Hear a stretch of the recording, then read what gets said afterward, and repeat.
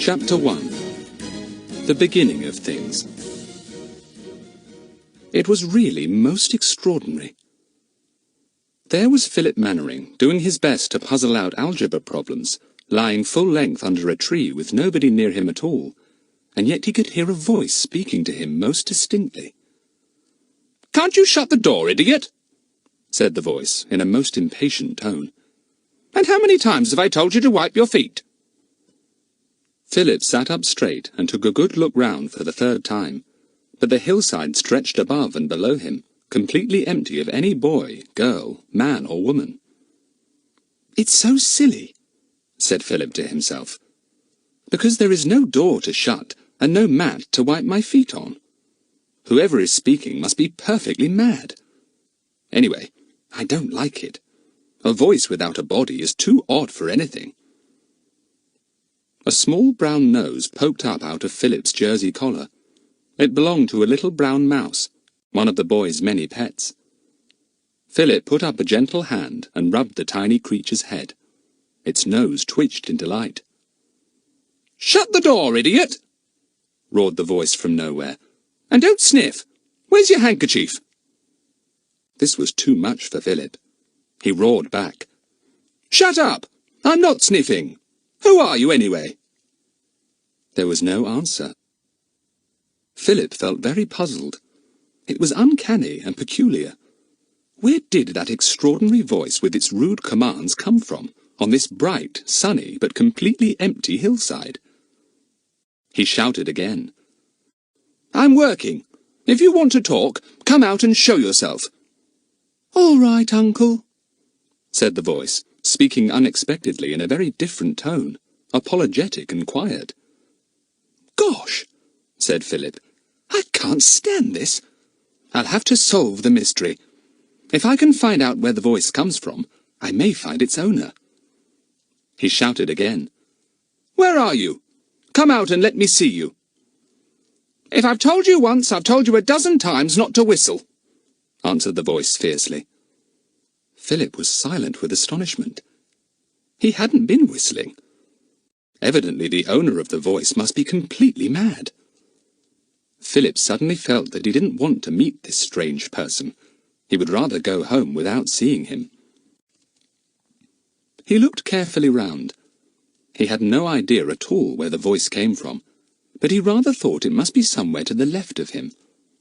All right, he would go quietly down the hill to the right, keeping to the trees if he could, so that they might hide him a little. He picked up his books, put his pencil into his pocket, and stood up cautiously. He almost jumped out of his skin as the voice broke out into cackles of laughter. Philip forgot to be cautious and darted down the hillside to the shelter of a clump of trees. The laughter stopped suddenly. Philip stood under a big tree and listened. His heart beat fast. He wished he was back at the house with the others. Then, just above his head, the voice spoke again. "How many times have I told you to wipe your feet?" Then there came a most unearthly screech that made poor Philip drop his books in terror. He looked up into the tree nearby and saw a beautiful white parrot with a yellow crest on its head that it worked up and down. It gazed at Philip with bright black eyes, its head on one side, its curved beak making a grating noise. Philip stared at the parrot, and the parrot stared back. Then the bird lifted up a clawed foot and scratched its head very thoughtfully, still raising and lowering its crest. Then it spoke. "Don't sniff," it said in a conversational tone. "Can't you shut the door, idiot? Where are your manners?" "Golly," said Philip in amazement. "So it was you talking and shouting and laughing. Well, you gave me an awful fright." The parrot gave a most realistic sneeze. "Where's your handkerchief?" it said. Philip laughed. "You really are a most extraordinary bird," he said. "The cleverest I ever saw. Where have you escaped from?" "Wipe your feet," answered the parrot sternly. Philip laughed again. Then he heard the sound of a boy's voice calling loudly from the bottom of the hill. "Kiki! Kiki! Kiki!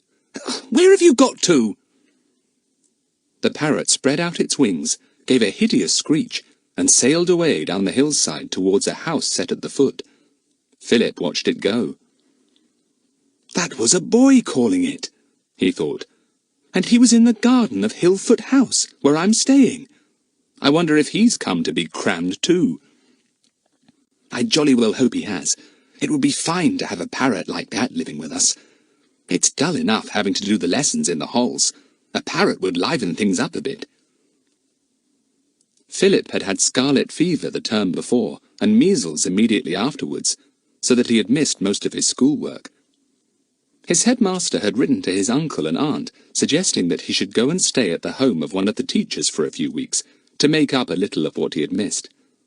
And much to Philip's disgust, his uncle had at once agreed.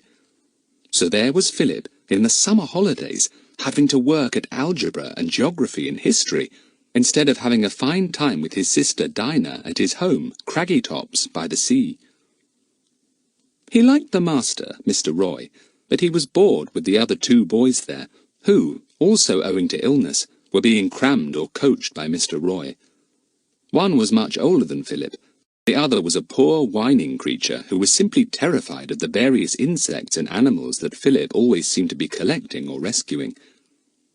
The boy was intensely fond of all creatures, and had an amazing knack of making them trust him.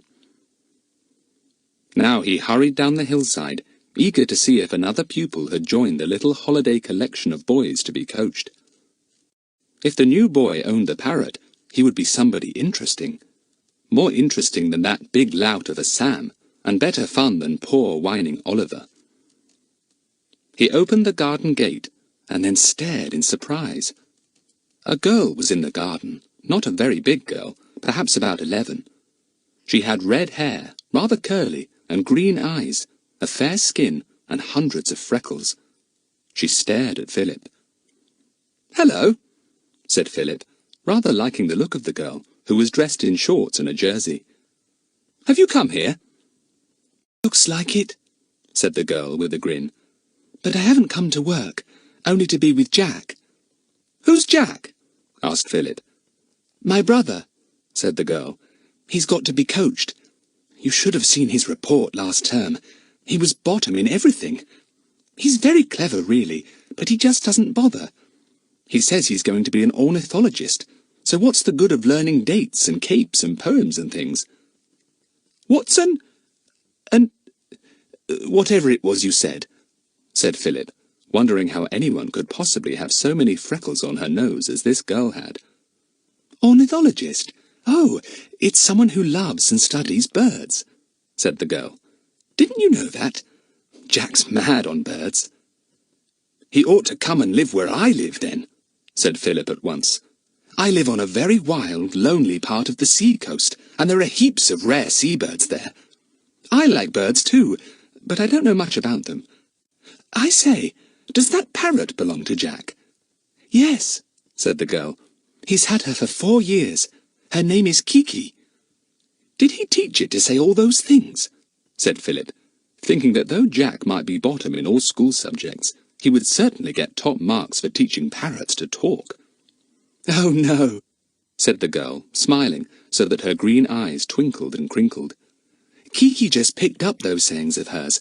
Picked them up from our old uncle, who is the crossest old man in the world, I should think. Our mother and father are dead, so Uncle Geoffrey has us in the halls, and doesn't he just hate it?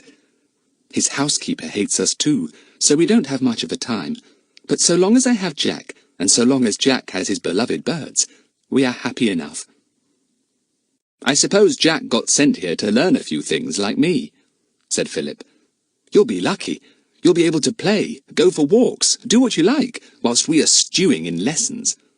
"No, I shan't," said the girl. "I shall be with Jack. I don't have him in the school term, so I'm jolly well going to have him in the halls. I think he's marvellous." "Well, that's more than my sister, Dinah, thinks of me," said Philip. "We're always quarrelling. Hello, is this Jack?" A boy came up the path towards Philip. On his left shoulder sat the parrot, Kiki, rubbing her beak softly against Jack's ear and saying something in a low voice. The boy scratched the parrot's head and gazed at Philip with the same green eyes as his sister had. His hair was even redder, and his face so freckled that it would have been impossible to find a clear space anywhere, for there seemed to be freckles on top of freckles. "Hello, Freckles," said Philip, and grinned. "Hello, Tufty," said Jack, and grinned too. Philip put up his hand and felt his front bit of hair, which always rose up in a sort of tuft. No amount of water and brushing would make it lie down for long. "Wipe your feet," said Kiki severely. "I'm glad you found Kiki all right," said the girl. "She didn't like coming to a strange place, and that's why she flew off, I expect." "She wasn't far away, Lucy Ann," said Jack. "I bet old Tufty here got a fright if he heard her up on the hillside." "I did," said Philip, and began telling the two what had happened. They laughed loudly, and Kiki joined in, cackling in a most human manner. "Golly, I'm glad you and Lucy Ann have come here," said Philip, feeling much happier than he had felt for some days. He liked the look of the red-haired, green-eyed brother and sister very much. They would be friends. He would show them the animals he had as pets. They could go for walks together. Jack was some years older than Lucy Ann, about 14, Philip thought, just a little older than he himself was. It was a pity Dinah wasn't there too, then there would be 4 of them. Dinah was 12. She would fit in nicely. Only, perhaps, with her quick impatience and quarrelsome nature, it might not be peaceful. "How different Lucy Ann and Jack are from me and Dinah," thought Philip. It was quite plain that Lucy Ann adored Jack, and Philip could not imagine Dinah hanging on to his words, eager to do his bidding, fetching and carrying for him, as Lucy Ann did for Jack. "Oh well, people are different," thought the boy. "Dinah's a good sort, even if we do quarrel and fight. She must be having a pretty awful time at Craggy Tops without me. I bet Aunt Polly is working her hard." It was pleasant at tea-time that day to sit and watch Jack's parrot on his shoulder, making remarks from time to time. It was good to see the glint in Lucy Ann's green eyes as she teased big, slow Sam, and ticked off the smaller, peevish Oliver. Things would liven up a bit now. They certainly did. Holiday coaching was much more fun with Jack and Lucy Ann there too. Chapter 2. Making Friends. Mr. Roy, the holiday master, worked the children hard, because that was his job. He coached them the whole of the morning, going over and over everything patiently, making sure it was understood, demanding, and usually getting close attention. At least, he got it from everyone except Jack. Jack gave close attention to nothing unless it had feathers. "If you studied your geometry as closely as you study that book on birds, you'd be top of any class," complained Mr. Roy. "You exasperate me, Jack Trent. You exasperate me more than I can say." "Use your handkerchief," said the parrot impertinently. Mr. Roy made a clicking noise of annoyance with his tongue. "I shall wring that bird's neck one day. What with you saying you can't work unless Kiki is on your shoulder, and Philip harbouring all kinds of unpleasant creatures about his person, this holiday class is rapidly getting unbearable. The only one that appears to do any work at all is Lucy Ann, and she hasn't come here to work." Lucy Ann liked work. She enjoyed sitting beside Jack, trying to do the same work as he had been set. Jack mooned over it, thinking of gannets and cormorants which he had just been reading about, whilst Lucy Ann tried her hand at solving the problems set out in his book. She liked, too, watching Philip, because she never knew what animal or creature would walk out of his sleeve or collar or pocket. The day before, a very large and peculiarly coloured caterpillar had crawled from his sleeve, to Mr. Roy's intense annoyance. And that morning, a young rat had left Philip's sleeve on a journey of exploration, and had gone up Mr. Roy's trouser leg in a most determined manner. This had upset the whole class for 10 minutes whilst Mr. Roy had tried to dislodge the rat. It was no wonder he was in a bad temper. He was usually a patient and amiable man, but 2 boys like Jack and Philip were disturbing to any class. The mornings were always passed in hard work. The afternoons were given to preparation for the next day and to the writing out of answers on the morning's work. The evenings were completely free. As there were only 4 boys to coach, Mr. Roy could give them each individual attention and try to fill in the gaps in their knowledge. Usually he was a most successful coach, but these holidays were not showing as much good work as he had hoped. Sam, the big boy, was stupid and slow. Oliver was peevish, sorry for himself, and resented having to work at all. Jack was impossible, so inattentive at times that it seemed a waste of time to try and teach him. He seemed to think of nothing but birds. "If I grew feathers, he would probably do everything I told him," thought Mr. Roy. "I never knew anyone so mad on birds before. I believe he knows the eggs of every bird in the world. He's got good brains, but he won't use them for anything that he's not really interested in." Philip was the only boy who showed much improvement, though he was a trial too, with his different and peculiar pets. That rat! Mr. Roy shuddered when he thought of how it had felt, climbing up his leg. Really, Lucy Ann was the only one who worked properly, and she didn't need to. She had only come because she would not be separated from her brother, Jack. Jack, Philip, and Lucy Ann soon became firm friends. The love for all living things that both Jack and Philip had drew them together. Jack had never had a real friend before, and he enjoyed Philip's jokes and teasing. Lucy Ann liked Philip too, though she was sometimes jealous when Jack showed his liking for him. Kiki loved Philip, and made funny crooning noises when the boy scratched her head. Kiki had been a great annoyance to Mr. Roy at first. She had interrupted the mornings constantly with her remarks. It was unfortunate that the master had a sniff, because Kiki spoke about it whenever he sniffed. "Don't sniff!"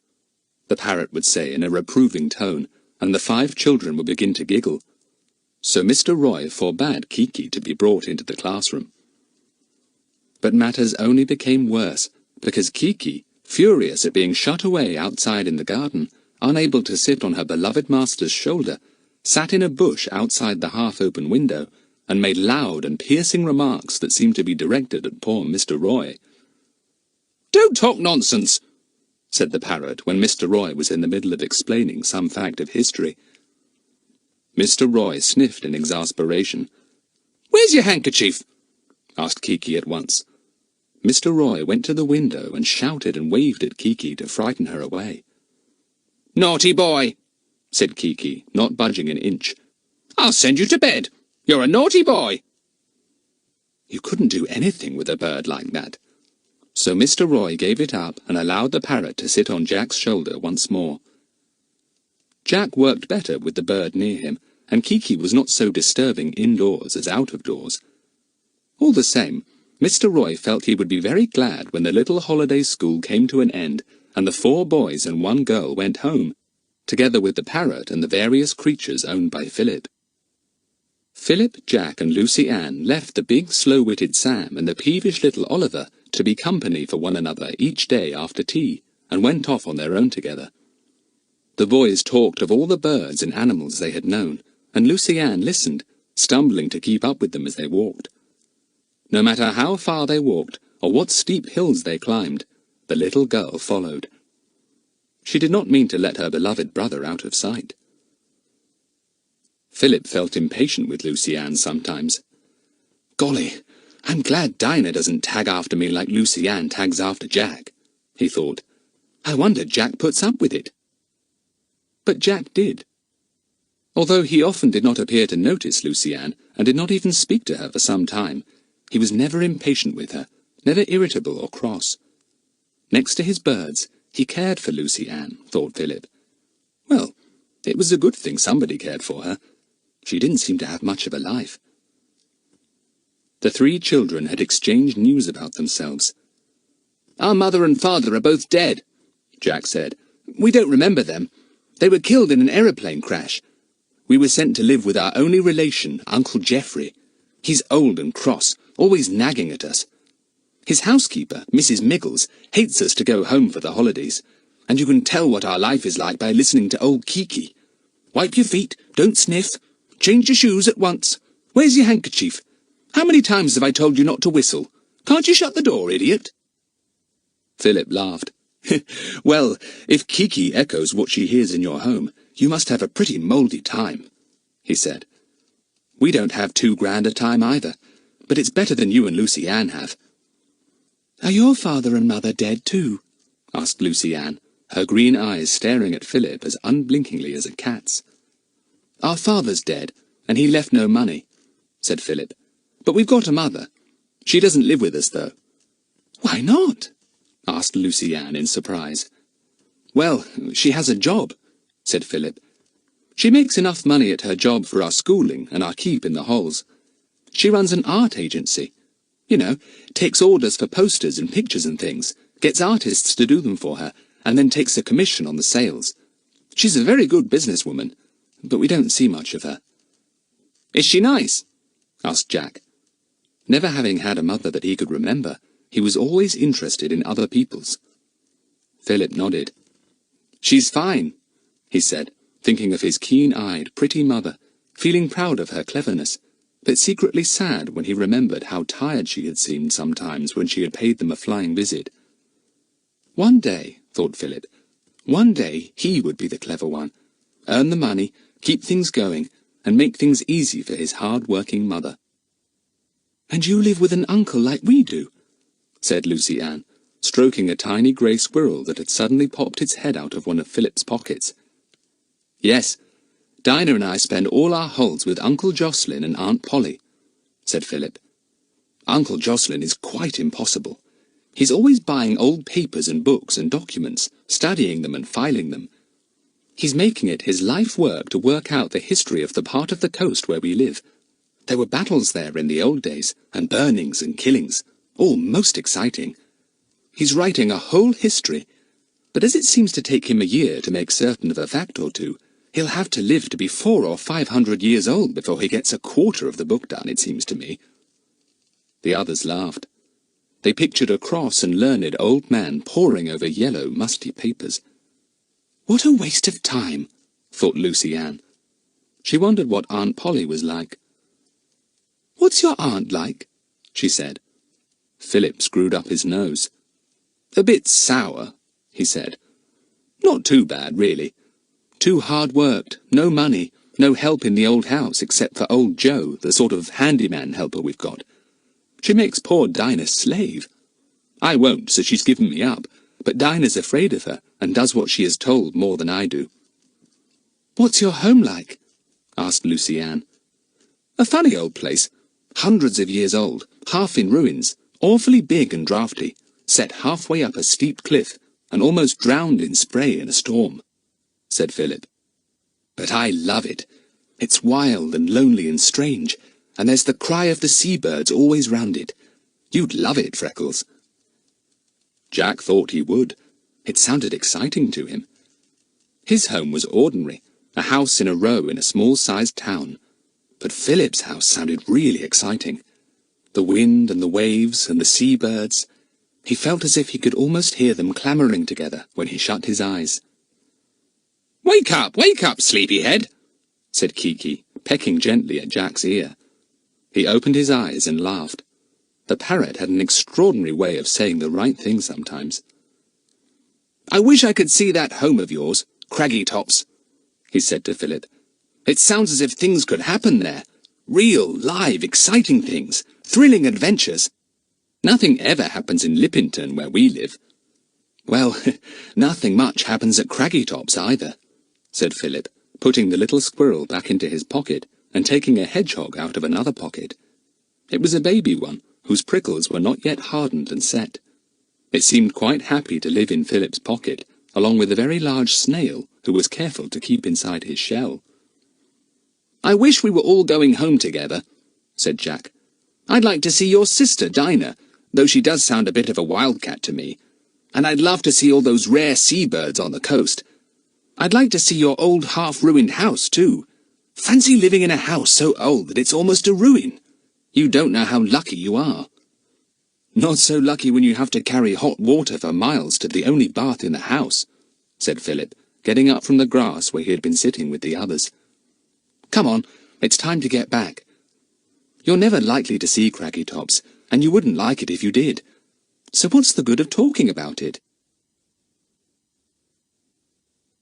Chapter 3. 2 Letters and a Plan. The next day, Philip had a letter from Dinah. He showed it to the others. "Old Dinah's having a rough time," he said. "It's a good thing I leave here soon. It's better for her when I'm there." "Dear Phil," said Dinah in her letter, "aren't you ever coming back? Not that you're much good for anything except quarrelling with, but still it's pretty lonely here with nobody but Uncle and Aunt and Joe, who's even more strange than before. He told me yesterday not to go out at night down the cliff, because there are things wandering about. He's quite mad. The only things wandering about besides me are the seabirds. There are thousands of them here this year. Don't, for goodness sake, bring any creatures home these holidays. You know how I hate them. I shall die if you bring a bat again, and if you dare to try and train earwigs like you did last year, I'll throw a chair at your head. Aunt Polly is making me work awfully hard. We wash and scrub and clean all day, goodness knows what for, because nobody ever comes. I shall be glad when it's time to go off to school again. When do you come back? I wish we could earn some money somehow. Aunt Polly is worrying herself to death because she can't pay some bill or other, and Uncle swears he hasn't got the money and wouldn't give it to her if he had. I suppose Mother would send more money if we asked her, but it's pretty awful to have her slaving away as she does anyhow. Tell me more about Freckles and Lucy-Ann. I like the sound of them. Your loving sister, Dinah. Dinah sounded rather fun, Jack thought, as he read the letter and gave it back to Philip. Here you are, Tufty, he said. Dinah sounds lonely. Hello, there's Mr. Roy beckoning me. I'll see what he wants. More work, I suppose. By the same post had come a letter for Mr. Roy from the housekeeper who looked after Jack's Uncle Geoffrey. It was short and to the point. Mr. Roy had read it with dismay, and then called Jack in to show him the letter. Jack read it, also filled with dismay. "Dear Mr. Roy," said the letter, "Mr. Trent has broken his leg, and he doesn't want the children back these holidays. He wants to know if you will keep them with you, and he sends a cheque to cover the rest of the time. They can come back 2 days before school begins to help me sort out their clothes. Yours faithfully, Elspeth Miggles." "Oh, Mr. Roy," groaned Jack, who, much as he disliked his home, disliked the thought of staying on with Mr. Roy and with the peevish Oliver, who was also staying on, even more than the thought of returning to his irritable uncle. "I don't see why Lucy-Ann and I can't go back. We shan't go near Uncle." Mr. Roy did not want Jack to stay on any more than the boy himself did. The thought of having that parrot for 1 day longer than he needed to filled him with horror. He had never in his life disliked anything so much as he disliked Kiki. Rude boys he could deal with, and did, but rude parrots were beyond him. "Well," said Mr. Roy, pursing up his lips and looking at Kiki with dislike. "Well, I'm sure I don't want to keep you any longer, because it's a pure waste of your time to be here. You haven't learned a thing. But I don't see what else to do. It's quite plain that your uncle doesn't want you back. You can see he has sent quite a generous cheque to cover the rest of your stay here. But I had other plans. With only Oliver here, I intended to do a little visiting. I wish we could find some place for you to go, you and Lucy-Ann." Jack went back to his sister and to Philip, looking so dismayed that Lucy-Ann slipped her arm into his at once. "What is it? What's the matter?" "Uncle doesn't want us back," said Jack, and explained about the letter. "And Mr. Roy doesn't want us here, so it looks as if nobody loves us at the moment, Lucy-Ann." The 3 children looked at one another, and then Philip had his brainwave. He clutched at Jack, almost knocking Kiki off her balance. "Jack, come back home with me. You and Lucy-Ann can come to Craggy Tops. Dinah would be thrilled. You could have a fine time with the seabirds. What about it?" Jack and Lucy Ann stared in excitement and delight. Go to Craggytops. Live in an old half-ruined house with a learned uncle, an impatient aunt, a strange handyman, and the sound of the sea all the time. Now that really would be thrilling. Jack sighed and shook his head. He knew that the plans of children seldom came to anything when grown-ups had to be consulted about them. "It's no good," he said. "Uncle Geoffrey would probably say no, and Mr. Roy would anyway. And your uncle and aunt would just hate to have extra children on their hands." "They wouldn't," said Philip. "You could give them the cheque that your Uncle Geoffrey sent to Mr. Roy, and I bet my aunt would be thrilled. It would pay that bill Dinah talked about in her letter." "Oh, Philip! Oh, Jack! Do let's go to Craggytops!" begged Lucy Ann, her green eyes shining. "I'd like it more than anything in the world. We'll be in the way here, Jack, if we stay on. You know we will. And I'm sure Mr. Roy will kill Kiki one day if she says any more rude things to him." Kiki gave a hideous screech and stuck her head hard into Jack's neck. "It's all right, Kiki," said Jack. "I won't let anyone hurt you. Lucy Ann, honestly, it's no good asking Mr. Roy to see if we can go to Craggytops. He thinks it's his duty to have us here, and we'll have to stay." "Well, let's go without asking him then," said Lucy Ann recklessly. The boys stared at her without speaking. That was an idea. Go without asking. Well, why not? "It would be all right if we all turned up at Craggytops together. Really it would," said Philip, though he was by no means certain that it would be all right at all. "You see, once you were there, my uncle and aunt couldn't very well turn you out, and I could get Aunt Polly to telephone to Mr. Roy and explain things to him, and get him to send her the cheque your Uncle Geoffrey sent for you." "Mr. Roy would be glad to think we had gone," said Lucy Ann, thinking what fun it would be to know Dinah. "Uncle Jeff wouldn't care anyhow. So let's, Jack. Do let's." "All right," said Jack, giving way suddenly. "We'll all go off together. When is your train, Tufty? We'll go down to the station saying that we'll see you off, and we'll hop into the carriage at the last minute and go with you." "Oh!" said Lucy, thrilled. "Where's your handkerchief?" said Kiki, sensing the excitement, and rocking herself to and fro on Jack's shoulder. Nobody took any notice of her. "Poor old Kiki," said the parrot sorrowfully. "Poor old Kiki." Jack put up a hand and fondled the parrot, thinking out ways and means of escape. "We could wheel my trunk and Lucy Ann's down to the station the night before, when we take yours," he said. "Nobody would notice ours were gone out of the loft. We could buy our tickets then, too. Has anyone any money?" The three of them put their money together. It would probably just buy the tickets. They simply must go off together.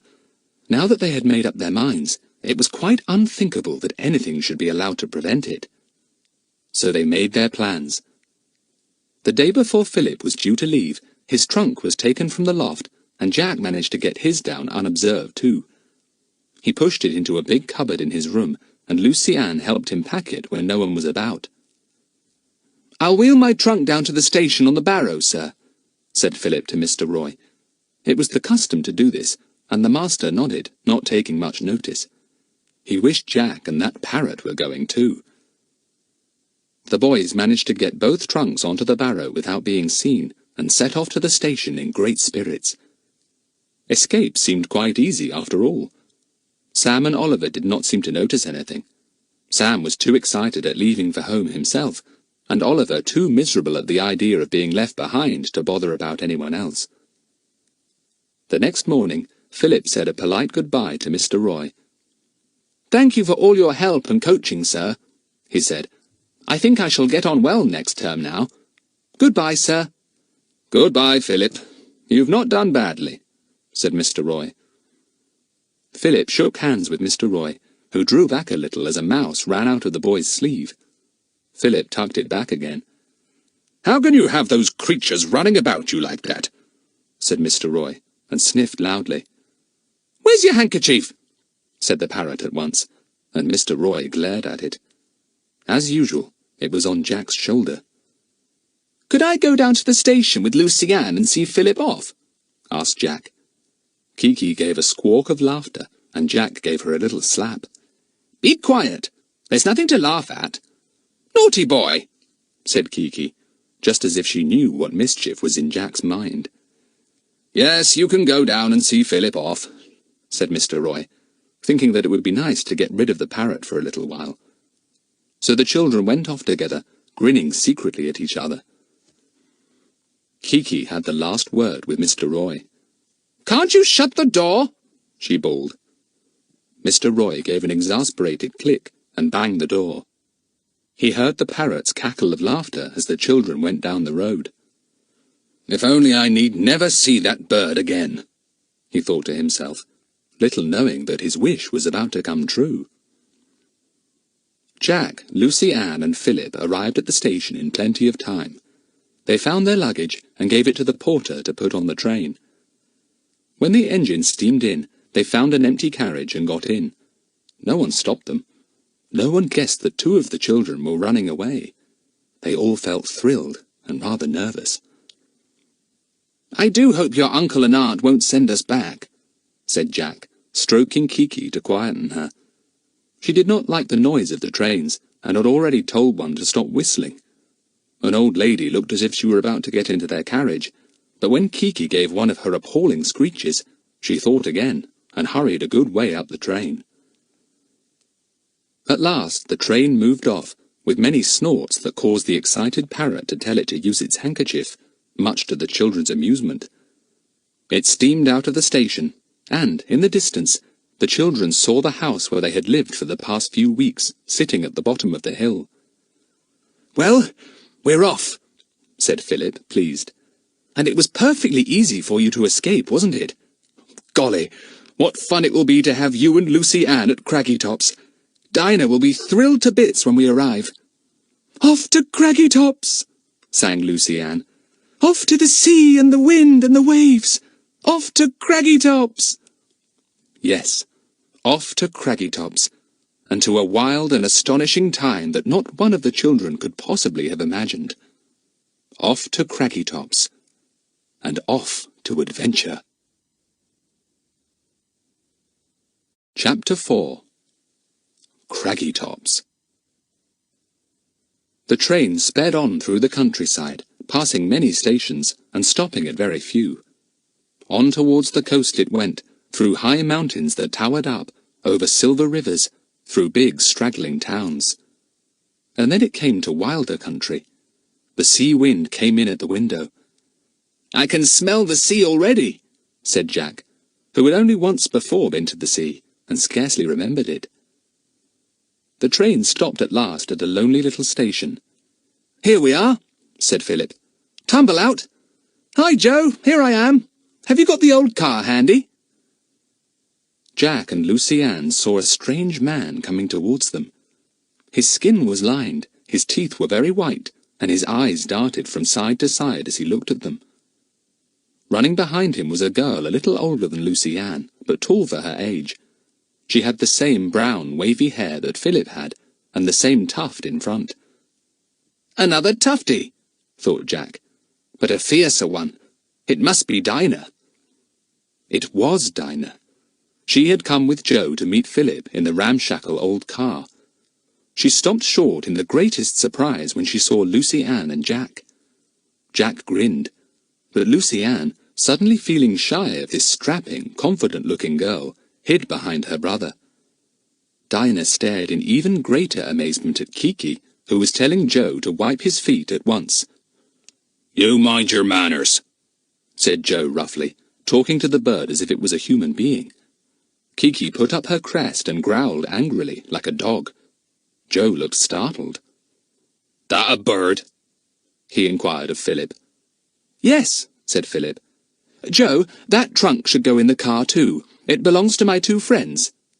"They come in a Craggytops?" said Joe in the greatest surprise. "Miss Polly, she didn't say nothing about any friends, no she didn't." "Philip, who are they?" asked Dinah, coming up and joining the little group. 2 friends from Mr. Roy's," said Philip. "I'll tell you all about it afterwards." He winked at Dinah to make her understand that he would explain when Joe was not there. This is Freckles. I told you about him, you know. And Lucy Ann, too. The three children solemnly shook hands. Then they all got into the jerky, jumpy old car with the two trunks at the back, and Joe drove off in a manner that seemed most dangerous to Lucy Ann. She clutched the side of the car, half frightened. They drove through wild hills, rocky and bare. Soon they saw the sea in the distance. High cliffs bounded it, except for breaks here and there. It certainly was a wild and desolate coast. They passed ruined mansions and cottages on their way. They were burnt in the battle I told you about, said Philip, and no one has rebuilt them. Craggytops more or less escaped. That's the cliff behind which Craggytops is built, said Dinah, pointing. The others saw a high, rocky cliff, and just jutting up, they could see a small round tower, which they imagined was part of Craggytops. Craggytops is built out of reach of the waves, said Philip, but on stormy nights the spray dashes against the windows almost as strongly as the waves pound the shore. Lucy Ann and Jack thought it all sounded very thrilling. It would be fun to stay in a house that had spray dashed against its windows. They did hope there would be a terrific storm whilst they were there. "Is Miss Polly expecting you all?" asked Joe suddenly. He was plainly puzzled by the two extra children. "She didn't say nothing to me about 'em." "Didn't she? How strange," said Philip. Kiki screeched with laughter, and Joe wrinkled up his nose in dislike of the noise. He was not going to fall in love with Kiki, that was certain. Jack didn't like the way the man looked at his pet bird. Dinah suddenly gave a shriek and pushed Philip away from her. "Oh, you've got a mouse down your neck! I saw its nose peeping out! Take it away, Philip, you know I can't bear mice!" "Oh, shut up and don't be an idiot," said Philip crossly. Dinah at once flew into one of her tempers. She clutched Philip's collar and shook him, trying to dislodge the mouse and frighten it away. Philip gave Dinah a push, and she banged her head against the side of the car. She at once slapped him hard. Jack and Lucy Ann stared in surprise. "Beast!" said Dinah. "I wish you hadn't come back. Take your two horrid friends and go off again to Mr. Roy." "They're not horrid," said Philip in a mild tone. "They're fun." He put his mouth to Dinah's ear after seeing that Joe was paying no attention, and whispered, "They've escaped from Mr. Roy. I asked them to. Their uncle will pay Aunt Polly for them to stay with us, and she can pay that bill you told me about. See?" Dinah forgot her temper as quickly as it had come. She stared with interest at the brother and sister, rubbing her bruised head as she did so. What would Aunt Polly say? Where would they sleep? This was going to be exciting. Joe drove headlong over the bumpy, stony road. Jack wondered that any car could stand such driving. They drove up the cliff, then down a hidden way that sloped round to Craggytops. And there, suddenly, was the roaring sea and Craggytops standing sullenly above it, built halfway down the cliff. The car stopped, and the children got out. Jack gazed at the strange house. It was a strange place. Once it had two towers, but one had fallen in. The other still stood. The house was built of great grey stones, and was massive and ugly, but somehow rather grand. It faced the sea with a proud and angry look, as if defying the strong gale and the restless ocean. Jack looked down at the water. On it, and circling above it, were hundreds of wild seabirds of all kinds. It was a perfect paradise of birds. The boy's heart sang for joy. Birds by the 100, birds by the 1,000. He would be able to study them to his heart's content, find their nests, photograph them at his leisure. What a time he would have! A woman came to the door and looked down at the 4 children in surprise. She was thin, and her hair was sandy-coloured and wispy. She looked tired and faded. "Hello, Aunt Polly!" cried Philip, running up the stone steps. "I'm back!" "So I see," said his aunt, giving him a peck of a kiss on his cheek. "But who are these?" Aunt Polly, they're friends of mine," said Philip earnestly. "They couldn't go home because their uncle broke his leg. So I brought them here. Their uncle will pay you for having them." "Philip! How can you do a thing like this? Springing people on me without telling me," said Aunt Polly sharply. "Where will they sleep? You know we've no room." "They can sleep in the tower room," said Philip. "The tower room! How lovely!" Jack and Lucy Ann were thrilled. "There are no beds there," said Aunt Polly in a disagreeable tone. "They'll have to go back. They can stay the night and then go back." Lucy Ann looked ready to cry. There was a harshness in Aunt Polly's tone that she could not bear. She felt unwelcome and miserable. Jack put his arm round her and gave her a squeeze. He was determined that he would not go back. The sight of those gliding, circling, soaring birds had filled his heart with joy. Oh, to lie on the cliff and watch them! He would not go back. They all went in, Joe carrying the trunks. Aunt Polly looked with much disfavour on Kiki. "A parrot, too?" she said. "Nasty, squawking, screeching bird. I never liked parrots. It's bad enough to have all the creatures you collect, Philip, without a parrot coming too." "Poor Polly! Poor old Polly!" said Kiki unexpectedly. Aunt Polly looked at the bird, startled. "How does it know my name?" she asked in astonishment. Kiki didn't. It was a name she herself was often called, and she often said, "Poor old Polly," or "Poor old Kiki." She saw that she had made an impression on this sharp-voiced woman, and she repeated the words softly, as if she was about to burst into tears. "Poor Polly! Dear Polly! Poor dear old Polly!" "Well, I never!" said Aunt Polly, and looked at the parrot more kindly. Aunt Polly felt ill, tired, and harassed, but no one ever said they were sorry, or seemed to notice it. Now here was a bird pitying her, and speaking to her more kindly than anyone had for years.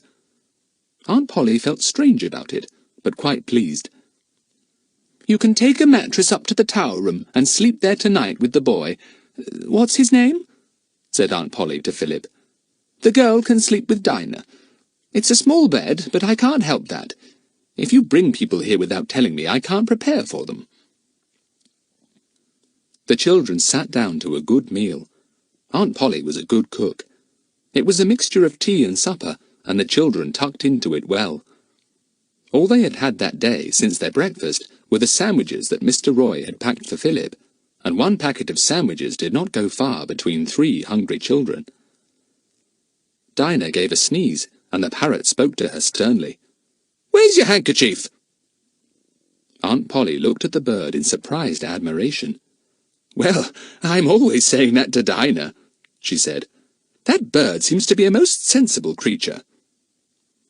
Kiki was pleased at Aunt Polly's admiration. "Poor Polly! Poor dear Polly!" she said, her head coyly on one side, her bright eye glinting at Aunt Polly. "Aunt Polly likes your parrot better than she likes you," whispered Philip to Jack, with a grin. After the meal, Aunt Polly took Philip to his uncle's study. He knocked and went in. His Uncle Jocelyn was bent over a sheaf of yellow papers, examining them with the magnifying glass. He grunted at Philip. "So you're back again? Behave yourself and keep out of my way. I shall be very busy these holidays." "Jocelyn, Philip has brought 2 children back with him, and a parrot," said Aunt Polly. "A parrot?" said Uncle Jocelyn. "Why a parrot?" "Jocelyn, that parrot belongs to one of the children that Philip brought home," said Aunt Polly. "Philip wants these children to stay here." "Can't have them. Don't mind the parrot," said Uncle Jocelyn. "Keep the parrot if you want it. Send it away if you don't. I'm busy." He bent over his papers again. Aunt Polly gave a sigh and shut the door. "He's so interested in the past that he forgets all about the present," she said, half to herself. "Well, I suppose I must ring up Mr. Roy myself. He'll be wondering about those children." She went to the telephone. Philip followed close behind her, longing to know what Mr. Roy would say. Dinah peeped out from the sitting room, and Philip nodded towards the telephone. If only Mr. Roy was cross and said he would not have Jack and Lucy Ann back. If only Aunt Polly would think the cheque was big enough to make it worthwhile letting them stay. Chapter 5. Settling in at Craggy Tops. It seemed ages before Aunt Polly got through to Mr. Roy. The master was worried and puzzled. Jack and Lucy Ann had not returned, of course, and at first he had thought they had gone off for one of their walks, and that Jack had found some unusual bird and had forgotten all about time. But as the hours went by, and still the children had not come back, he became seriously worried. It did not occur to him that they might have gone with Philip, or he would have telephoned to the boy's aunt at once. He was most relieved to hear Mrs. Sullivan, Philip's aunt, speaking, giving him the news that the children were safe. "They arrived here with Philip," she said, with some sharpness. "I cannot think how it was that they were allowed to do this. I cannot possibly keep them." Mr. Roy's heart sank. He had hoped for one wild moment that his problem concerning Jack and Lucy Ann, and that tiresome parrot, was solved. Now it seemed as if it wasn't. "Well, Mrs. Sullivan," said Mr. Roy politely, though he did not feel at all civil. "I'm sorry about it. The children went down to see Philip off, and I suppose the boy persuaded them to go with him. It's a pity you could not keep them for the rest of the holidays, as they would probably be happier with you and Philip.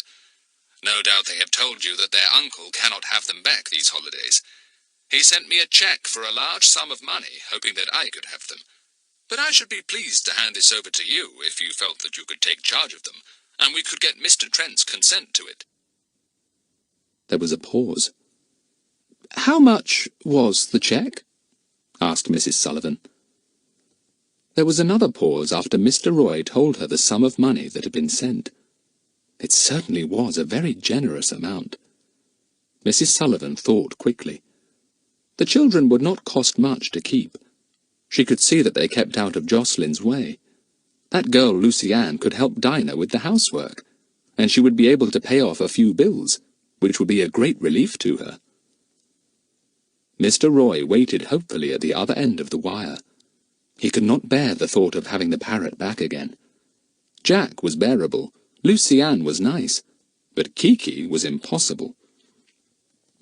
"Well," said Mrs. Sullivan, in the sort of voice that meant she was prepared to give in. "Well, let me think now.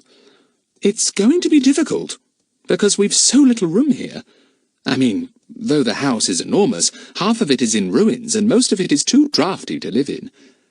But perhaps we could manage, if I use the tower room again." Philip and the others, who could hear everything that was being said by Mrs. Sullivan, looked at one another in delight. "Aunt Polly's giving in," whispered Philip. "And oh, Jack, I bet we'll have the old tower room for our own.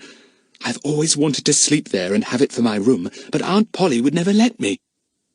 "Mrs. Sullivan, you would be doing me a great kindness if you could manage to take the children off my hands," said Mr. Roy earnestly. "I will telephone at once to Mr. Trent. Leave it all to me. I will send you the cheque at once, and if you should need any more money, let me know. I really cannot tell you how obliged I should be to you if you could manage this for me. The children are quite easy to manage. Lucy Ann is sweet. It's only that awful parrot. So rude. But you could get a cage for it, perhaps." "Oh, I don't mind the parrot," said Mrs. Sullivan, which surprised Mr. Roy very much. Kiki gave a loud squawk, which Mr. Roy heard down the telephone. Well, Mrs. Sullivan must be a remarkable woman if she liked Kiki. Not much more was said. Mrs. Sullivan said she would write to Mr. Trent after she had heard again from Mr. Roy. In the meantime, she undertook to look after the children for the rest of the holidays. The receiver clicked as she put it down. The children heaved a sigh of relief. Philip went up to his aunt. "Oh, thanks, Aunt Polly," he said. "It will be fine for me and Dinah to have friends with us. We'll try and keep out of Uncle's way, and help you all we can." "Dear Polly," said Kiki affectionately, and actually left Jack's shoulder to hop onto Aunt Polly's. The children stared in astonishment. Good old Kiki. She was playing up to Aunt Polly properly. Silly bird, said Aunt Polly, hardly liking to show how pleased she was. God save the Queen, said Kiki unexpectedly, and everyone laughed. Philip, you and Jack must have the tower room for your own, said Aunt Polly.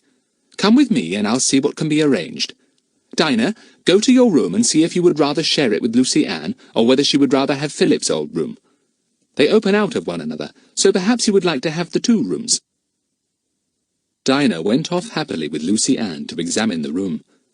Lucy Ann wished she was sleeping nearer to Jack. The tower room was a good way from where she herself would sleep. Jack took Kiki and went to a high window, settling on the window seat to watch the seabirds in their restless soaring and gliding outside. Philip went to the tower room with his aunt. He felt very happy. He had become very fond of Jack and Lucy Ann, and it was almost too good to be true to think they had come to stay with him for some weeks. The two of them went down a cold stone passage.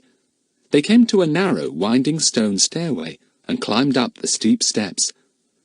The stairway wound round and at last came out into the tower room.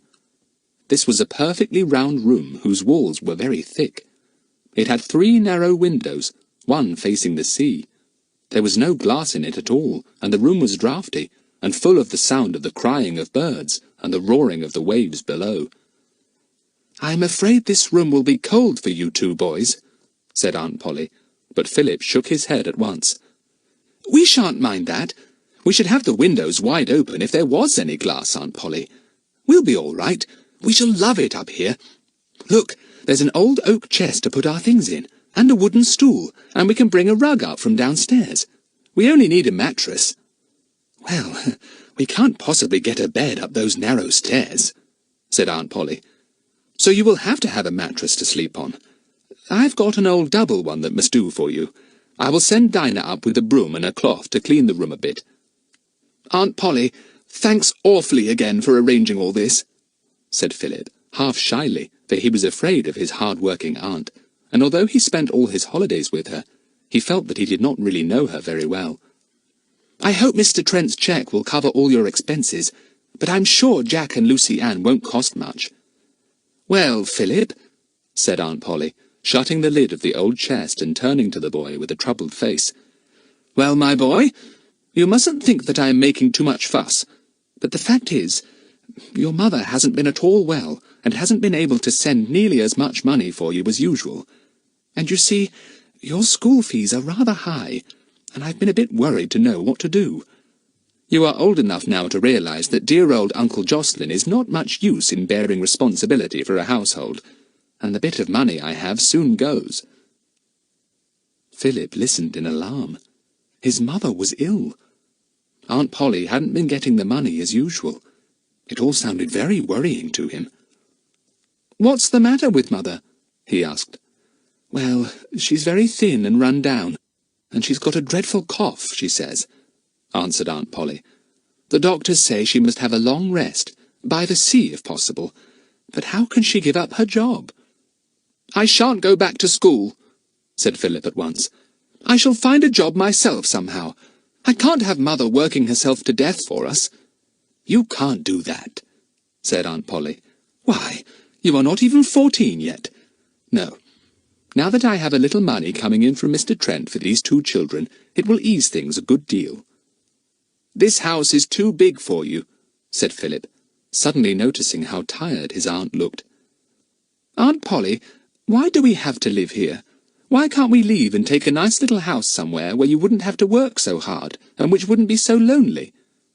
I'd like to, said Aunt Polly with a sigh, but who would buy a place like this, half ruined and in such a windswept, desolate spot? And I should never be able to get your uncle to move. He loves this place.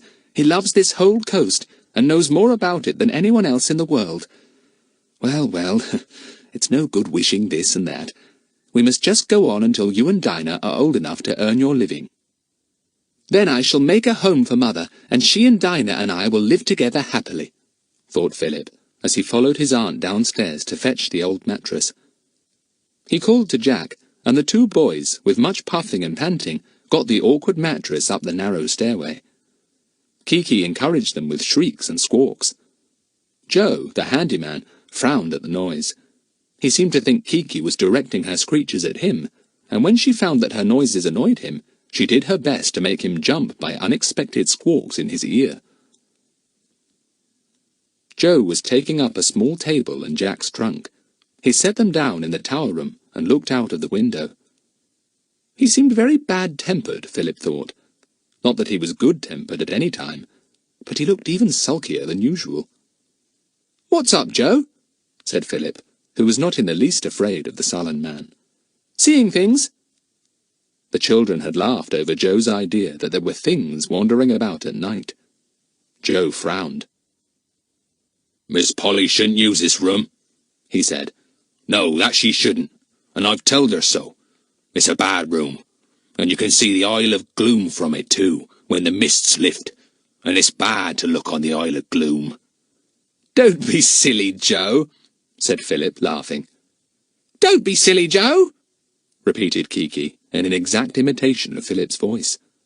Joe scowled at both boy and bird. "Well, you take my word, Master Philip, and don't you go looking at the Isle of Gloom more than you can help. This is the only room you can see it from, and that's why it's a bad room. No good ever came from the Isle of Gloom. Bad men lived there, and bad deeds were done there, and wickedness came from the isle as long as anyone remembers." With this very weird warning, the man departed down the stairs, his eyes angry, as he gazed back at the two boys with a scowl. "Pleasant fellow, isn't he?" said Philip, as he and Jack unrolled the mattress. "Half mad, I think. He must be daft to stay on here and do the work he does. He could get much more money anywhere else." "What's this Isle of Gloom he talks about?" said Jack, going to the window. "What a weird name. I can't see any island, Tufty." "You hardly ever can see it," said Philip. "It lies right out there to the west, and there is a reef of rocks round it, over which waves continually break, flinging up spray. It seems always to have a mist hanging over it. No one lives there, though people used to, years and years ago." "I'd like to go there," said Jack. "There must be hundreds of birds on that island, quite tame and friendly. It would be marvellous to see them." "Tame and friendly? What do you mean, Freckles?" said Philip in surprise. "Look at the birds here, afraid even of Kiki." "Ah, but the birds on the Isle of Gloom would not have known man at all," said Jack. "They would not have learned to be wary or cautious. I could get some simply marvellous photographs.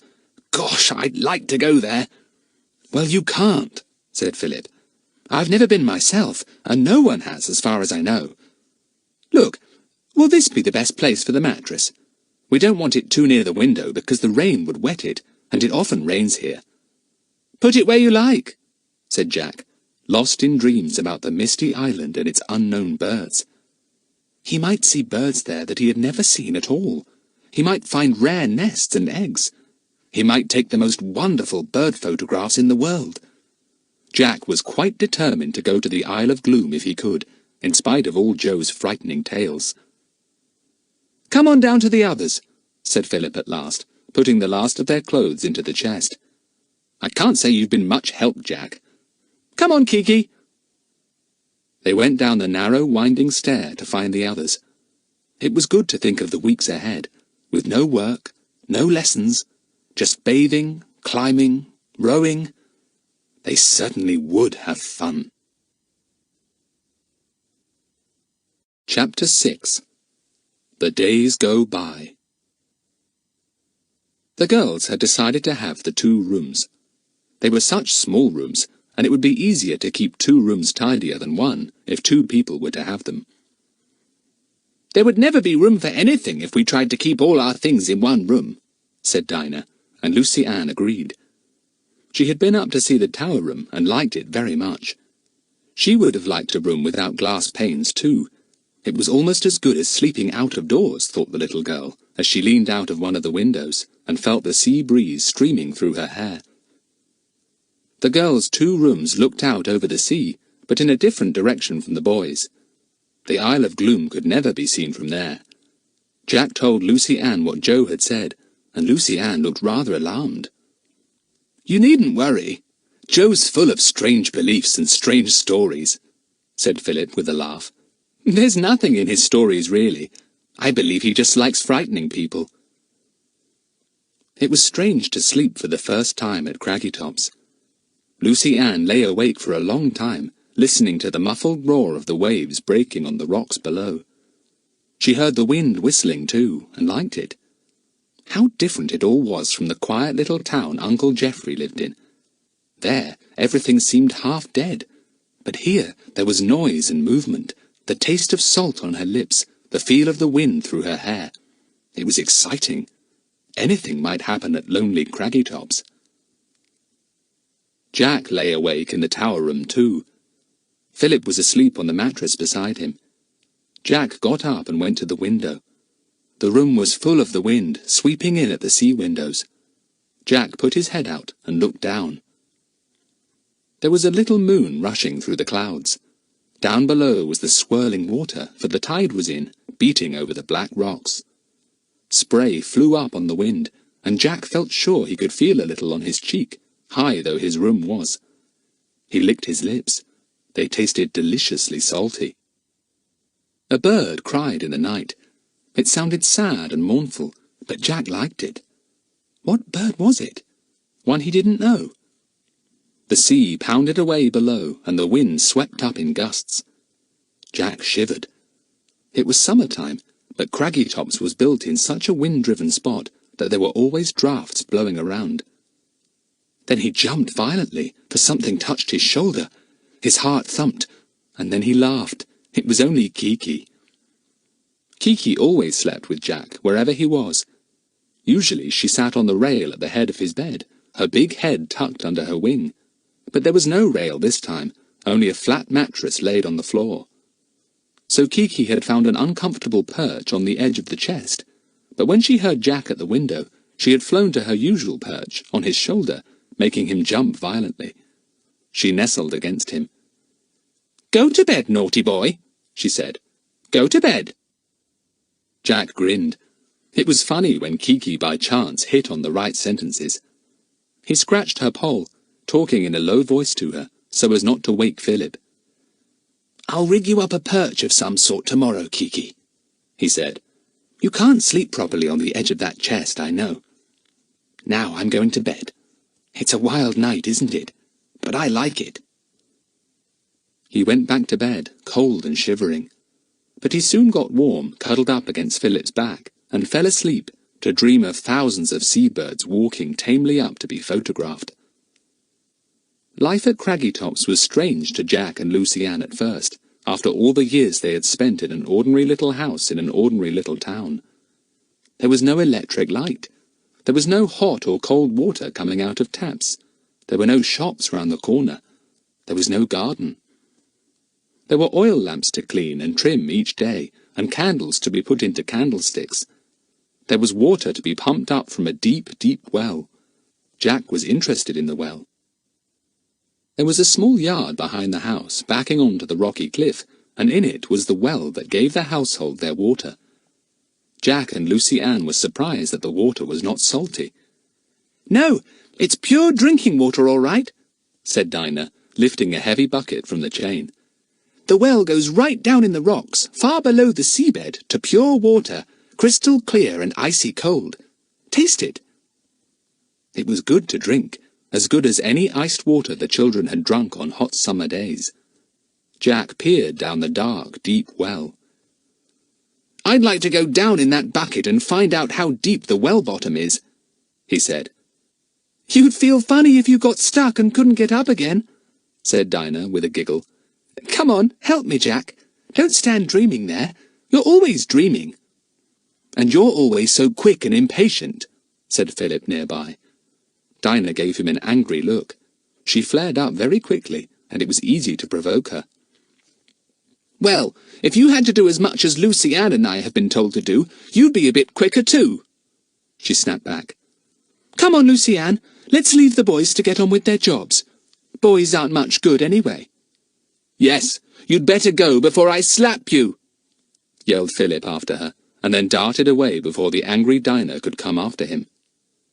Lucy Ann was puzzled and rather shocked at their continual quarrels, but she soon saw that they were over as quickly as they arose, and got used to them. Shopping was quite a business.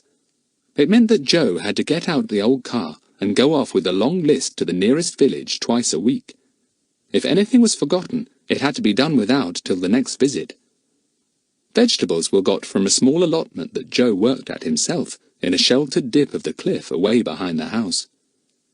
"Let's go with Joe and have a ride in the car," suggested Lucy Ann one morning, but Philip shook his head. "No good," he said. "We've asked Joe heaps of times, but he won't take us. He just refuses and says he'll push us out of the car if we get in it to go with him. I did get in once, and he kept his word and pushed me out." "The old beast," said Jack, astonished. "I wonder you put up with him." "Well, who else would come here and work for us in this desolate place?" said Dinah. "Nobody else. Joe wouldn't either if he wasn't so strange." Still, Lucy Ann did ask Joe if she could go with him when he went shopping. "No," snapped the man, and scowled. "Please, Joe," said Lucy Ann, looking at him pleadingly. Usually she got her own way when she badly wanted it, but not with Joe. "I said no," repeated the man, and walked off, his powerful arms swinging by his sides. Lucy Ann stared after him. How horrid he was! Why wouldn't he take any of them in the car when he went shopping? Just bad temper, she supposed. It was fun being at Craggy Tops, in spite of so many things being difficult. Hot baths, for instance, could only be had once a week. At least, they could be taken every day if someone lighted the copper fire and was willing to carry pails of hot water down miles of stone passages to the one and only bath, set in a small room called the bathroom. After doing this once, Jack decided that he didn't really care whether he had any more hot baths or not whilst he was at Craggy Tops. He'd bathe in the sea 2 or 3 times a day, and make that do instead. The girls were given household tasks to do, and did them as best they could. Aunt Polly did the cooking. Uncle Jocelyn did not appear even for meals. Aunt Polly took them to him in his study, and the children hardly remembered he was in the house. The boys had to get in the water from the well, bring the wood in for the kitchen fire, and fill the burners in the oil stove with oil. They took it in turns with the girls to clean and trim the lamps. Nobody liked doing that. It was such a messy job. Joe looked after the car and the allotment, did rough scrubbing, cleaned the windows when they became clogged up with salty spray, and did all kinds of other jobs. He had a boat of his own, a sound and good one with a small sail. "Would he let us use it?" asked Jack. "Of course not," said Philip scornfully. "And you better not try without permission. He'd beat you if you did. That boat is the apple of his eye. We are not allowed to set foot in it." Jack went to have a look at it. It was a very good boat indeed, and must have cost a lot of money. It had recently been painted, and was in first-class order. There were oars, mast and sail, and a good deal of fishing tackle. Jack would dearly have loved to go out in it. But even as he stood looking at it, wondering if he dared to put his foot into it and feel the boat rocking gently beneath him, the handyman appeared, his usual scowl even deeper. "What are you doing?" he demanded, his eyes roving so the whites showed plainly. "That's my boat." All right, said Jack impatiently. "Can't I look at it?" "No," said Joe, and scowled again. "Naughty boy," said Kiki, and screeched at Joe, who looked as if he would like to wring the bird's neck. "Well, you certainly are a pleasant fellow," said Jack, stepping away from the boat, feeling suddenly afraid of the unfriendly man. "But let me tell you this. I'm going out in a boat, somehow, and you can't stop me." Joe looked after Jack with eyes half closed and his mouth turned in angrily. That interfering boy! Joe would certainly stop him doing anything if he could. Chapter 7. An Odd Discovery. If it had not been for Joe, life at Craggytops, once the children had settled down to their daily tasks, would have been very pleasant. There seemed so much to do that was fun. Swimming in the sheltered cove, where the water was calm, was simply lovely. Exploring the damp, dark caves in the cliffs was fun. Fishing from the rocks with the line was also very exciting, because quite big fish could be caught that way. But Joe seemed to spoil everything, with his scowls and continued interference. He always seemed to appear wherever the children were. If they bathed, his sour face appeared round the rocks. If they fished, he came scowling out on the rocks and told them they were wasting their time.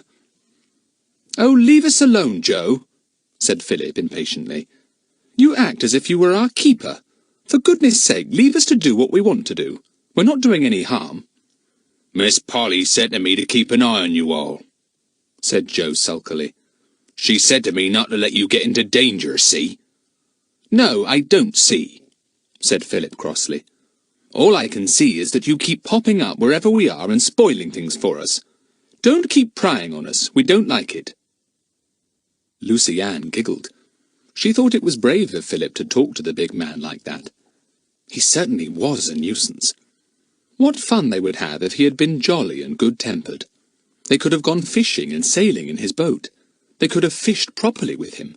They could have gone out in the car and picnicked. "But all because he's so sour and bad-tempered we can't do any of those things," said Lucy Ann. "Why, we might have even tried to sail out to the Isle of Gloom to see if there were many birds there, as Jack so badly wants to do, if only Joe had been nice." "Well, he's not nice, and we'll never go to Gloom, and if we did get there, I bet there wouldn't be any birds on such a desolate place," said Philip. "Come on, let's explore that big cave we found yesterday." It really was fun exploring the caves on the shore. Some of them ran very far back into the cliff. Others had holes in the roofs that led to upper caves. Philip said that in olden times, men had used the caves for hiding in or for storing smuggled goods. But there was nothing to be seen in them now except seaweed and empty shells. "I wish we had a good torch," said Jack, as his candle was blown out for the 6th time that morning. "I shall soon have no candles left. If only there was a shop round the corner where we could slip along and buy a torch. I asked Joe to get me one when he went shopping in the car, but he wouldn't." "Oh, here's a most enormous starfish," said Philip, holding his candle down to the floor of the damp cave. "Do look, it's a giant one, I'm sure." Dinah gave a shriek. She hated creepy-crawly things as much as Philip liked them. "Don't touch it, and don't bring it near me." But Philip was a tease, and he picked up the great starfish with its long 5 fingers and walked over to Dinah with it. She flew into a furious rage. "You beast! I told you not to bring it near me. I'll kill it if you do." "You can't kill starfish," said Philip. "If you cut one in half, it grows new fingers, and hey presto, it is 2 starfishes instead of 1. So there. Have a look at it, Dinah. Smell it. Feel it."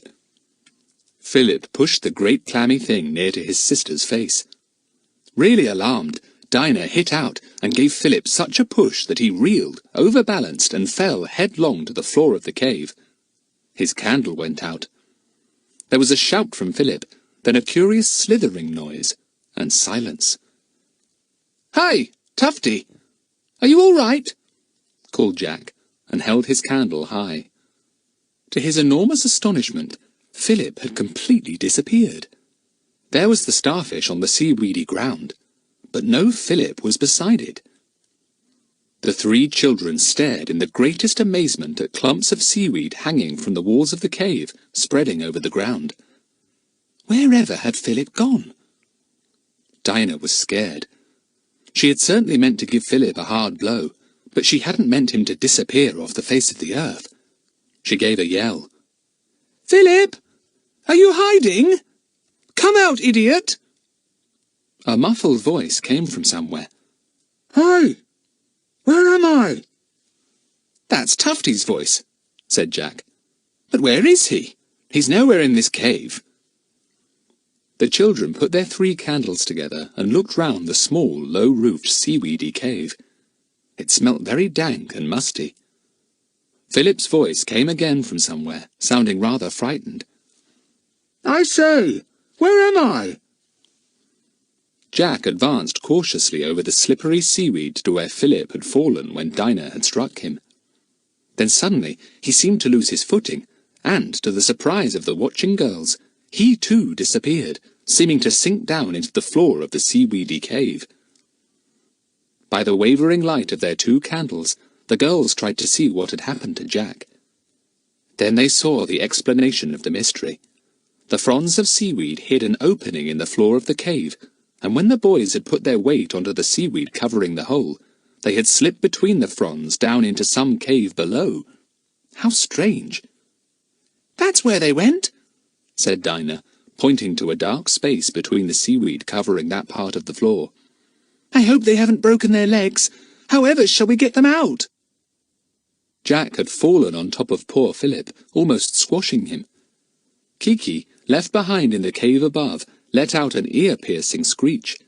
She hated these dark caves, but always came with Jack. Now he had suddenly gone, and the parrot was alarmed. Shut up, Kiki, said Dinah, jumping in fright at the screech. Look, Lucy-Ann, there's a hole in the cave floor there, just between that thick seaweed. Walk carefully, or you'll disappear too. Hold up my candle as well as your own, and I'll see if I can make out exactly what has happened. What had happened was really quite simple. First Philip had gone down the hole into a cave below, and then Jack had fallen on top of him. Philip was feeling frightened and bruised. He clutched Jack and wouldn't let go. What's happened? He said. Hole in the cave floor, said Jack, putting out his hands and feeling round to see how big the cave was they had fallen into. He touched rocky walls on each side of him at once. I say, this is a mighty small cave. Hi, girls! Put the candles over the hole so that we can see something. A lighted candle now appeared above the boys, and they were able to see a little. We're not in a cave. We're in a passage, said Jack, astonished. At least, we're at the beginning of a passage. I wonder where it goes to. Right into the cliff, I suppose. Hand us down a candle, called Philip, feeling better now. Oh, goodness, here's Kiki. Can't you shut the door? said Kiki in a sharp voice, sitting hard on Jack's shoulder, glad to be with her master again. She began to whistle, and then told herself not to. Shut up, Kiki, said Jack. Look, Philip, there really is a passage leading up there, awfully dark and narrow. What a smell there is. Dinah, pass that candle down quickly, do. Dinah at last managed to hand down a lighted candle. She lay flat on the seaweedy cave floor and just managed to pass the candle down through the hole. Jack held it up. The dark passage looked mysterious and strange. What about exploring it? said Philip, feeling excited. It looks as if it ought to go below Craggytops itself. It's a secret passage. More likely a short crack in the cliff rocks that leads nowhere at all, said Jack. Kiki, don't peck my ear so hard. We'll go into the open air soon. Hi, you girls. We think we'll go up this funny passage. Are you coming? No, thanks, said Lucy-Ann at once, who didn't at all like the sound of a seaweedy passage that ran, dark and narrow, through the cliffs. We'll stay here till you come back. Don't be long. We've only got one candle now. Have you some matches in case your candle goes out? Yes, said Jack, feeling in his pocket. Well, goodbye for the present. Don't fall down the hole. The boys left the dark hole under which they stood and began to make their way up the damp passage. The girls could no longer hear their voices or footsteps. They waited patiently in the cave above, lighted by one flickering candle. It was cold, and they shivered, glad of their warm jerseys. The boys were a very long time. The 2 girls became impatient and then alarmed. What could have happened to them? They peered down the hole between the great fronds of seaweed and listened. Not a sound could be heard. Oh dear, do you think we ought to go after them? said Lucy-Ann desperately. She would be frightened to death going up that dark secret passage, she was sure, and yet if Jack was in need of help, she would have no hesitation in jumping down and following him. "Better go and tell Joe and get him to come and help," said Dinah. "He'd better bring a rope, I should think. The boys would never be able to climb up through the hole back into this cave without help." "No, don't let's tell Joe," said Lucy Ann, who disliked the man thoroughly and was afraid of him. "We'll wait a bit longer. Maybe the passage was a very long one." It was, far longer than the boys expected. It twisted and turned as it went through the cliff, going upwards all the time. It was pitch dark, and the candle did not seem to light it very much. The boys bumped their heads against the roof every now and again, for it was sometimes only shoulder high. It grew drier as it went up. Soon there was no seaweedy smell at all, but the air felt stale and musty. It was rather difficult to breathe.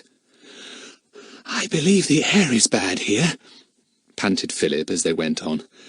"I can hardly breathe. Once or twice I thought our candle was going out, Freckles. That would mean the air was very bad.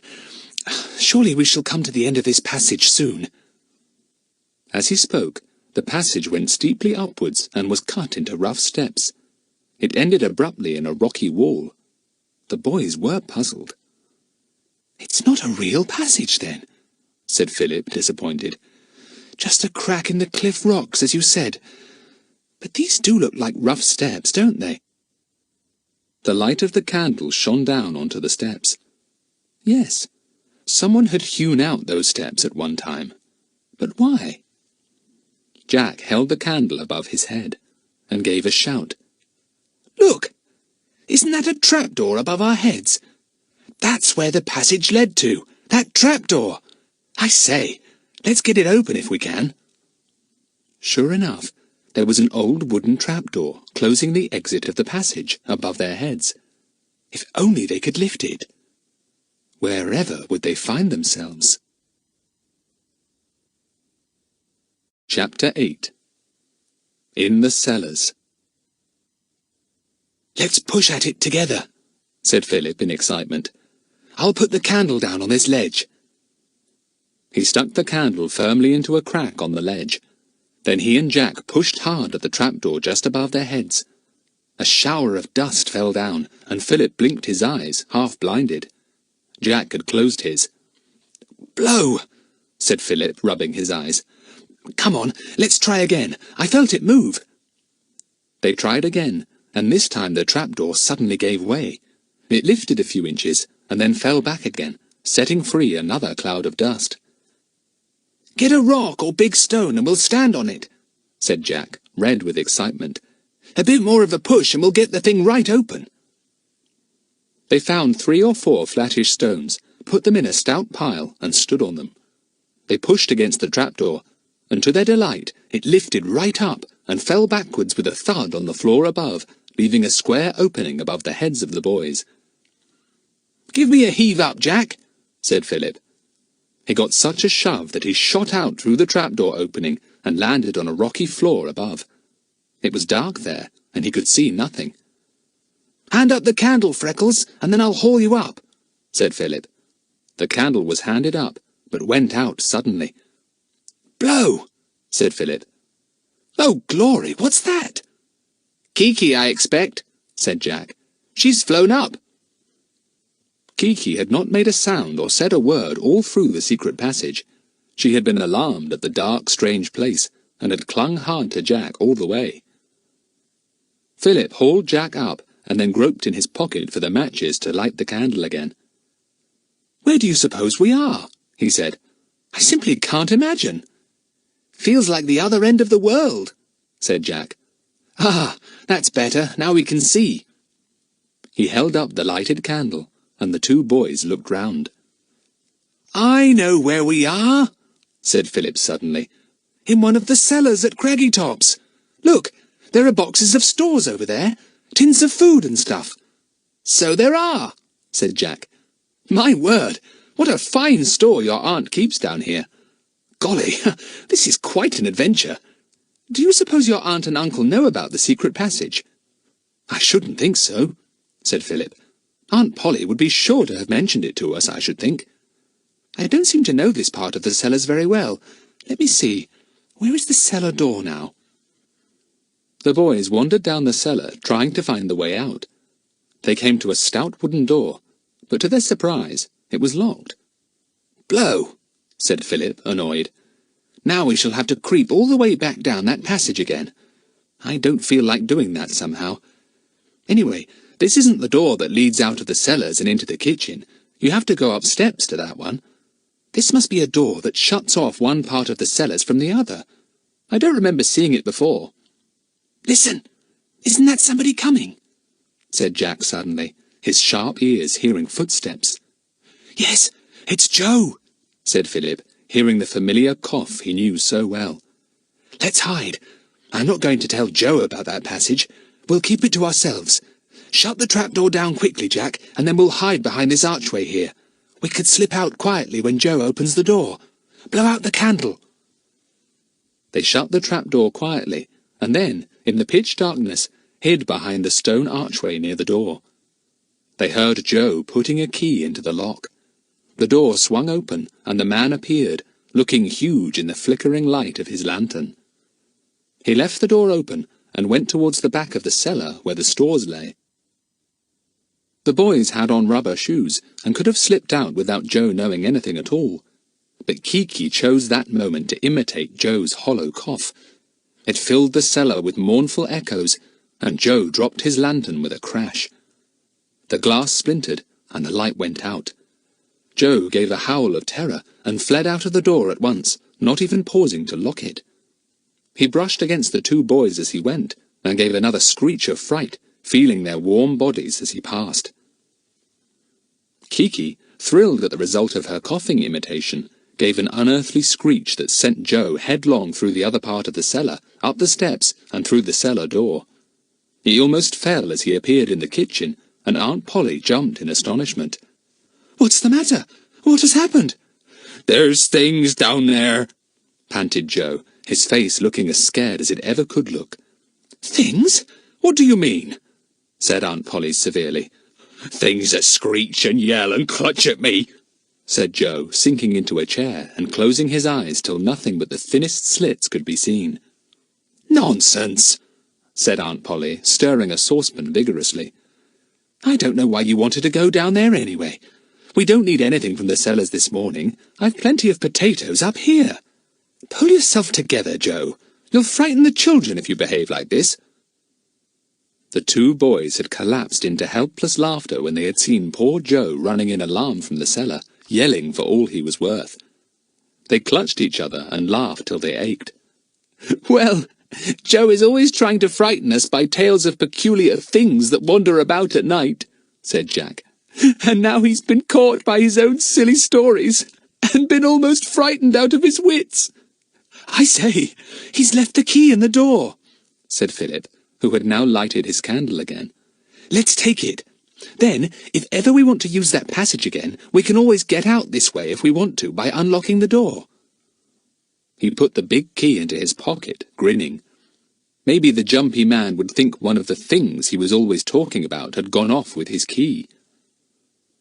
The boys went into the part of the cellar they knew. Philip looked with interest at the door through which they had come. I never knew there was another cellar beyond this first one, he said, looking round the vast underground room. How did I never notice that door before, I wonder? Those boxes must have been piled in front of it to hide it, said Jack. There were empty boxes by the door, and now that he thought of it, Philip had remembered seeing them in a big pile every time he had gone into the cellar. They had been neatly piled in front of that door. A trick of Joe's, no doubt, to stop the children going into the second cellar where all those stores were kept. How silly and childish. Well, he couldn't stop them going there now. We can go there through the secret passage, or we could go there through the door, because I've got the key now, thought Philip, pleased at the idea of being able to outwit the man if he wanted to. I suppose those steps lead up to the kitchen, don't they? Said Jack, pointing to them. Is it safe to go up, do you think? We don't want anyone to see us, or they'd ask awkward questions. I'll slip up to the top, open the door a crack, and listen to see if anyone is about, said Philip. So up he went. But Joe had gone out, and his aunt was no longer there, so the big kitchen was empty and silent. The boys were able to slip out, go to the outer door, and run down the cliff path without anyone seeing them at all. "The girls will wonder whatever had become of us," said Jack, suddenly remembering Dinah and Lucy Ann, waiting patiently for them in the cave where the hole was that led into the passage. "Come on, let's give them a surprise, shall we? They'll be expecting us to come back through the secret passage. They'll never expect us to come back this way." They made their way down to the rocky shore. They went to the caves they had explored that morning, and found the one that had the hole. The two girls were sitting by the hole, anxiously discussing what they ought to do. "We really must go and get help now," said Lucy Ann. "I'm sure something has happened to the boys. Really I am." Philip suddenly spotted the giant starfish again, the one that had caused all the trouble. Very silently, he picked it up. Without making a sound, he crept over the seaweedy cave floor to poor Dinah. He placed the starfish on her bare arm, where it slithered down in a horrible manner. Dinah leapt up with a shriek that was even worse than Kiki's loudest one. "Oh, oh! Philip's back again, the beast! Wait till I get hold of you, Philip! I'll pull all your hair out of your head, you hateful boy!" In one of her furious rages, Dinah leapt at Philip, who ran out of the caves and onto the sandy shore in glee. Lucy Ann threw her arms round Jack. She had been very anxious about him. "Jack! Oh, Jack, what happened to you? I waited so long. How did you come back this way? Where did the passage lead to?" Shrieks and yells and shouts from Dinah and Philip made it impossible for Jack to answer, especially as Kiki now joined in the row, screeching like an express train in a tunnel. There was a fine fight going on between Philip and Dinah. The angry girl had caught her brother and was hitting out at him for all she was worth. "I'll teach you to throw starfish at me, you mean pig! You know I hate those things. I'll pull all your hair out." Philip got free and ran off, leaving a few of his hairs in Dinah's fingers. Dinah turned a furious face to the others. "He's a beast. I shan't talk to him for days. I wish he wasn't my brother." "It was only a bit of fun," began Jack. But this made matters worse. Dinah flew into a temper with him too, and looked so fierce that Lucy Ann was quite alarmed, and thought she would have to defend Jack if Dinah rushed to slap him. "I won't have anything to do with any of you," stormed Dinah, and walked off angrily. "Now she won't hear all we found this morning," said Jack. "What a spitfire she is. Well, we'll have to tell you, Lucy Ann. We've had a real adventure." Dinah, walking off in a fury, suddenly remembered that she hadn't heard the story of the secret passage and where it came out. Forgetting her rage, she turned back at once. She saw Lucy Ann and the two boys together. Philip turned his back on her as she came up, but Dinah could be as sudden in her good tempers as she was in her bad ones. She put her arm on Philip's. "Sorry, Philip," she said. "What happened to you and Jack in that secret passage? I'm longing to know." So peace was restored again, and soon the two girls were listening in the greatest excitement to all that the boys had to tell. "It was an adventure, I can tell you," said Jack. So it was, and there were more to come. Chapter 9. A Strange Boat. The girls would not go up the secret passage, no matter how much the boys urged them to. They shuddered to think of the dark, narrow, winding tunnel, and although they agreed that it was very exciting, they did not want to feel the thrill of creeping along it by themselves. "I suppose Dinah's afraid of giant starfish jumping out at her or something," said Philip in disgust. "And Lucy Ann takes her side." But even teasing would not make the girls try the passage, though they never tired of hearing about it. The boys slipped down into the cellar the next day, and found that Joe had once again piled up the boxes in front of the second door, so that it was quite hidden. It was puzzling, but he often did silly, spiteful things. Anyway, they had the key of the door. That was something. The weather became fine and hot. The sun shone down out of a cloudless sky, and the children went about in bathing suits. They were soon burnt as brown as toast. Philip, Dinah, and Lucy-Anne spent more time than Jack in the water. The boy was quite mad over the wild birds that infested the coast in such numbers. He was forever identifying terns and skuas, cormorants, gulls, and others. He did not want Lucy-Anne with him, much to her dismay. "The birds are learning to know me," he explained to his sister. "But they don't know you, Lucy-Anne. You keep with the others, there's a good girl. Anyway, we can't both leave Tufty and Dinah. It would be rude." So for once, Lucy-Anne was not Jack's shadow, and spent most of her time with the others. But she usually knew where Jack was, and when it was about time for him to return, she would always watch for him. Dinah thought she was silly. She would never have dreamt of watching for Philip. "I'm only too glad when he gets out of the way," she said to Lucy-Anne. "Horrid tease! He nearly made me go mad last year when he put earwigs under my pillow, and they all crawled out in the middle of the night." Lucy-Anne thought that sounded horrid, but by now she was used to Philip and his peculiar ways. Even when he was only wearing swimming trunks, he seemed able to secrete some kind of creature about his body. Yesterday it had been a couple of friendly crabs, but when he had accidentally sat down on one and it had nipped him, he had come to the conclusion that crabs were better in the sea than out of it. "Anyway, I'm glad Freckles takes Kiki with him when he goes bird-watching," said Dinah. "I quite like Kiki, but now that she has taken to imitating all the birds around here, it is rather sickening. I'm surprised Aunt Polly puts up with her as well as she does." Aunt Polly had become fond of the parrot. It was an artful bird, and knew that it had only to murmur, "Poor dear Polly," to get anything it liked out of Aunt Polly. Joe had been well and truly ticked off by Aunt Polly the day he had gone shopping in the car and had forgotten the parrot's sunflower seeds. The children had been delighted to hear the man so well scolded. Uncle Jocelyn's experience of Kiki was definitely not so good. One hot afternoon, the parrot had flown silently in at the open window of the study, where Uncle Jocelyn sat, as usual, bent double over his old papers and books. Kiki flew to the bookshelf and perched there, looking round her with interest. "How many times have I told you not to whistle?" she said in a stern voice. Uncle Jocelyn, lost in his books, came out of them with a start. He had never seen the parrot, and had forgotten that one had come to the house. He sat puzzling his head to know where such an extraordinary speech came from. Kiki said nothing more for a time. Uncle Jocelyn came to the conclusion that he had been mistaken, and he dropped his head to study his papers once more. "Where's your handkerchief?" asked Kiki sternly. Uncle Jocelyn felt sure that his wife was somewhere in the room, for Kiki imitated Aunt Polly's voice very well. He groped in his pocket for a handkerchief. "Good boy," said the parrot. "Don't forget to wipe your feet now." "They're not dirty, Polly," said Uncle Jocelyn in surprise, thinking that he was speaking to his wife. He was puzzled and annoyed.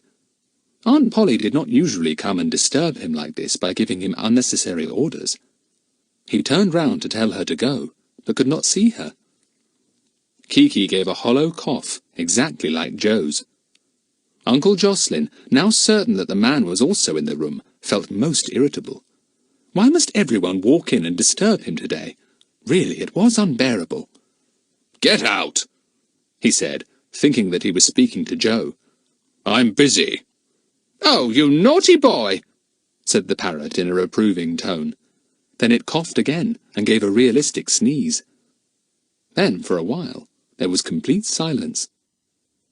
Uncle Jocelyn settled down again, forgetting all about the interruption at once. Kiki did not like being ignored like that. She flew from the bookshelf onto Uncle Jocelyn's grey head, giving one of her railway engine screams as she did so. Poor Uncle Jocelyn leapt to his feet, clutched at his head, dislodged Kiki, and gave a yell that brought Aunt Polly into the room at once. Kiki sailed out of the window, making a cackling sound that sounded just like laughter. "What's the matter, Jocelyn?" asked Aunt Polly, alarmed. Uncle Jocelyn was in a rage. "People have been in and out of this room all the morning, telling me to wipe my feet and not to whistle, and somebody threw something at my head," he fumed. "Oh, that was only Kiki," said Aunt Polly, beginning to smile. Only Kiki? And who on earth is Kiki? Shouted Uncle Jocelyn, furious at seeing his wife smile at his troubles instead of sympathizing with them. The parrot, said Aunt Polly. The boy's parrot, you know. Uncle Jocelyn had forgotten all about Jack and Lucy Ann. He stared at his wife as if she had gone mad. What boy? And what parrot? He demanded. Have you gone crazy, Polly? Oh dear, sighed Aunt Polly. How you do forget things, Jocelyn. She reminded him of the 2 children who had come for the holidays and explained about Kiki. She's the cleverest parrot you ever saw, said Aunt Polly, who had now completely lost her heart to Kiki. Well, said Uncle Jocelyn grimly, all I can say is that if that parrot is as clever as you think it is, it will keep out of my way, because I shall throw my paperweights at it if it comes in here again. Aunt Polly, thinking of her husband's very bad aim whenever he threw anything, gave a glance at the window. She thought she had better keep it closed, or she might find everything in the room smashed by paperweights one day. Dear, dear, what annoying things did happen, to be sure.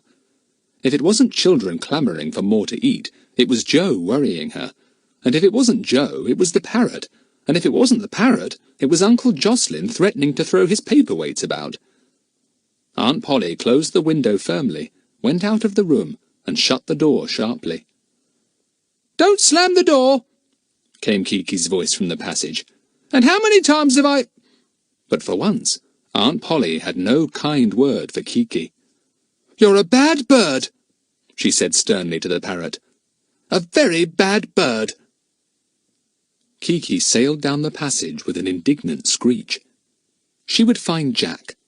Jack was always good and kind to her. Where was Jack? Jack was not with the others. He had gone with his field glasses to the top of the cliff and was lying on his back, looking with pleasure at the birds soaring above his head. Kiki landed on his middle and made him jump. Oh, it's you, Kiki. Be careful with your claws, for goodness sake. I've only got my bathing suit on. Now, keep quiet, or you'll frighten away the birds. I've already seen 5 different kinds of gulls today. Jack got tired of lying on his back at last. He sat up, pushed Kiki off his middle, and blinked round. He put his field glasses to his eyes again, and looked out over the sea in the direction of the Isle of Gloom. He had not seen it properly yet. But today, though most of the distant hills behind him were lost in the heat haze, for some reason or other the island could be quite plainly seen, jutting up from the sea to the west. Gosh!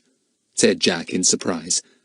There's that mystery island that Joe says is a bad island. How clearly it can be seen today. I can see hills jutting up, and I can even see the waves dashing spray over the rocks that go round it. Jack could not see any birds on the island, for his glasses were not strong enough to show him anything more than the island itself and its hills. But the boy felt certain that it was full of birds. Rare birds, he said to himself. Birds that people don't know any more. Birds that might nest there undisturbed year after year and be as tame as cats. Golly, I wish I could go there. What a tiresome nuisance Joe is not to let us use his boat. We could get to the island in it quite easily if the sea was as calm as it is today. Blow Joe. The boy swept his glasses around the jagged coast, and then stared hard in surprise at something. It couldn't be somebody rowing a boat along the coast about a mile or so away. Surely it couldn't. Joe had said that nobody but himself had a boat for miles and miles, and Aunt Polly had said that nobody lived anywhere near Craggy Tops at all, not nearer than 6 or 7 miles anyway. And yet there's someone in a boat out there on the sea to the west of this cliff, said Jack, puzzled. Who is it?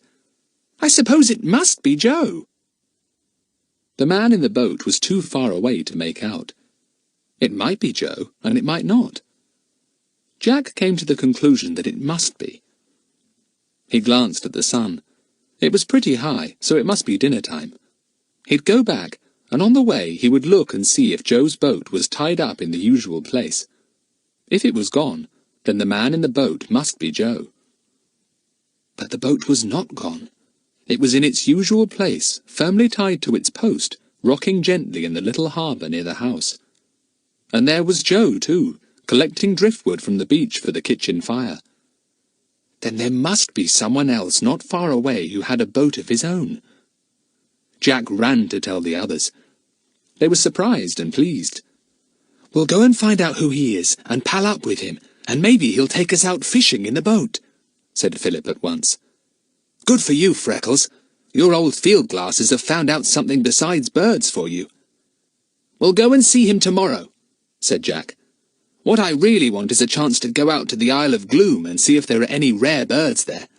I just feel I must go there. I really have got a sort of hunch about it." "We won't tell Joe we've seen someone else with a boat," said Dinah. "He'd only try to stop us.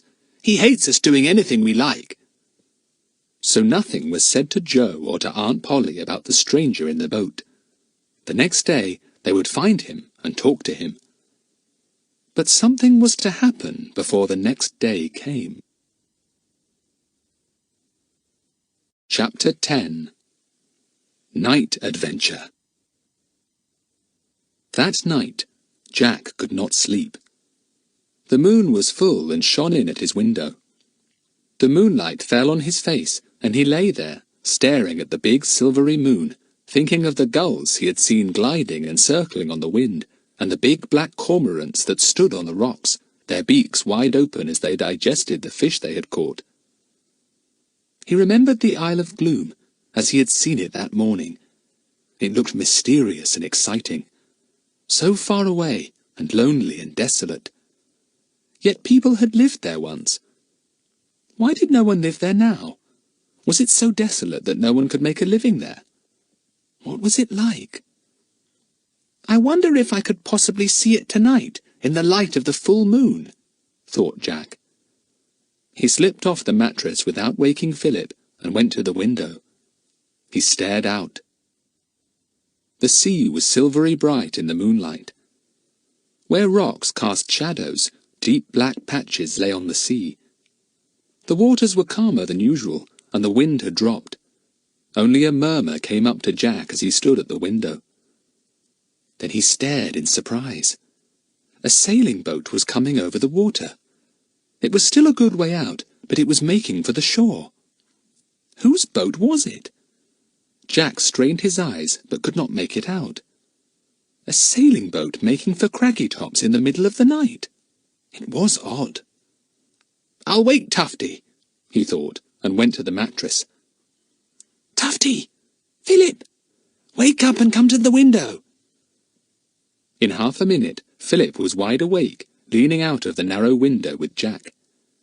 He too saw the sailing boat, and gave a low whistle that awoke Kiki and brought her to Jack's shoulder in surprise. "Is it Joe in the boat?" wondered Philip. "I can't tell if it's his boat or not from here. Anyway, let's get down to the shore and watch it come in, Freckles. Come on. I'm surprised that he should be out at night when he's always telling us about things that wander around the cliff in the dark. But it probably isn't him." They put on shorts and jerseys and their rubber shoes and made their way down the spiral stair. They were soon climbing down the steep cliff path. Under the moon, the sailing boat came steadily in, the night wind behind it. "It is Joe's boat," said Philip at last. "We can see it plainly now, and there's Joe in it. He's alone, but he's got a cargo of some sort." "Maybe he's been fishing," said Jack. "Let's give him a fright, Philip." The boys crept up to where the boat was heading. Joe was furling the sail. Then he began to row to the shore, towards the little harbour where he always tied up his boat. The boys crouched down behind a rock. Joe brought the big boat safely in and then tied the rope to the post. He turned to pull out whatever cargo he had, and at that very moment the boys jumped out at him, giving Red Indian whoops and rocking the boat violently. The man was taken unawares, lost his balance, and fell into the water, going overboard with a terrific splash. He came up at once, his face gleaming in the moonlight. The boys did not like the expression on it. Joe climbed out of the water, shook himself like a dog, and came towards the boys determinedly. "Golly, he's going to lick us," said Jack to Philip. "Come on, we must run for it."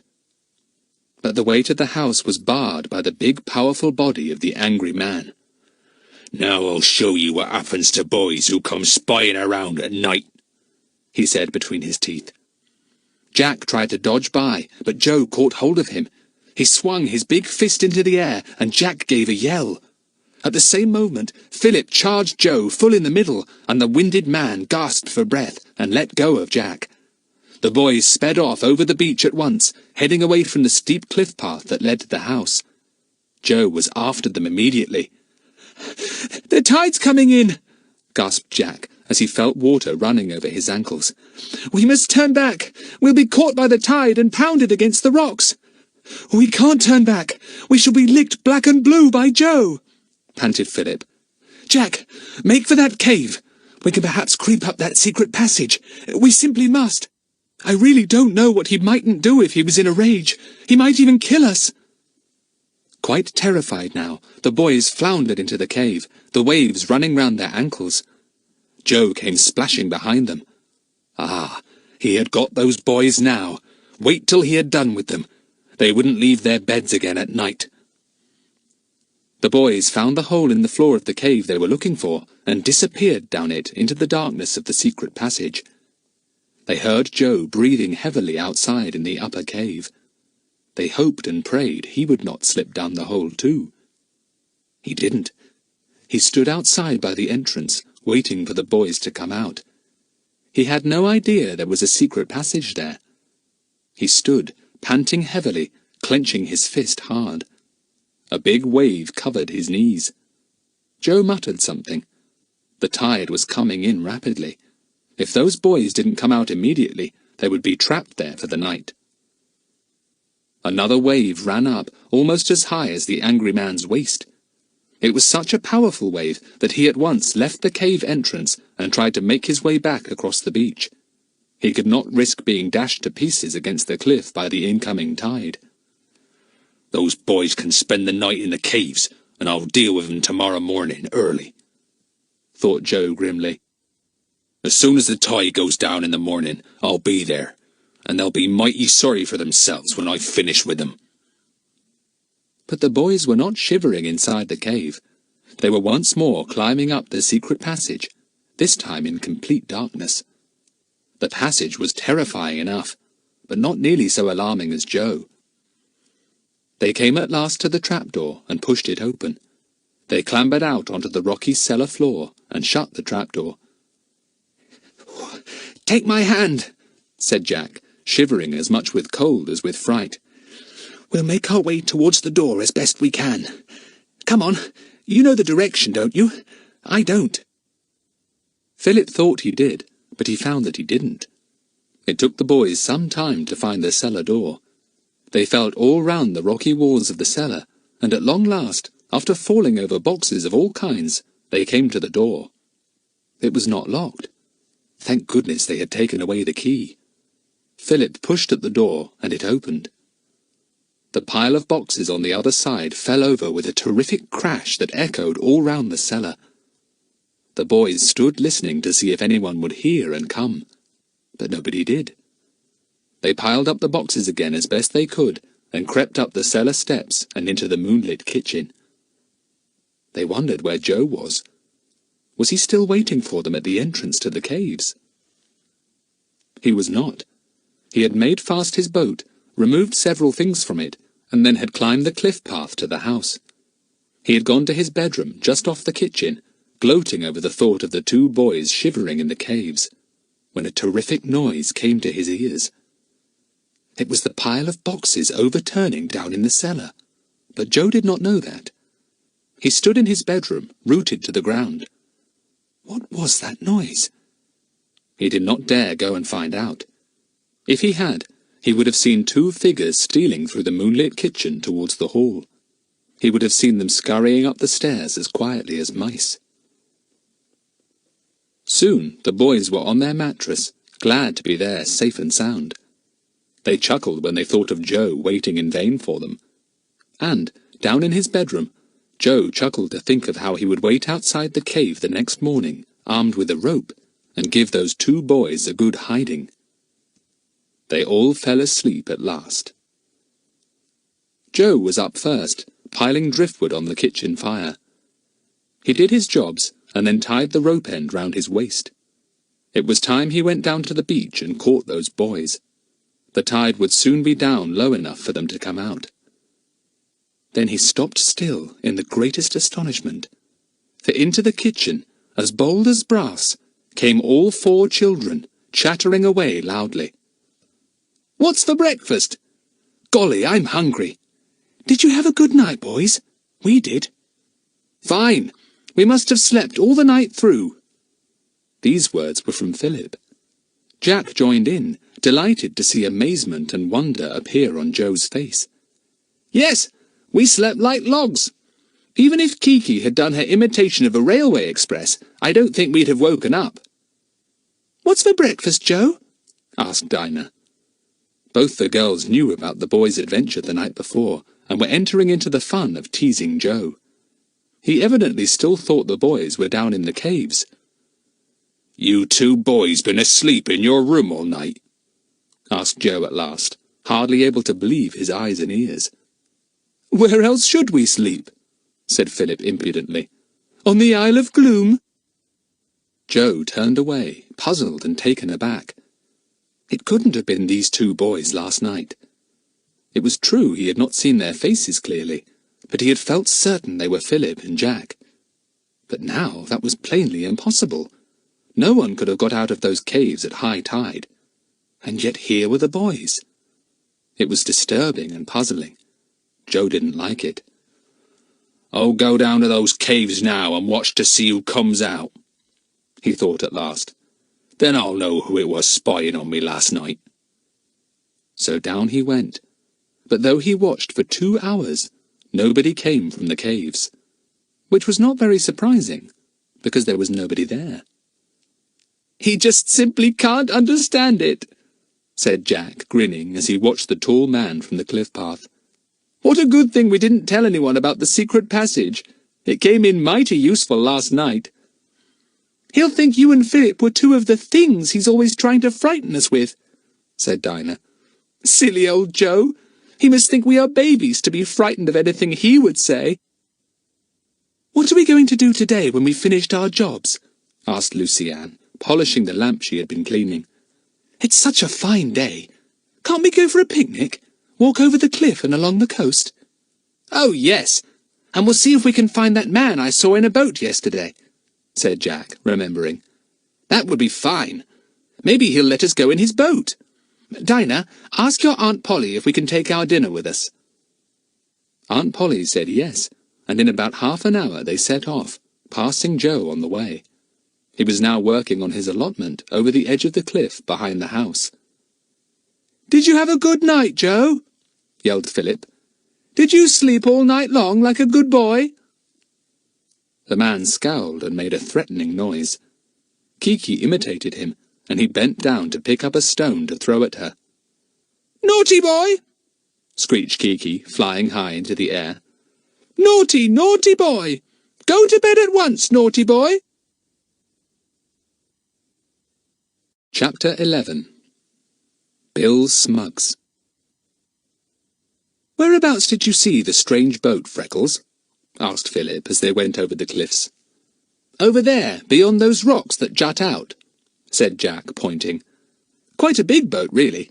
I wonder where it's kept when it's not in use. Somebody must live fairly near it, but I couldn't see any houses." "There aren't any proper houses near," said Philip. "People used to live about here ages ago, but there was fighting and burning, and now there are only ruined places. But there might be a tumble-down shack of some sort, all right for a man who wants a lonely kind of holiday." They walked on over the cliffs, Kiki sailing up into the air every now and again to join a surprised gull, and making noises exactly like the seabirds, but more piercing. Philip collected a large and unusual caterpillar from a bush, much to Dinah's dismay, and put a lizard into his pocket. After that, Dinah walked a good distance from him, and even Lucy Ann was a bit wary. Lucy Ann did not mind live creatures as Dinah did, but she wasn't particularly anxious to be asked to carry lizards or caterpillars, as she might quite well be requested to do if Philip decided to take home some other creature that, if put in his pocket, might eat the caterpillar or lizard already there.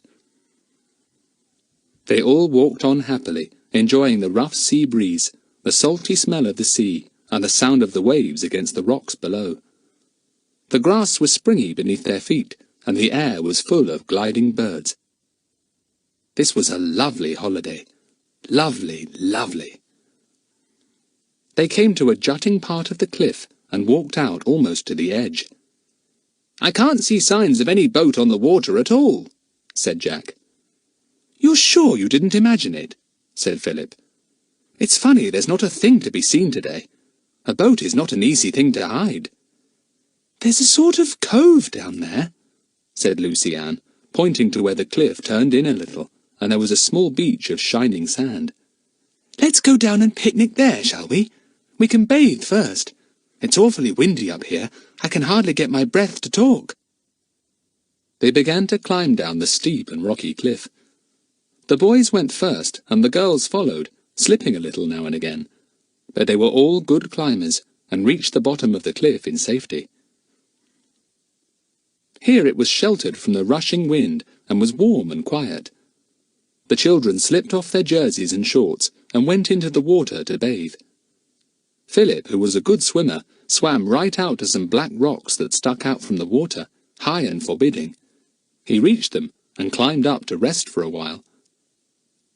And then he suddenly saw a boat on the other side of the rocks. There was a flat stretch there, and on it, pulled up out of reach of the waves, was the boat that Jack had seen on the sea the day before. No one could possibly see the boat unless he, like Philip, was on those particular rocks, for, from the shore, the high rocks hid the flat stretch facing seawards, where the boat lay. "Whew!" whistled Philip in surprise. He got up and went over to the boat. It was a fine boat with a sail, and was almost as big as Joe's. It was called the Albatross. There were 2 pairs of oars in it. "Well," said Philip, surprised, "what a strange place to keep a boat, right out here on these rocks. Whoever owns it would have to swim out whenever he wanted to get it. Funny." He shouted to the others, "The boat's here, on these rocks. Come and see it." Soon all the children were examining the boat. "That's the one I saw," said Jack. "But where's the owner? There's no sign of him anywhere." "We'll have our lunch, and then we'll have a good look-see," said Philip. "Come on, back to the shore we'll go. Then we'll separate after our picnic and hunt round properly for the man who owns this boat." They swam back to the shore, took off their wet things, set them out to dry in the sun, and put on their dry clothes. Then they sat down to enjoy the sandwiches, chocolate, and fruit that Aunt Polly had prepared for them. They lolled in the sun, tired with their swim, hungry and thirsty, enjoying the food immensely. "Food's gorgeous when you're really hungry," said Lucy Ann, taking a huge bite at her sandwich. "I always am hungry," said Jack. "Shut up, Kiki. That's the best part of my apple you've pecked. I've got some sunflower seeds for you in my pocket. Can't you wait?" "What a pity! What a pity!" said Kiki, imitating Aunt Polly when something went wrong. "What a pity! What a pity! What a—" "Oh, stop her!" said Dinah, who knew that the parrot was quite capable of repeating a brand-new sentence 100 times without stopping. "Here, Kiki, have a bite of my apple, do." That stopped Kiki, and she ran her beak into the apple in delight, pecking out a bit that kept her busy for some time. A quarrel nearly blew up between Dinah and Philip over the large caterpillar which made its way out of the boy's pocket, over the sand, towards Dinah. She gave a shriek, and was about to hurl a large shell at Philip, when Jack picked up the caterpillar and put it back into Philip's pocket. "No harm done, Dinah," he said. "Keep your hair on. Don't let's start a free fight now. Let's have a peaceful day." They finished up every crumb of the lunch. "The gulls won't get much," said Philip lazily, shaking out the papers, then folding them up and putting them into his pocket. "Look at that young gull. It's as tame as anything." I wish I had my camera here, said Jack longingly, watching the enormous young gull walking very near. I could get a marvellous snap of him. I haven't taken any bird pictures yet. I really must. I'll find my camera tomorrow. Come on, said Dinah, jumping up. If we're going to do a spot of man-hunting, we'd better begin. I bet I find the strange boatman first. They separated, Jack and Philip going one way and the girls going the other. They walked on the sandy little beach, keeping close to the rocky cliffs. The girls found that they could not get very far, because steep rocks barred their way after a bit, and they had to turn back. But the boys managed to get past the piece of cliff that jutted out and sheltered the little cove they had been picnicking in. On the other side of the cliff was another cove, with no beach at all, merely flattish rocks that shelved upwards to the cliff. The boys clambered over these rocks, examining the creatures in the pools as they went. Philip added a sea snail to the collection in his pocket. "There's a break in the cliff just over there," said Jack. "Let's explore it." They made their way towards the gap in the cliff. It was much wider than they expected when they got there. A stream trickled over the rocks towards the sea, running down from somewhere halfway up the cliff. "Must be spring water," said Jack, and tasted it. "Yes, it is. Hello, look, Tufty." Philip looked to where Jack pointed, and saw floating in a pool a cigarette end, almost falling to pieces. "Someone's been here, and quite recently too," said Jack. "Else the tide would have carried that cigarette end away. This is exciting." With the cigarette end as a proof of someone's nearness, the boys went on more eagerly still. They came to the wide crack in the cliff, and there, a little way up, built close against the rocky slope, was a tumble-down hut. The back of it was made of the cliff itself. The roof had been roughly mended. The walls were falling to pieces here and there, and in winter it would have been quite impossible to live in it. But someone was certainly living there now, for outside, spread over a stunted bush, was a shirt set out to dry. "Look!" said Jack in a whisper. "That's where our boatman lives. What a lovely hidey-hole he's found."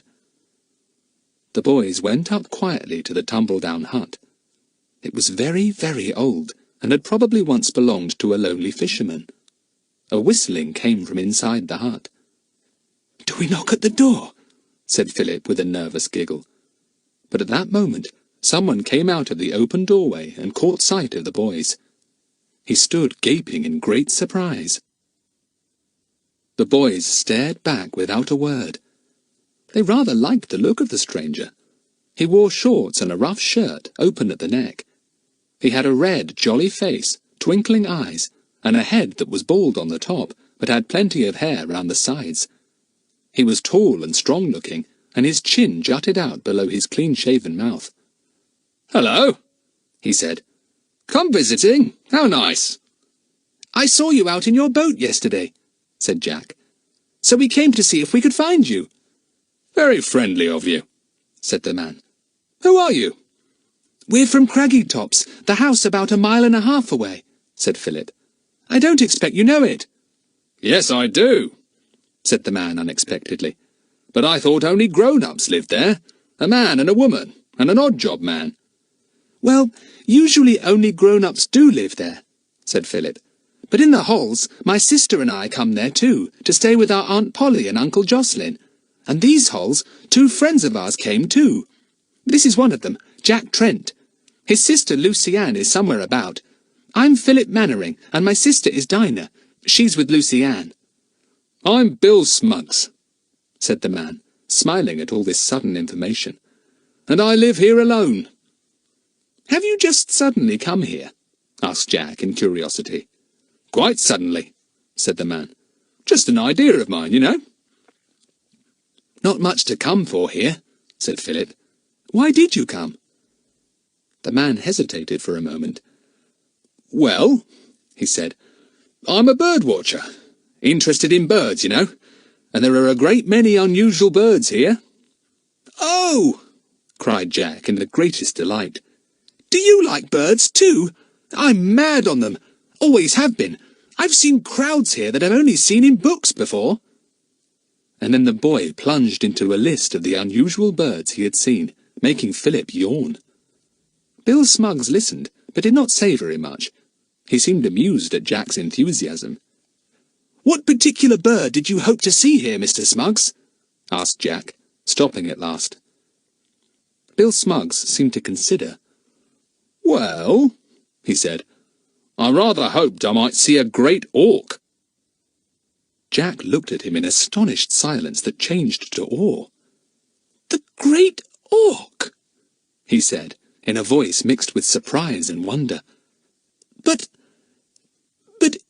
isn't it extinct? Surely there are no great auks left now. Golly, did you really think you might see one?" "You never know," said Bill Smuggs. "There might be one or two left somewhere. And think what a scoop it would be to discover them." Jack went brick red with excitement. He looked out over the sea towards the west, where the Isle of Gloom lay hidden in a haze. "I bet you thought there might be a chance of them on a desolate island like that," he said, pointing to the west. "You know, the Isle of Gloom. You've heard about it, I expect."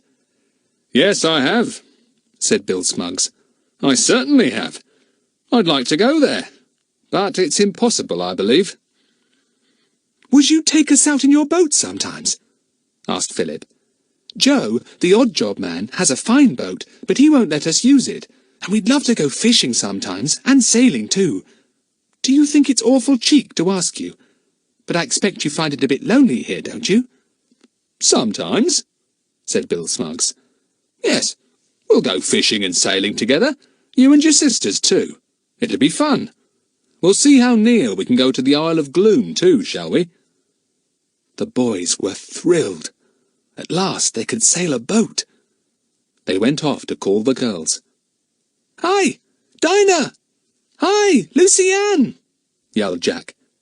"Come and be introduced to our new friend, Bill Smuggs." Chapter 12. A treat and a surprise for Joe. Bill Smuggs proved to be a fine friend.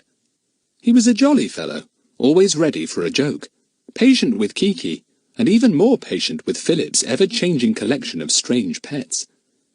He did not even say anything when Philip's latest possession, an extra-large spider, ran up the leg of his shorts. He merely put his hand up, took hold of the wriggling spider, and deposited it on Philip's knee. Dinah, of course, was nearly in hysterics, but mercifully the spider decided that captivity was boring, ran into a rock crevice, and disappeared. The children visited Bill Smuggs nearly every day.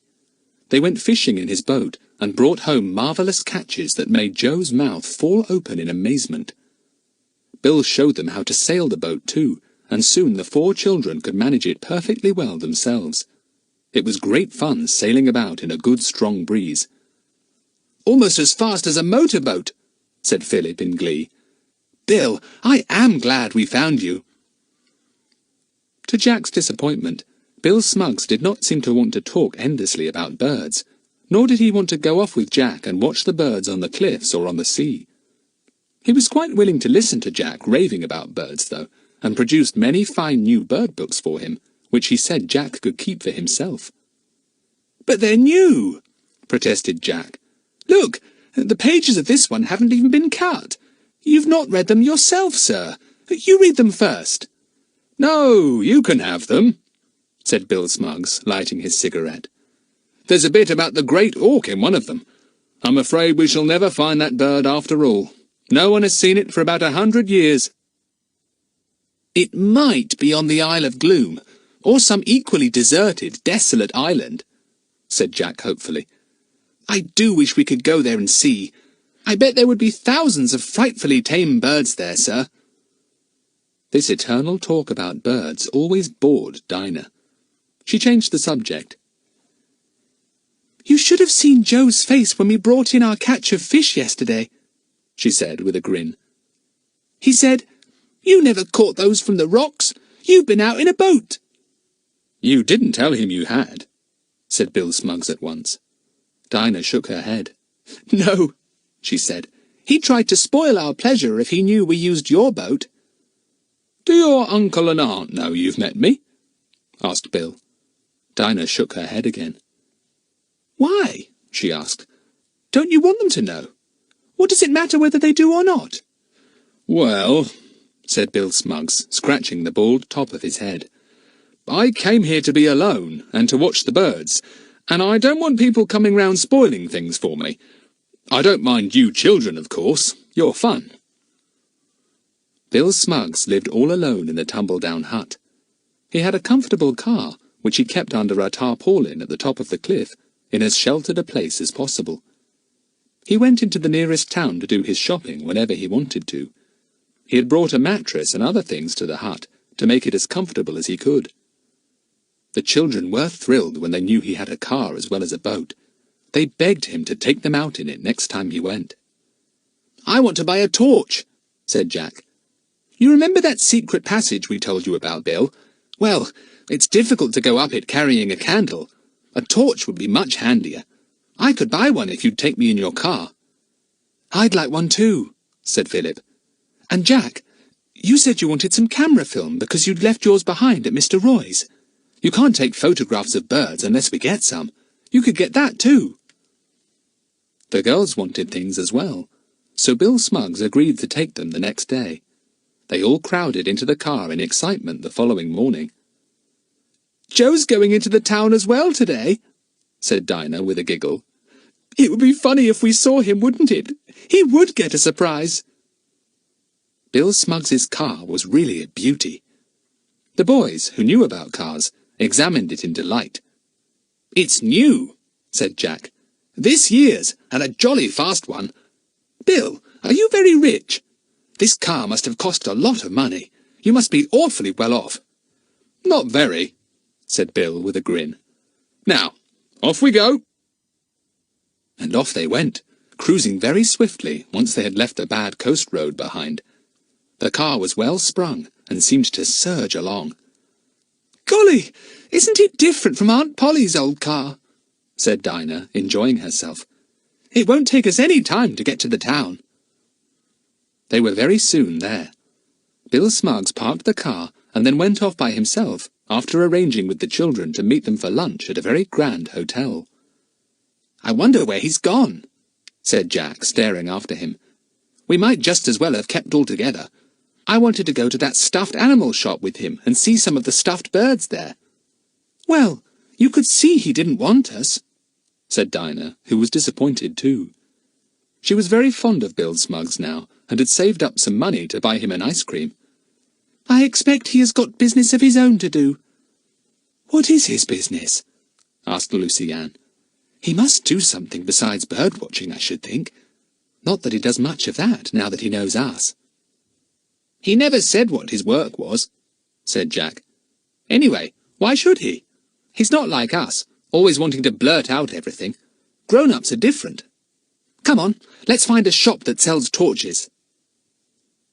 They found one that had extremely nice pocket torches, small and neat. The beam was strong, and the boys could well imagine how the dark secret passage would be lighted up once they had turned on their torches. They each bought a torch. Now we needn't light our bedroom candles at night, said Dinah. We can use torches. They went to buy rolls of film to fit Jack's camera. They bought sweets and biscuits, and a small bottle of strong-smelling scent for Aunt Polly. Now we'd better get some sunflower seeds for Kiki, said Jack. Kiki gave a squawk. She was on Jack's shoulder as usual, behaving very well for once. Every passer-by stared at her in surprise, of course, and the parrot enjoyed this very much. But except for sternly telling a surprised errand boy to stop whistling at once, Kiki hardly said a word. She was pleased with the sunflower seeds, which she adored, and gobbled up a few in the shop. The children looked in the shops for a time, waiting for 1 o'clock to come, so that they might join Bill Smuggs at the hotel. And then, quite suddenly, they saw Joe. He was coming along the street in the old car, hooting at a woman crossing the road. The children clutched one another, wondering if he would see them, half hoping that he would. And he did. He caught sight of Philip first, then saw Jack with Kiki on his shoulder, and then the two girls behind. He was so overcome with amazement that he let the car swerve across the road, almost knocking down a policeman. "Here, you! What do you think you're doing?" yelled the policeman angrily. Joe muttered an apology, and then looked for the children again. "Don't run away," said Jack to the others. "He can't chase us in the car. Just walk along and take no notice of him." So they walked down the street, talking together, pretending not to see Joe and taking no notice at all of his shouts. Joe simply could not believe his eyes. How did the children get here? There was no bus, no train, no coach they could take. They had no bicycles. It was too far for them to have walked there in the time. Then how was it they were here? The man hurried to park his car, meaning to go after the children and question them. He parked it and jumped out. He ran after the 4 children, but at that moment they reached the very grand hotel where they had arranged to meet Bill Smuggs, and ran up the steps. Joe did not dare to follow the children into the grand hotel. He stood at the bottom of the big flight of steps, looking after them in annoyed surprise. It was astonishing enough to find them in the town, but even more astonishing to find them disappearing into the most expensive hotel in the place. Joe sat down at the bottom of the steps. He meant to wait till they came out. Then he would pack them into his car and take them home, and tell Miss Polly where he'd found them. She wouldn't be best pleased to hear they were wasting hard-earned money at expensive hotels, when they could easily take a packet of sandwiches with them. The children giggled as they ran up the steps. Bill Smuggs was waiting for them in the lounge. He showed them where to wash and comb their hair. They all met together again in a few minutes, and went into the restaurant to have lunch. It was a magnificent lunch. The children ate everything put in front of them, and finished up with the biggest ice creams they had ever seen.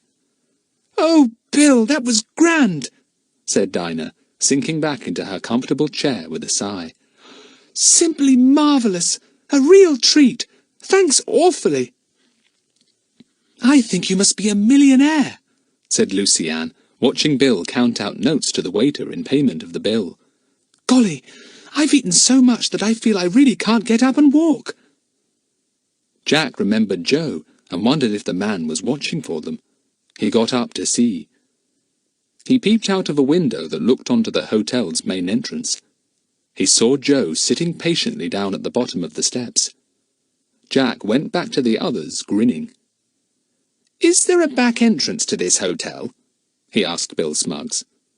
Bill looked surprised. "Yes," he said. "Why?" "Because Joe is sitting outside the hotel entrance waiting for us," said Jack. Bill nodded, understanding. "Well, we'll depart quietly by the back entrance," he said. "Come on, it's time we went anyway. Got all you wanted from the shops?" "Yes," said the children, and trooped out after him. He led them to the back of the hotel, and out of a door there into a quiet street. He took them to where he had parked his car, and they all got in, happy at having had such a lovely day. They sped back to the coast, and got out of the car at the nearest point to Craggy Tops. They hurried over the cliff, eager to get back before Joe did. He did not arrive until about an hour later, looking dour and grim. He put away the car and went to the house. The first thing he saw was the group of 4 children playing down on the rocks. He stood and stared in angry astonishment. There was a mystery somewhere, and Joe meant to find out what it was. He wasn't going to be puzzled and defeated by 4 children. Not he. Chapter 13. Joe is tricked again. Joe thought about the mystery of the children being in the town, with, as far as he knew, no possible way of getting there, except by walking, and this they had not had time to do. He came to the conclusion that they must know someone who gave them a lift there. So he set himself to watch the children closely. He managed to find jobs that always took him near them. If they went down to the shore, he would be there collecting driftwood. If they stayed in the house, he stayed too. If they went up on the cliff, Joe followed. It was most annoying for the children. "He'll follow us and find out about Bill Smuggs and his boat and car," said Lucy Ann. "We haven't been able to go and see him at all today, and if he goes on like this, we shan't be able to go tomorrow either." It was impossible to give Joe the slip. He was very clever at keeping a watch on the children, and soon they grew angry. The two girls went up into the tower room with the boys that night and discussed the matter together. "I know," said Jack suddenly. "I know how we can give him the slip properly and puzzle him terribly." "How?" asked the others. "Why, we'll all go into the caves," said Jack, "and we'll slip down the hole into the secret passage and go up to Craggytop's cellar, slip out of there whilst Joe is waiting down on the beach for us, and go over the cliffs to Bill." "Oh, that is a good idea," said Philip. The girls were doubtful about it, for they neither of them liked the idea of the secret passage very much. Still, they all had torches now, and it would be a good chance to use them. So next day, with Joe close on their heels, the 4 children and Kiki went down to the beach. "Joe, for goodness sake, leave us alone," said Philip. "We're going into the caves, and no harm can come to us there. Go away." "Miss Polly said I was to keep an eye on you," repeated Joe. He had told the children this times without number, but they knew it wasn't the real reason. Joe enjoyed making himself a nuisance. He wanted to poke his nose into everything they did. They went into the caves. Joe wandered outside, putting driftwood into his sack. The children all slipped down the hole that led to the secret passage, and then, with their torches switched on, they made their way along it. The girls didn't like it at all. They hated the smell, and when they found that in one part it was difficult to breathe, they stopped. "Well, it's no good going back," said Philip, giving Dinah a shove to make her go on. "We've come more than halfway now. Do go on, Dinah. You're holding us up." "Don't push," said Dinah. "I shall stop if I want to." "Oh, shut up arguing, you two," groaned Jack. "I believe you'd start a quarrel if you were in a ship that was just about to sink, or an aeroplane about to crash. Get on, Dinah. We'll be out soon." Dinah was about to start an argument with Jack, too, when Kiki gave a mournful cough, so exactly like Joe's that the children at first thought the man must have found the passage, and all of them, Dinah as well, hurried forward at once. "It's all right. It was only that wretch, Kiki," said Jack, relieved as Kiki coughed again. They pushed on, and at last came to the end of the passage. They all stared at the trapdoor above their heads, brightly lit by the light of their 4 torches. Up it went, and over with the crash. The boys climbed up to the cellar floor and then helped the girls up. They shut the trapdoor, went to the cellar door, which was shut, and pushed it open. The boxes on the other side fell over again with a familiar crashing noise. The children went through the door, shut it, piled the boxes up again, and then went up the cellar steps to the big kitchen. No one was there. That was lucky. Out they went, and up to the cliff. Keeping to the path where they were well hidden from the shore below, they hurried off to find their friend Bill Smuggs. They grinned to think of Joe waiting down on the beach for them to come out of the caves. Bill Smuggs was tinkering with his boat. He waved cheerily as they came up. "Hello," he said. "Why didn't you come and see me yesterday? I missed you." "It was because of Joe," said Jack. "He keeps following us around like a shadow. I think he probably suspects we have a friend who has a car, and he means to find out who it is." "Well, don't tell him anything," said Bill quickly. "Keep things to yourself. I don't want him prying around here. He doesn't sound at all a nice person." "What are you doing to your boat?" asked Jack. "Are you going out in it?" "I thought I would," said Bill. "It's a fine day, the sea is fairly calm, yet there's a nice breeze, and I half thought I might sail near to the Isle of Gloom." There was an excited silence. The Isle of Gloom! All the children wanted to see it close too. And Jack badly wanted to land there. If only Bill would take them with him. Jack looked out to the west. He could not see the island, for once again there was a low heat haze on the sea. but he knew exactly where it was. His heart beat fast. The great auk might be there. Anyway, even if it wasn't, all kinds of other seabirds would be there, and probably as tame as anything. He could take his camera. He could... "Bill, please, please take us with you," begged Lucy Ann. "Oh, do! We'll be very good. And you know, now that you have taught us how to sail a boat, we can really help." "Well, I meant to take you," said Bill, lighting a cigarette and smiling round at the children. "I wanted to go yesterday, and when you didn't come, I put the trip off until today. We'll go this afternoon and take our tea with us. You'll have to give Joe the slip again. He mustn't see you sailing in my boat, or he'd probably try to stop you." "Oh, Bill, we'll be along first thing this afternoon," said Jack, his eyes gleaming very green. "Thanks most awfully," said Philip. "Shall we really see the Isle of Gloom close to?" asked Lucy Ann in excitement. "Can't we land there?" said Dinah. "I don't think so," said Bill. "You see, there's a ring of dangerous rocks around it, and although there may once have been a passage somewhere through them, and possibly is now for all I know, I don't know where it is. I'm not going to risk drowning you all." "Oh," said the children, disappointed. They would have been quite willing to run the risk of being drowned for the sake of trying to land on the bad isle.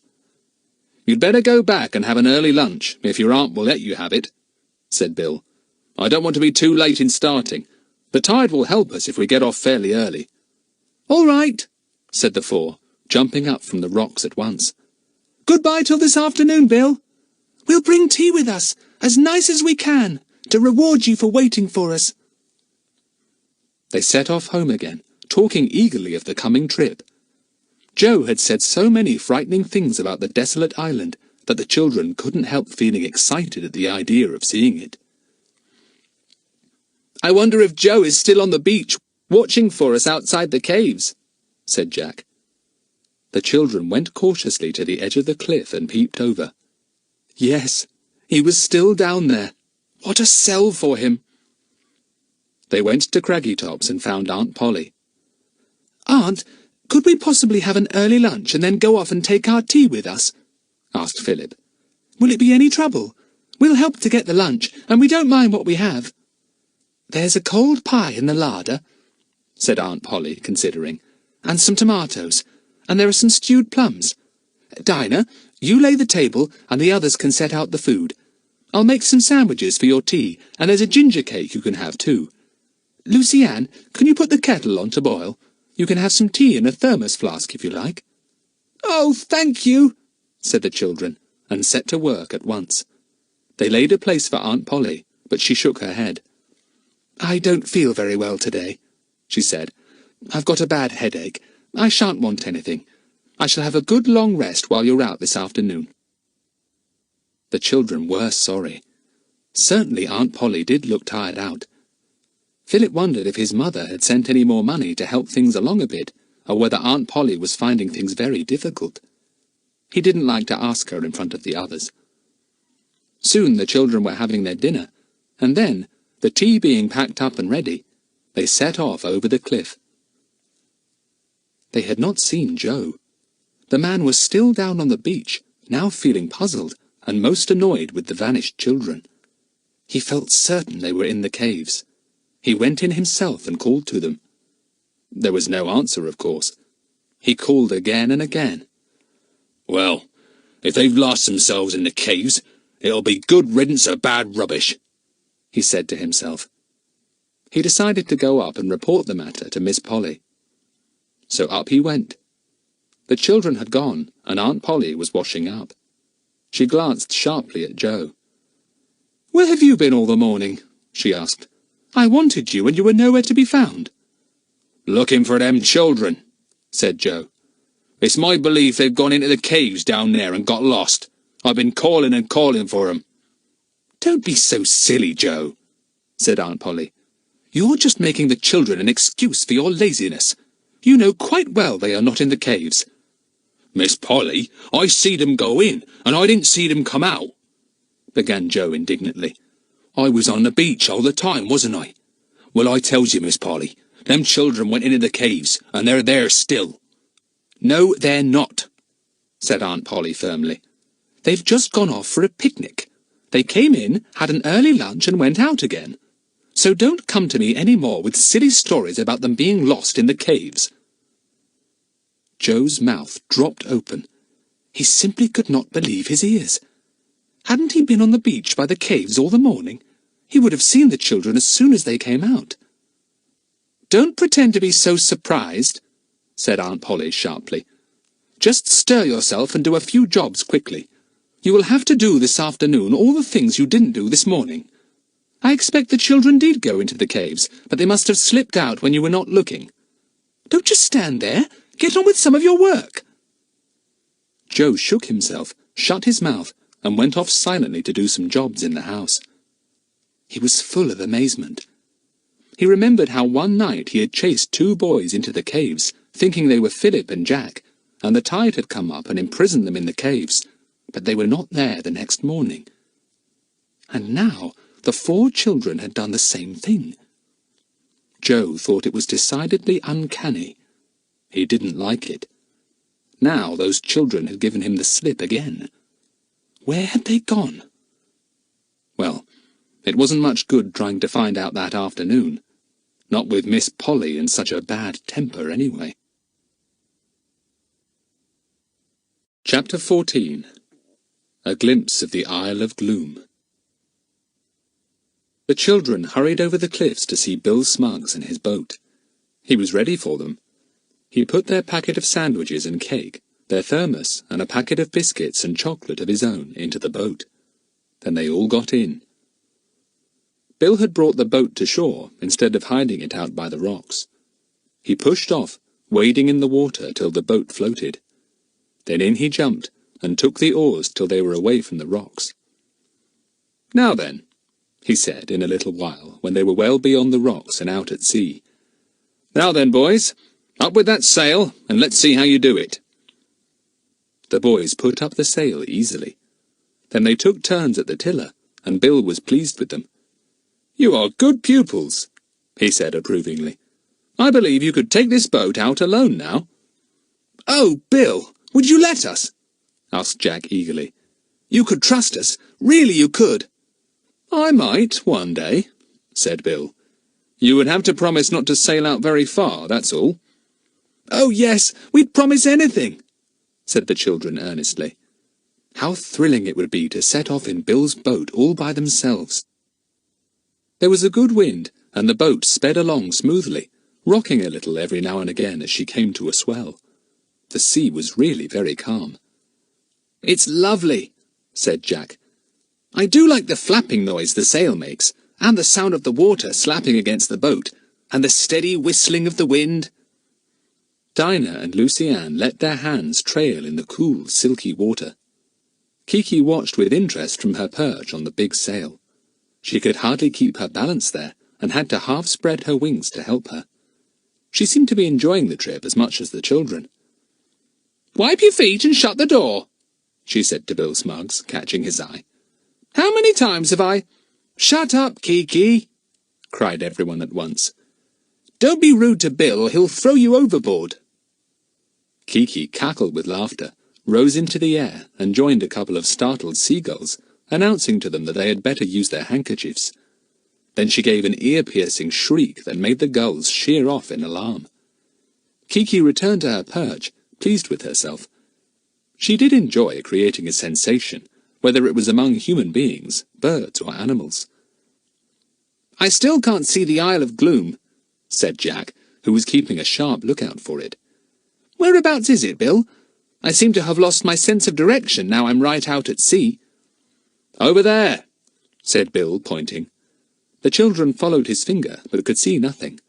Still, it was exciting that the bad island, as Joe called it, was coming nearer and nearer. The sailing boat sped on, and the wind freshened a little as they got further out. The girls' hair streamed out behind them, or blew all over their faces, and Bill gave an exclamation of annoyance as the wind neatly whipped his cigarette from his fingers and swept it away.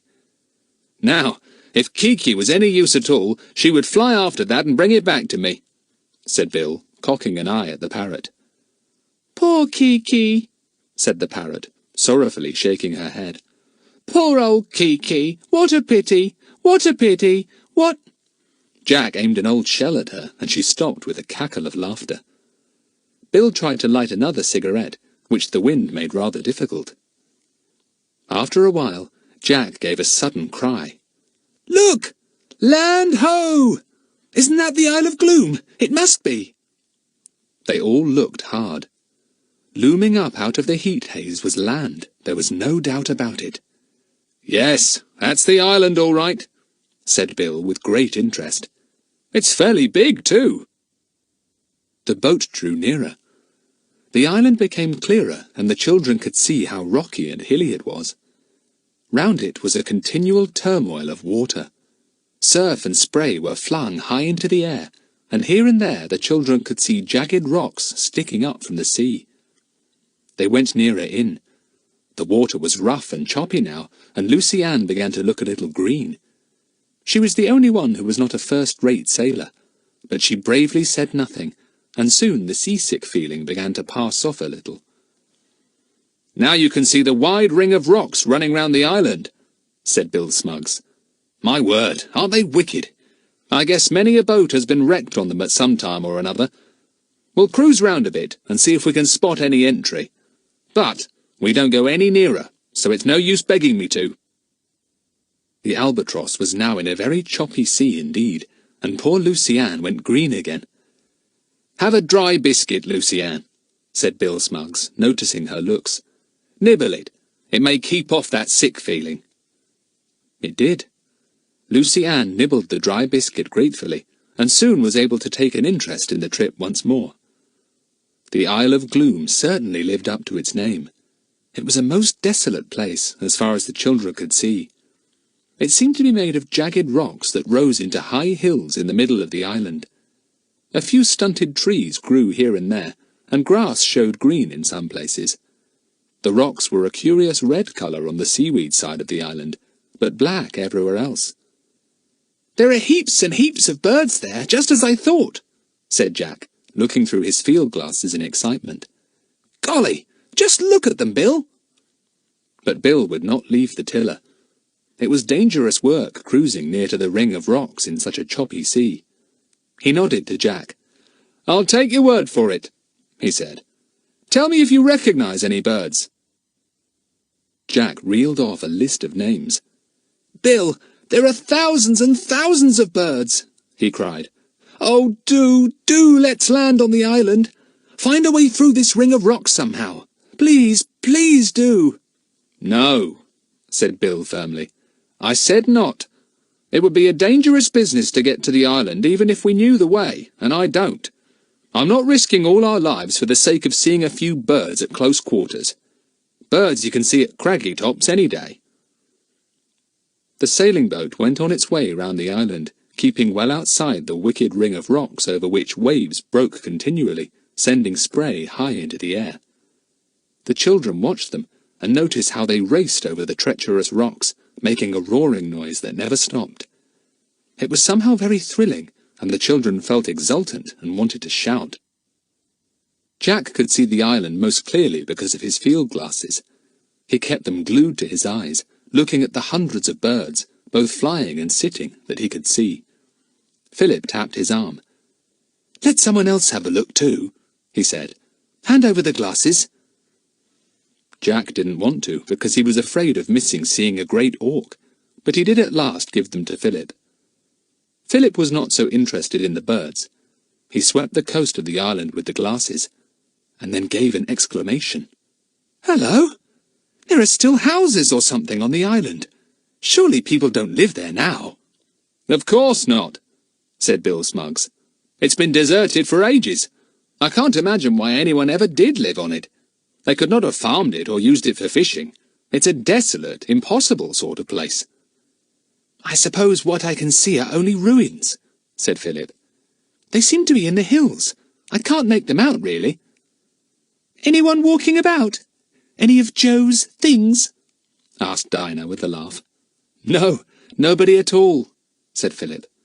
"Have a look through the glasses, Dinah, and then Lucy Ann. I don't wonder it's called the Isle of Gloom.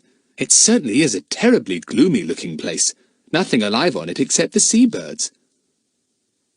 The girls had a turn of looking through the glasses too. They didn't like the look of the island at all. It was ugly and bare, and had an extraordinary air of forlornness about it. The sailing boat went all round the island, keeping well outside the rocks that guarded it. The only place where there might conceivably be an entrance between the rocks was the spot to the west. Here the sea became less choppy, and although spray was flung up high, the children could see no rocks on the surface. The spray was flung by waves racing over rocks nearby. "I bet that's the only entrance to the island," said Jack. "Well, we're not going to try it," said Bill Smuggs at once. "I'm going to leave the island now and head for calmer water. Then we'll take down the sail and have our tea, bobbing gently about instead of tossing and pitching like this. Poor Lucy Ann keeps on turning green." Jack took a last look through his glasses, and gave such a shout that Dinah nearly overbalanced, and Kiki fell off her perch above. "Whatever is it?" said Bill Smuggs, startled. "A great auk!" yelled Jack, the glasses glued to his eyes. "It is! It is! An enormous bird, with small wings close to its sides, and a big razor-like bill! It's a great auk!" Bill gave the tiller to Jack for a moment and took the glasses. But he could see no great auk, and he handed them back to the excited boy, whose green eyes were gleaming with joy. "I expect it's one of the razor bills," he said. "The great auk is much like a big razor bill, you know. You've let your wish be father to the thought, old man. That wasn't a great auk, I'll be bound." But Jack was absolutely convinced that it was.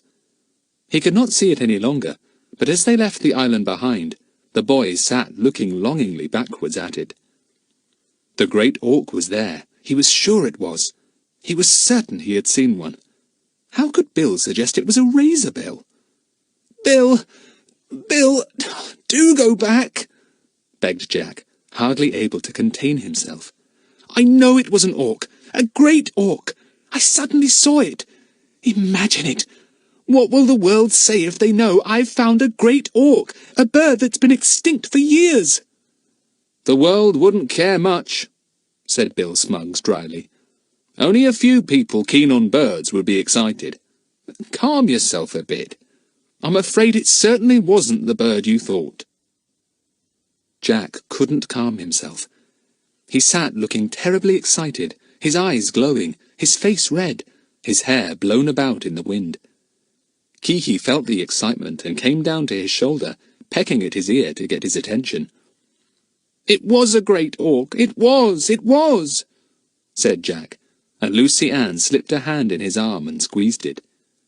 She too was sure it was a great auk, and anyway, she wasn't going to spoil her brother's pleasure by saying that it wasn't.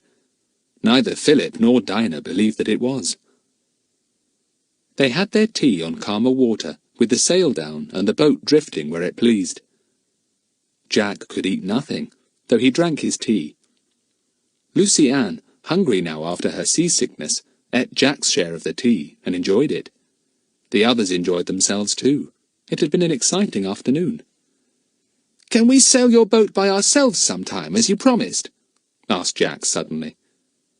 Bill Smuggs looked at him sharply. "Only if you promise not to go very far out," he said. "No rushing off to find the great auk on the Isle of Gloom, you know." As this was the idea at the back of Jack's mind, the boy went red at once. "All right," he said at last. "I promise not to go to the Isle of Gloom in your boat, Bill. But may we really go out by ourselves other days?" "Yes, you may," said Bill. "I think you really know how to manage the boat all right, and you can't come to much harm if you choose a calm day." Jack looked pleased. A dreamy expression came over his face. He knew what he meant to do. He would keep his word to Bill Smuggs. He would not go to the Isle of Gloom in Bill's boat. But he would go in someone else's. He would practice sailing and rowing in Bill's boat, and as soon as he was absolutely sure of handling it, he would borrow Joe's boat and go to the island in that. This was a bold and daring plan. But Jack was so thrilled at the idea of finding a great auk, when everyone else thought it was extinct, that he was willing to run any risk to get to the island. He was sure he could find the entrance to the ring of rocks. He would furl the sail when he got near the rocks and do some rowing. Joe's boat was big and heavy, but Jack thought he could manage it well enough. He said nothing to the others whilst Bill was there. Bill mustn't know. He was jolly and kind and a good friend, but he was a grown-up, and grown-ups always stopped children doing anything risky. So Jack sat in the rocking boat and thought out his daring plan, not hearing the others' remarks or teasing. "He's gone off to the island to see his great auk," said Dinah with a laugh. "Poor old Jack! That bird has quite taken his appetite away," said Philip. "Wake up," said Bill, giving Jack a nudge. "Be a little sociable." After tea they decided to row back, taking it in turns. Bill thought it would be good for them to have some exercise, and the children enjoyed handling the oars. Jack rowed vigorously, thinking that it was good practice for the time when he would go to the island. "Well, here we are, safely back again," said Bill as the boat came to shore. The boys jumped out and pulled it in. The girls got out, bringing the thermos flask with them. Bill pulled the boat up the shore. "Well, goodbye," he said. "We've had a fine time. Come along tomorrow if you like, and I'll let you have a shot at taking the boat out by yourselves." "Oh, thanks!" cried the children, and Kiki echoed the words too. "Oh, thanks!" she said. "Oh, thanks! Oh, thanks! Oh, thanks!" "Be quiet," said Philip with a laugh, but Kiki chanted the words all the way home. "Oh, thanks! Oh, thanks! Oh, thanks! Oh, thanks!" "Did you have a nice afternoon?" asked Aunt Polly when they went into the house. "Lovely," said Dinah. "Is your headache better, Aunt Polly?" "Not much," said her aunt, who looked pale and tired. "I think I'll go to bed early tonight, if you'll take your uncle's supper in to him instead of me, Dinah." "Yes, I will," said Dinah, not liking the task very much, for she was rather afraid of her learned and peculiar uncle. Joe came in at that moment and stared at the 4 children. "Where you been?" he asked gruffly. "And where did you go this morning, after you went into the caves?" "We came up to the house," said Philip, putting on a surprised expression that infuriated Joe. "Didn't you see us? And we've just come back from a picnic, Joe. Why all this concern for our whereabouts? Did you want to come with us?" Joe made an angry noise, at once copied by Kiki, who then cackled out her maddening laughter. Joe gave the parrot a look of hatred and stalked out. "Don't tease him," said Aunt Polly wearily. "He's really getting lazy. He never came near the house all the morning. Well, I'm going to bed." "Jack, you help me with Uncle Jocelyn's tray," said Dinah when the supper was ready. "It's heavy. Philip's gone off somewhere as usual. He always disappears when there's any job to be done." Jack took the heavy tray and followed Dinah as she led the way to her uncle's study. She knocked on the door. A voice grunted, and Dinah imagined it said, "Come in." They went in, Kiki on Jack's shoulder as usual. "Your supper, Uncle," said Dinah. "Aunt Polly's gone to bed. She's tired." "Poor Polly! Poor dear Polly!" said Kiki in a pitying tone. Uncle Jocelyn looked up, startled. He saw the parrot and picked up a paperweight. Kiki at once flew out of the door, and Uncle Jocelyn put the paperweight down again. "Keep that parrot out," he said grumpily. "Interfering bird. Put the tray down there. Who are you, young man?" "I'm Jack Trent," said Jack, surprised that anyone could be so forgetful. "You saw me and my sister Lucy Ann the day we came here, sir. Don't you remember?" "Too many children in this house," said Uncle Jocelyn in a grumbling tone. "Can't get any work done at all." "Oh, Uncle, you know we never disturb you," said Dinah indignantly. Uncle Jocelyn was bending over a big and very old map. Jack glanced at it. "Oh," he said, That's a map of part of this coast, and that's the Isle of Gloom, isn't it, sir?" He pointed at the outline of the island, drawn carefully on the big map. Uncle Jocelyn nodded. "Have you ever been there?" asked Jack eagerly. "We saw it this afternoon, sir." Never been there, and don't want to go either, said Uncle Jocelyn surlily. "I saw a great auk there this afternoon," said Jack proudly. This did not impress Uncle Jocelyn at all. "Nonsense," he said. "Birds been extinct for ages. You saw a razorbill. Don't be foolish, boy." Jack was annoyed. Only Lucy-Anne paid any attention to his great discovery, and she, he knew, would have believed him if he had said he had seen Santa Claus on the island. He stared sulkily at the untidy, frowning old man. Uncle Jocelyn stared back. "Could I see the map, please?" asked Jack suddenly, thinking that he might possibly see marked on it the entrance between the rocks. "Why, are you interested in that sort of thing?" asked Uncle Jocelyn, surprised. "I'm very interested in the Isle of Gloom," said Jack. "Please, may I see the map, sir?" "I've got a bigger one somewhere, showing only the island in great detail," said Uncle Jocelyn, quite pleased now to think that anyone should be interested in his maps. "Let me see, where is it?" Whilst he went to look for it, Jack and Dinah had a good look at the big map of the coast. There, lying off it, ringed by rocks, was the Isle of Gloom. It had a queer shape, rather like an egg with a bulge in the middle of one side, and its coast was very much indented. It lay almost due west of Craggy Tops. Jack pored over the map, feeling terribly excited. If only Uncle Jocelyn would lend it to him. "Look," he said to Dinah in a low voice. "Look! The ring of rocks is broken just there. See? I bet it's where I imagined the entrance was this afternoon.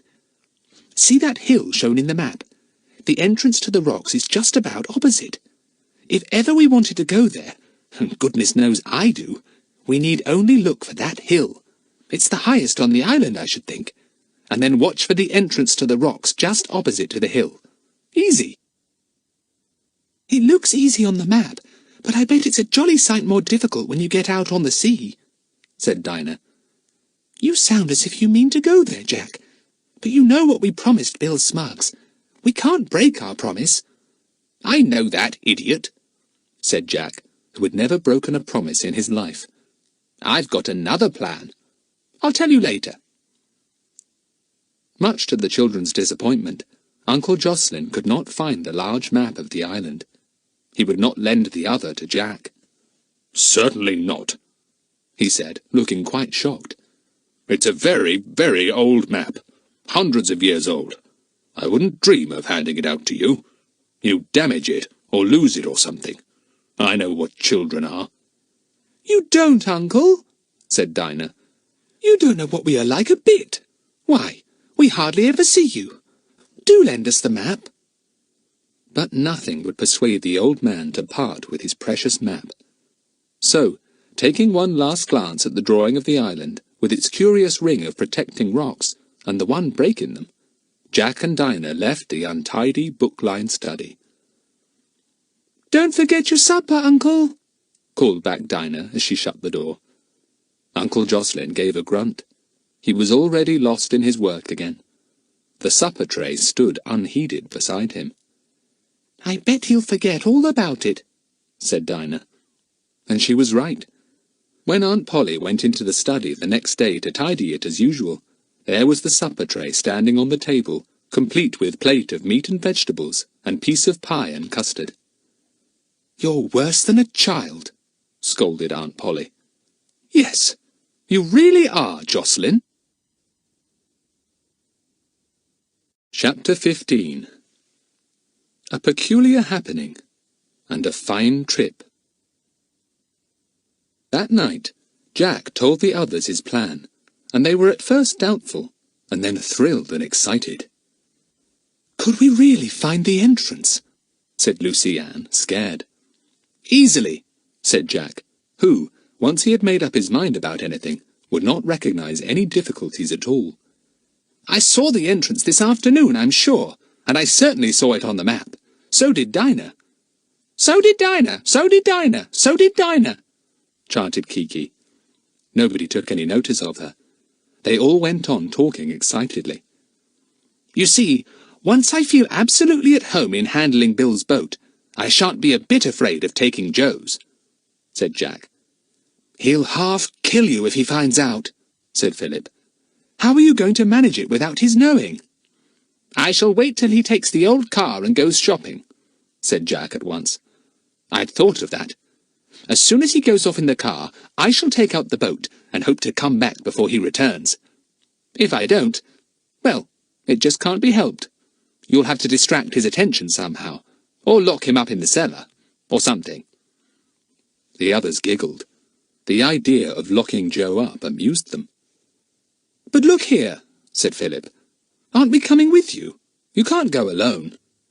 I'm not taking the girls, said Jack firmly. I don't mind any risk myself, but I won't risk everyone. I'd better take you, Philip. I don't want you to take risks, said poor Lucy Ann, with tears in her eyes. Don't be such a baby, said Jack. Why can't you be like Dinah and not worry about me when I want to do something? Dinah doesn't bother about Philip taking risks, do you, Dinah? No, said Dinah, well aware that Philip could take very good care of himself. All the same, I wish we could come. Lucy Ann blinked back her tears. She didn't want to spoil things for Jack, but really, it was awful to think he might be wrecked or drowned. She wished with all her heart that great auks had never existed. If they hadn't existed, they couldn't be extinct, and if they hadn't been extinct, there wouldn't be all this excitement about finding one again.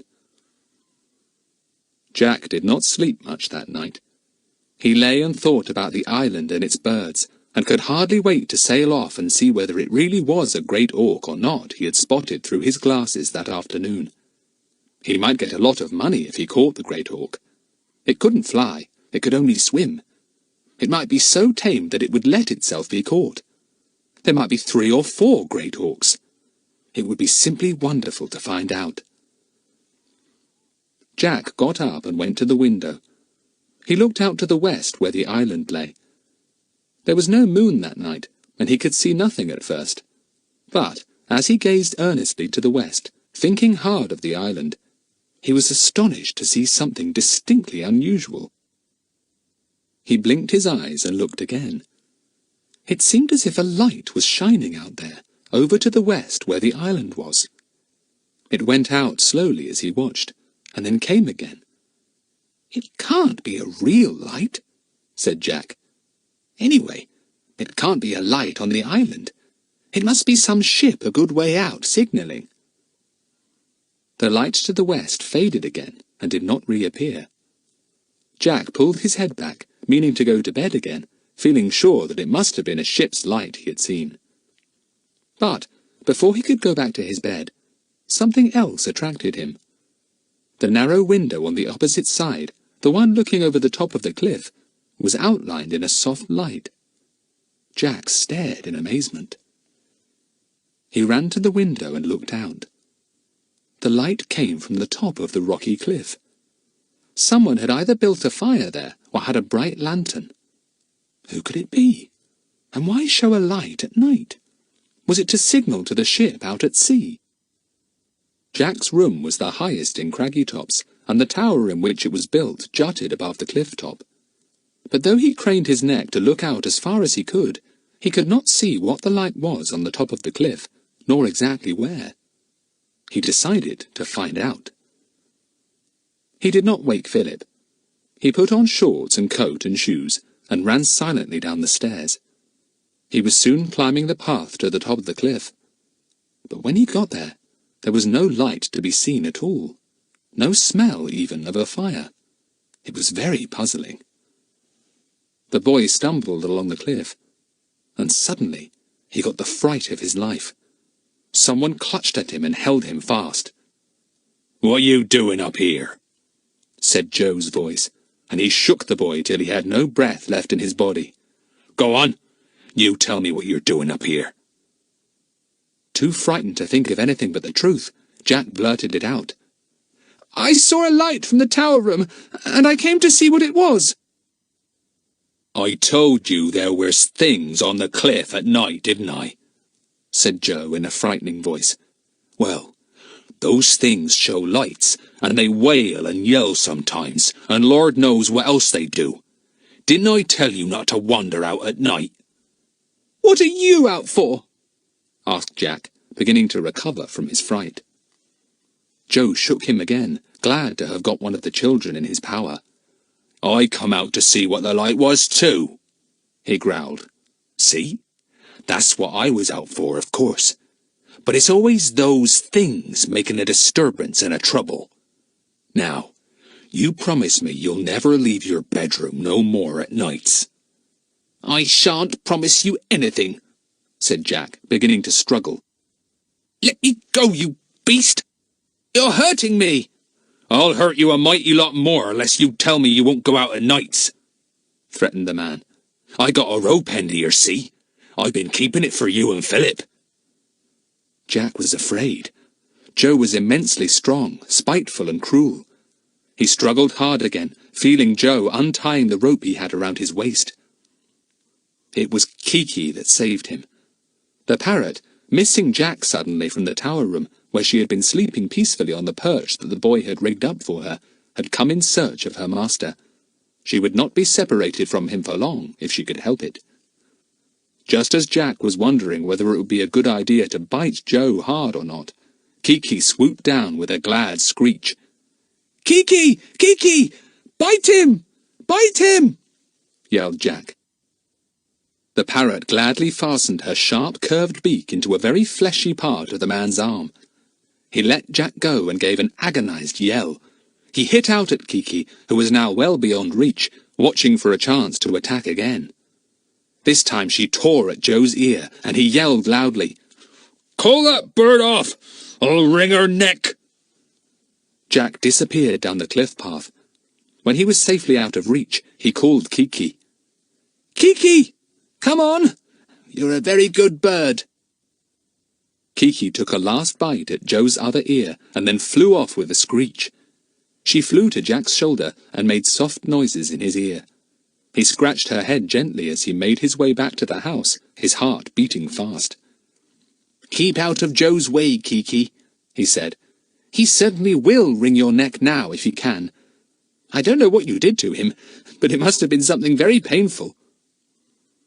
Jack woke up Philip and told him what had happened. "I expect the light was from a ship at sea," he said, "but I don't know what the other light was.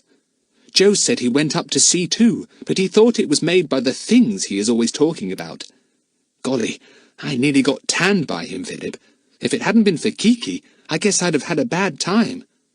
"Good old Kiki," said Philip, and Kiki repeated his words in delight.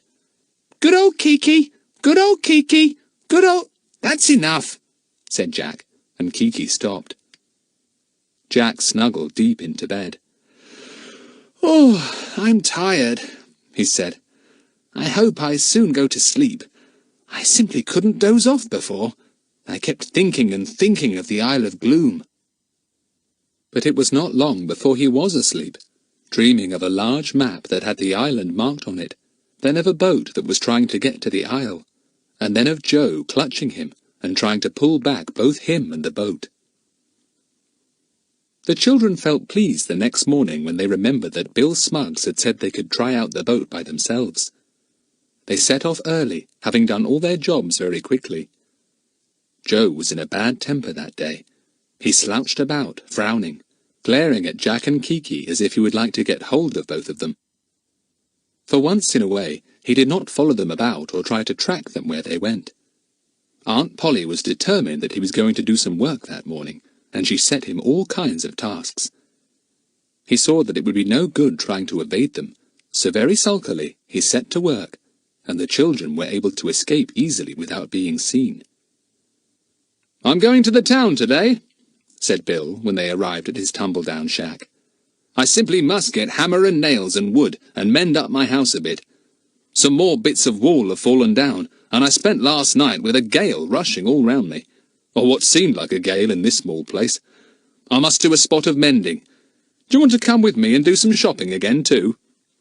"No, thank you," said Jack at once. "We would rather go out in the boat, please, Bill. It's quite a calm day. We will be very careful." "You'll remember your promise, of course," said Bill, and looked at Jack sharply. The boy nodded. "I won't go far out," he said, and the others said the same.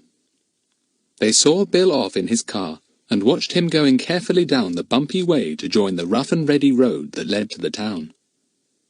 Then they went to get the boat. Bill had left it out on the rocks in its hiding place. The children had not discovered why he liked to keep it there, but they imagined that he did not want it stolen when he was away from the place. They had to swim out to it, wrapping their dry clothes in an oilskin bag that Bill lent them for the purpose. Philip towed it behind him. They reached the rocks and made their way over them to the flattish stretch where the boat was hauled up, well out of reach of the waves. They undid the oilskin bag and changed into dry things. They threw their bathing suits into the boat and then pulled her down to the water. The sea was deep around the rocks, and the boat slid neatly in, with hardly a splash. The children piled into her, and the two boys took the oars. With a little trouble, they rowed the big boat away from the rocks and out into open water. Then they faced the task of putting up the sail without Bill Smuggs to help them. "Oh, it ought to be easy enough to us," panted Jack, tugging at various ropes. "We did it yesterday by ourselves." But yesterday, Bill had shouted directions at them. Now there was no one to help them if they got into a muddle. Still, they did get the sail up after a time. Dinah was nearly knocked overboard, but just managed to save herself. She was very angry.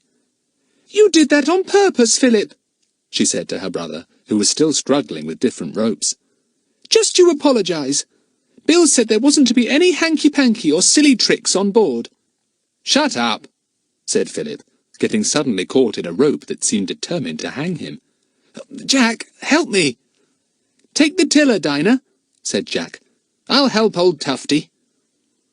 But it was Dinah who, suddenly seeing that Philip was indeed in difficulties, came to his rescue and untangled him.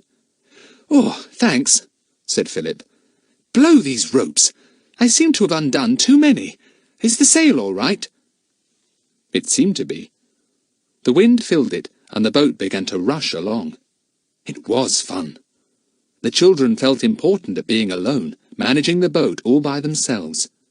It was, after all, a very big boat for children to sail. Jack looked across the water to where the Isle of Gloom loomed up. One day he would go there, land on it, look around, and goodness knows what he might find. A picture of the great Auk rose in his mind, and in his excitement he jibbed the boat round, and the sail swung across, almost knocking off the heads of the crouching children. "Idiot!" said Philip indignantly.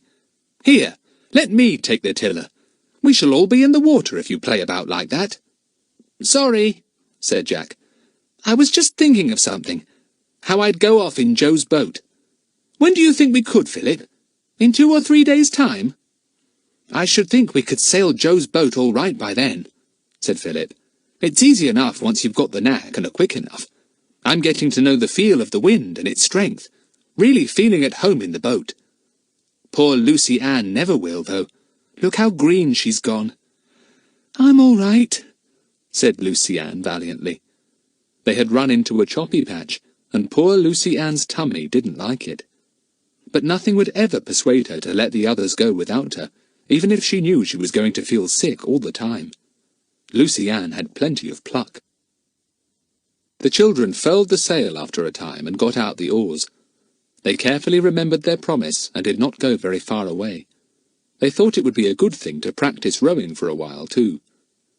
So all of them took turns, and soon they could pull the boat along well and make it go any way they liked, even without the rudder. Then they put up the sail once more and sailed to shore, feeling very proud of themselves. When they came near the shore, they saw Bill Smuggs waving to them. He had already come back. They sailed into the beach and pulled in the boat. "Good," said Bill. "I was watching you out at sea. You did very well. Have another go tomorrow." "Oh, thanks," said Jack. "I suppose we couldn't have a try this afternoon too, could we? Dinah and Lucy-Ann wouldn't be able to because they've got to do something for Aunt Polly, but Philip and I could come."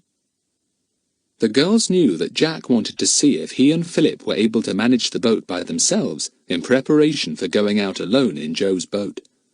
So they said nothing, much as they would have liked to join in, and Bill Smuggs said yes, the boys could go along that afternoon if they liked.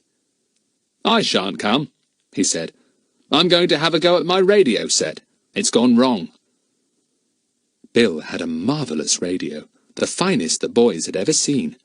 It was set at the back of the old hut, and there was no station that Bill could not get. He would not allow the boys to tamper with it at all.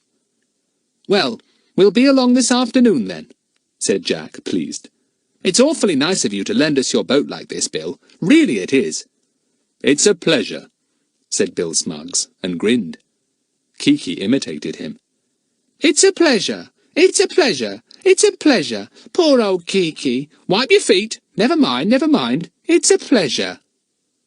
"Oh, that reminds me," said Jack, remembering his strange experience of the night before. "Bill, listen to this." He went off into a long account of his adventure on the cliff with Joe, and Bill Smuggs listened with the greatest attention. "So you saw lights," he said, "out at sea and on the cliff. Very interesting. I don't wonder you wanted to look into the matter. Joe apparently had the same curiosity about them. Well, if I may give you a bit of advice, it's this. Don't get up against Joe more than you can help. I don't much like the sound of him. He sounds a dangerous sort of fellow." "Oh, he's just a bit grumpy and hates children and their games. But I don't think he'd really do us much harm," said Philip. "He's been with us for years." "Really?" said Bill, interested. Well, I expect your people would have a hard job to get anyone in Joe's place if he went. All the same, beware of him." The boys went off with the two girls. Philip was rather inclined to laugh at Bill's warning, but Jack took it to heart. He had not forgotten his fear the night before when the handyman had caught him. "I think Bill's right somehow," thought Jack with a little shiver. "Joe could be a very dangerous sort of fellow." Chapter 16. Strange Discoveries. The next 3 days, the children worked hard at rowing and sailing until they were perfectly at home in Bill's boat and could handle it almost as well as Bill. He was pleased with them. "I must say I do like to see children sticking to things, even if it means hard work," he said. "Even old Kiki has stuck to it too, sitting on the sail, overbalancing half the time, but not dreaming of letting you go by yourselves. And as for Lucy-Ann, she's the best of the lot, because she has to fight seasickness a good part of the time." That afternoon, having first seen that Joe was safely in the yard at the back of the house, pumping up water from the deep well there, the children went to examine Joe's boat carefully, to see if they could possibly handle it themselves. They stood and looked at it bobbing on the water. It was bigger than Bill's, but not very much. They felt certain they would be all right in it. "It's a pity Kiki can't row," said Jack. "She could take the third pair of oars and we could get along fine." "Fine," said Kiki. "Fine. God save the Queen." "Idiot," said Philip affectionately. He was as fond of Kiki as Jack and Lucy-Ann were, and the bird went to him readily. "I say, Freckles, I wonder when Joe is going to town again. I'm longing to try my hand at the boat. Aren't you?" "I should just think so," said Jack. "I keep on and on thinking of that great auk I saw. I shan't be happy till I've seen it close to." "Bet you won't find it," said Philip. "It would be awfully funny if you did, though, and came back with it cradled in your arms. Wouldn't Kiki be jealous?" To the children's delight, Aunt Polly announced that Joe was going shopping the next day. "So if you want anything, you must tell him," she said. "He has a long list of things to get for me. You can add anything you want to it, and give him the money." They put down a new torch battery on the list. Dinah had left her torch on one night, and the battery was now no use. She must have a new one. Jack added another roll of film. He had been taking photographs of the seabirds round Craggy Tops, and now wanted a new film to take to the Isle of Gloom with him. They waited anxiously for Joe to depart the next day. He seemed irritatingly slow. He started up the car at last and backed it out of the tumble-down shed where it lived. "Now don't you children get into mischief while I'm gone," he said, his sharp eyes watching them suspiciously. Perhaps he sensed that they were wishing him to be gone for reasons of their own. "We never get into mischief," said Philip. "Have a good time, and don't hurry back." Joe scowled, put his foot on the accelerator, and shot off at his usual breakneck speed. "Can't think how the old car stands those bumps and jerks," said Philip, watching it go across the cliff and disappear down to the road on the other side. "Well, he's gone. Now, what about it? Our chance has come." In great excitement, the children ran down to the beach and made their way to the big boat. The boys got in. Dinah untied the rope and gave it a push. "Take care of yourselves," called Lucy Ann anxiously, longing to jump into the boat with them. "Do take care of yourselves." "Okay," yelled back Jack, and Kiki echoed the word. "Okay, okay, okay. Shut the door and wipe your feet." The girls watched the boys rowing hard, and then saw them put up the sail as soon as they were out on the open sea. There was a good wind, and they were soon moving along at a fine speed. "Off to the Isle of Gloom," said Lucy Ann. "Well, I hope Jack brings back the great auk." "He won't," said Dinah, whose common sense told her that it would indeed be a miracle if he did. "Well, I hope they find the entrance to those awful rocks all right. They seem to be managing the boat well, don't they?" "Yes," said Lucy Ann, straining her eyes to follow the boat, which was now becoming difficult to see, owing to a haze over the water. The Isle of Gloom could not be seen at all. "Oh dear, I do hope they'll get on well." The boys were having a fine time. They found that although Joe's boat was heavier and more awkward to manage than Bill's, it was not really difficult. There was quite enough wind, and they were simply rushing through the water. It was most exhilarating to feel the up-and-down movement, and to hear the wind in the taut sail, and see the waves racing by. "Nothing like a boat," said Jack happily. "One day I'll have one of my own." "They cost a lot of money," said Philip. "Well, I'll make a lot then," said Jack. "Then I'll buy a fine boat of my own and go sailing off to distant islands inhabited by nothing but birds, and won't I have a marvellous time?" "I wish we could see the island," said Philip. "This haze is a nuisance. I hope we're going in the right direction." Before they saw the island, they heard the thundering of the waves on the ring of rocks around it. Then, quite suddenly, after what seemed a very long time, the island loomed up, and the boys felt the spray from the breaking waves falling finely around them. "Look out! We're heading straight for the rocks!" cried Philip in alarm. "Take down the sail! We'll have to row! We can't manage the boat in this wind! It's got too strong! She's going too fast!" They took down the sail, got out the oars, and began to row. Jack tried to see the high hill, but it was much more difficult to spot the hill in reality than it had been to see it on the map. The hill seemed more or less the same size. The boys rowed round the ring of rocks, keeping well out of reach of the current that swept towards the island. "There's a high hill!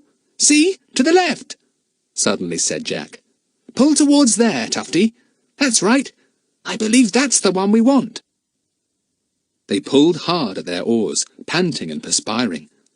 Then, as the hill came right into view, the boys saw, to their delight, a gap in the ring of rocks. A narrow gap, it is true, but decidedly an opening through which a boat might pass. "Now careful," warned Philip. "This is the tricky bit. Watch out. We may get swung off our course and run into the rocks. And anyway, although there are none showing just there in the gap, there might be some just below the water that would rip the bottom from our boat. Careful, Freckles, careful." Jack was very careful. Everything depended on getting safely through the gap. The boys, their faces strained and anxious, rowed cautiously. Kiki didn't say a word. She knew that the boys were worried. The gap or passage was narrow but long. It was anxious work getting the boat through. Various strong currents seemed to be doing their best to drive her to this side or that, and once the boys felt the bottom being scraped by some rock that was not far below the water. "Oh, that was a narrow shave," said Philip in a low voice. "Did you hear that nasty scrape?" "I felt it too," said Jack. "Hello. We seem to be all right now. I say, how marvellous, Tufty! We're in a channel of perfectly calm water." Beyond the rim of rocks was a channel or moat of brilliant blue, calm water, gleaming in the summer sun. It was strange to see it after the turbulence of the waves that raced over the rocks. They could hear the thunder of these still. "Not far to the island now," said Philip, thrilled. "Come on. Oh, I'm frightfully tired. At least my arms are. But we simply must get to land. I'm longing to explore." They looked about for a good landing place. The island was very rocky indeed, but in one place there was a tiny cove where sand gleamed. The boys decided to land there. It was quite easy to land and haul the boat a little way up the beach, though it took all the boys' strength to pull it up. But Bill had shown them the knack of hauling, and soon they were free to explore the deserted island. They climbed the rocky cliff behind the little cover, and gazed over that side of the Isle of Gloom. It was the number of birds that first took the boys' attention. There were thousands upon thousands, all kinds, all sizes, all shapes. The noise they made was tremendous. They took little notice of the boys, who stood watching them in wonder. But they were not as tame as they had hoped.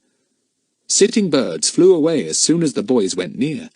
They seemed as wild as those at Craggy Tops. Jack was disappointed. "Funny," he said. "I always thought that birds on a deserted island where no men ever came were completely tame. It says so in all my books, anyway. These are quite wild. They won't let us go really near them." There were a few trees to be seen, and what there were grew in sheltered spots, bent over sideways by the wind that blew across the island. Underfoot was a kind of wiry grass which grew in tufted patches here and there. But even that did not grow everywhere, and the bare rock thrust up in many places. The boys left the cliff and walked inland, the cries of the thousands of birds in their ears. They made their way towards the hill that towered up in the centre of the isle. "I want to see what those funny buildings are that I saw through the glasses," said Jack, remembering. "And oh dear, I do want to find a great auk. I haven't seen a sign of one yet. I keep on looking and looking." Poor Jack was in a terrible state of excitement, expecting to see a great auk at any moment, and instead, seeing all kinds of birds he had already seen at Craggy Tops. It was disappointing. He hadn't expected to see a procession of great auks, but one, just one, would have been marvellous. There were plenty of big razorbills with their curiously shaped beaks, plenty of skuas, gulls, cormorants, and other birds. It was a paradise of seabirds, and Jack was lost in wonder at the number of them. How he would like to spend a few days on this island, watching and taking photographs. They came to the hills and found a pass between them. Here there was more grass and a few tiny wild flowers, sea pinks and others. 1 or 2 stunted birches grew on the hillsides. Between the hills lay a small valley, and in it was a stream, running off into the sea on the other side of the island. The boys went to have a look at it because it seemed rather a curious colour. It certainly was a strange colour. "Sort of bright bluey green," said Jack, puzzled. "I wonder why. I say, look! There are those queer buildings up on that hill. And do you notice, Tufty, how the rocks change in colour here? They are not black any more, but green, and some of them look like sandstone. It's queer, isn't it?" "I don't think I like this island much," said Philip with a shudder. "It feels lonely and odd, and sort of bad. "You've been listening to old Joe's tales too much," said Jack with a laugh, though he himself did not like the feel of the island either. It was so mournful and desolate, and the only sounds to be heard so far inland were the incessant cries of the sea-birds circling overhead. They climbed halfway up a hill to see the buildings. It was difficult to make out what they were so old and broken down, not much more than heaps of stones or rocks. They did not look as if they ever could have been places to live in. And then, close to one of these buildings, Philip discovered something strange. He called Jack in excitement. "I say, come and look here! There's a terrific hole going right down into the earth, simply terrifically deep." Jack ran over to the hole and peered down it.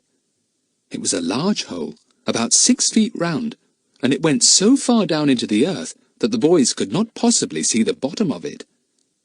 "What's it for?" said Philip. "Is it a well, do you think?" The boys dropped a stone down to see if they could hear a splash, but none came. Either it was not a well, or it was so deep that the sound of the splash could not be heard.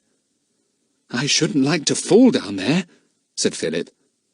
"Look, there's a ladder going down, awfully old and broken, but still, a ladder." "It's a mystery," said Jack, puzzled. "Let's go and look around a bit. We might find something to help us clear up such a peculiar problem. A shaft going down into the depths of the earth in a lonely island like this. Whatever was it made for?" Chapter 17. Joe is angry. To the boys' intense surprise, they found more of the deep, narrow holes, all of them near the curious old buildings. "They can't be wells," said Jack. "That's impossible. No one would want so many. They must be shafts, sunk down deep into the earth here for some good reason." "Do you think there were mines?" asked Philip, remembering that coal mines always had shafts bored down through the earth so that men might go down and get the coal. "Do you think there are old mines here? Coal mines, for instance?" "No, not coal," said Jack. "I can't imagine that. We'll have to find out. I expect your uncle knows. Wouldn't it be exciting if it was a gold mine? You never know." "Well, it must have been worked out hundreds of years ago," said Philip. "There wouldn't be any gold left now, or it would still be worked. I say, shall we go down and see what there is to be seen?" "I don't know," said Jack doubtfully. "The old ladders aren't much good, are they? We might fall hundreds of feet down, and that would be the end of us." "What a pity, what a pity," remarked Kiki. "Yes, it would be a pity," said Philip with a grin. "Well, perhaps we'd better not. Hello! Here's another shaft, Jack. A bit bigger one." The boys peered down this big one. It had a much better ladder than the others. They went down it a little way, feeling very daring. They soon came up again, for they did not like the darkness and the shut-in feeling. And then they made a discovery that surprised them even more than the shafts. Not far off, piled under an overhanging bit of rock, were some empty meat and fruit tins. This was such an extraordinary find that the boys could hardly believe their eyes. They stood and stared at the tins, and Kiki flew down to inspect them to see if there was anything left to eat. "Where do you suppose those came from?" asked Jack at last. "What a queer thing! Some are very rusty, but others seem quite new. Who could come to this island, and why, and where do they live?" "It's a mystery," said Philip. "Let's have a jolly good look all round whilst we're here, and see if we can find anyone. Better go carefully, because it's quite plain that whoever lives here doesn't want it known." So the boys made a careful tour of the island, but saw nothing and nobody that could explain the mystery of the pile of tins. They wondered at the green rocks on the southward side of the island, and again puzzled over the green colour of the stream that ran into the sea there. There were many more birds on the seaward side, and Jack kept a sharp lookout for the great auk. but he did not see one, which was very disappointing. "Aren't you going to take any photos?" asked Philip. "You said you were. Hurry up, because we oughtn't to be much longer." "Yes, I'll take a few," said Jack, and hid behind a convenient rock to snap a few young birds. Then, having one more film left, a thought struck him. "I'll take a snap of that pile of tins," he said. "The girls mightn't believe us if we bring home such a queer tale, but they'll believe it all right if we show them the photo." So he snapped the pile of tins too, and then, with one last look down the big, silent shaft, the boys made their way back to the boat. There it lay, just out of reach of the water. "Well, let's hope we make as good a trip home as we did coming out," said Jack. "I wonder if Joe is back yet. I hope to goodness that the girls have dealt with him somehow if he is." They pulled the boat into the water and got in. They rowed over the smooth moat to the exit between the rocks, where spray was being sent high into the air from waves breaking on either side. They managed to avoid the rock that had scraped the bottom of the boat before, and rowed quite easily out of the passage. They had some trouble just outside, where the sea was very choppy indeed. The wind had changed a little, and the sea was rougher. They put up the sail and ran home in great style, exulting in the feel of the wind on their cheeks and the spray on their faces. As they got near the shore after their long run, they saw the two girls waiting for them, and they waved. Dinah and Lucy-Ann waved back. Soon the boat slid to its mooring place, and the boys got out and tied it up. "Did you find the great auk?" cried Lucy-Ann. "Is Joe back?" asked Philip. "You've been ages," said Dinah, impatient to hear everything. "We've had a fine adventure," said Philip. "Is Joe back?" All these questions were asked at the same moment. The most important one was Joe back? "Yes," said Dinah with a giggle. "He came back about an hour ago. We were watching for him. Luckily, he went straight down into the cellar with some boxes he'd brought back in the car, and we followed him. He opened that inner door and went into the back cellar with the boxes, and the cellar where the trapdoor is, and we remembered where you'd put the key of that door, got in, and locked him in. He's banging away there like anything." "Good for you," said the boys, pleased. "Now he won't know we've been out in his boat. But how on earth are we going to let him out without his knowing we've locked him in?" "You'll have to think of something," said Dinah. The boys walked up to the house, thinking hard. "We'd better slip down quietly and unlock the door when he's having a rest," said Philip at last. "He can't keep banging at the door forever. As soon as he stops for a bit of rest, I'll quietly put the key in the lock and unlock the door. Then I'll slip upstairs again. The next time he tries the door, it will open, but he won't know why." "Good!" said the others, pleased. It seemed a very simple way of setting Joe free without his guessing that it had anything to do with them. Philip took the key and went down into the cellar as quietly as he could. As soon as he got down there, he heard Joe hammering on the door. The boy waited till he had stopped for breath, and then pushed the big key quietly into the lock. He heard Joe coughing, and turned the key at the same moment, and then withdrew it. The door was unlocked now, and Joe could come out when he wanted to. Philip shot across the cellar to the steps, ran up them, out into the kitchen, and joined the others. "He'll be out in a minute," he panted. "Let's slip up onto the cliff, and as soon as we see Joe again, we'll walk down to the house, pretending we are just back from a walk. That will puzzle him properly." So they all ran up to the cliff, lay down on the top, and peeped over to see when Joe appeared.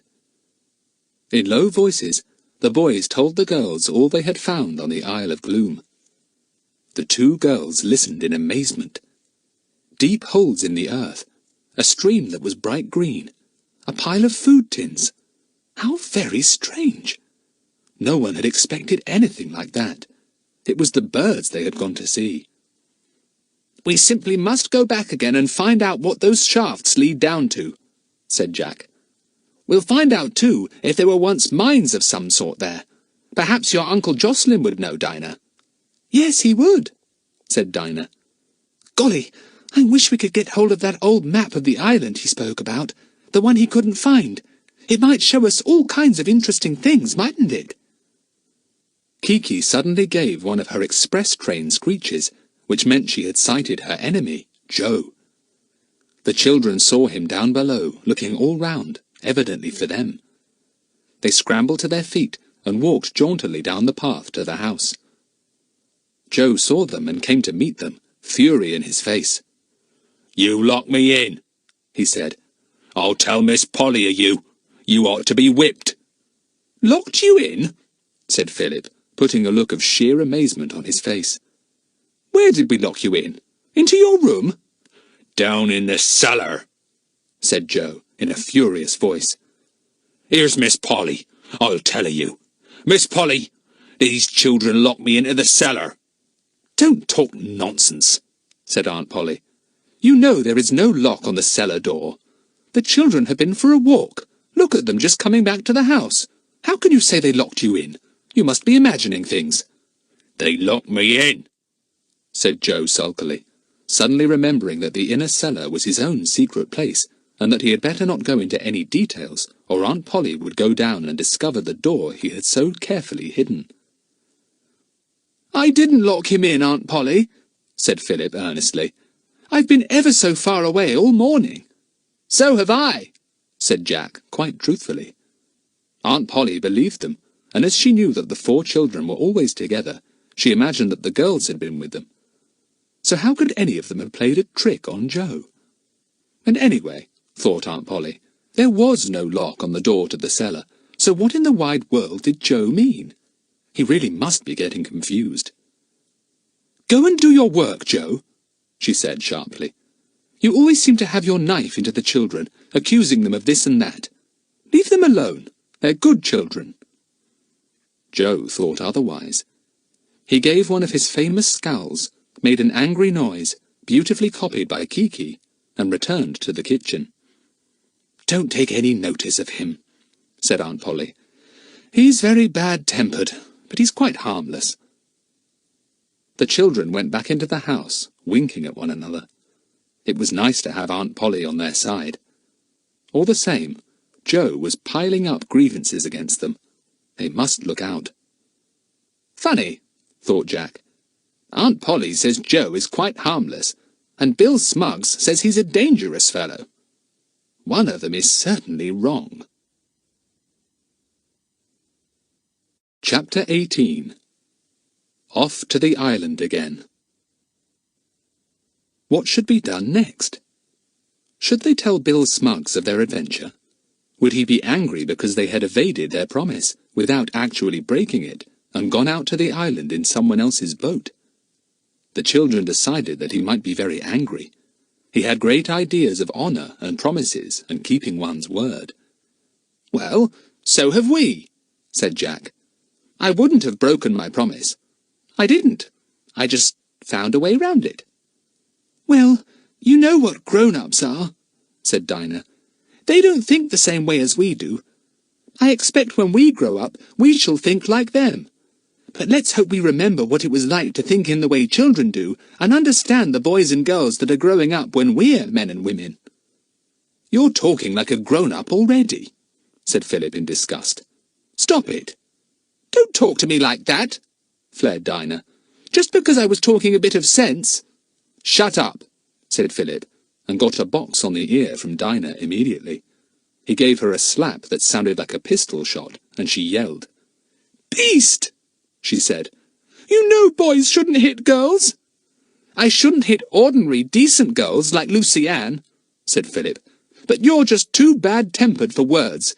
You ought to know by now that if you box my ears, you'll get a jolly good slap. Serves you right." "Jack, tell him he's a beast," said Dinah. But Jack couldn't help giving Dinah some advice. "You should keep your hands to yourself," he said to her. "You're so quick at dishing out earboxes, and you ought to know by now that Philip won't stand for it." Lucy Ann looked distressed. She hated these quarrels between the brother and sister. Philip put his hand into his pocket and pulled out a box in which he had kept an extraordinarily tame beetle for days. Dinah knew he meant to open the box and put the beetle close to her. She gave a scream and rushed out of the room. Philip put the box back into his pocket after letting the enormous beetle have a run on the table. Wherever he held out his finger, the beetle ran to it in delight. It really was amazing the way all creatures liked Philip. "You oughtn't to keep it in a box," said Lucy Ann. "I'm sure it hates it." "Well, watch then," said Philip, and put the box out on the table again. He opened it, took out the beetle, and put it at the other end of the big table. He put the box, with its lid a little way open, onto the middle of the table.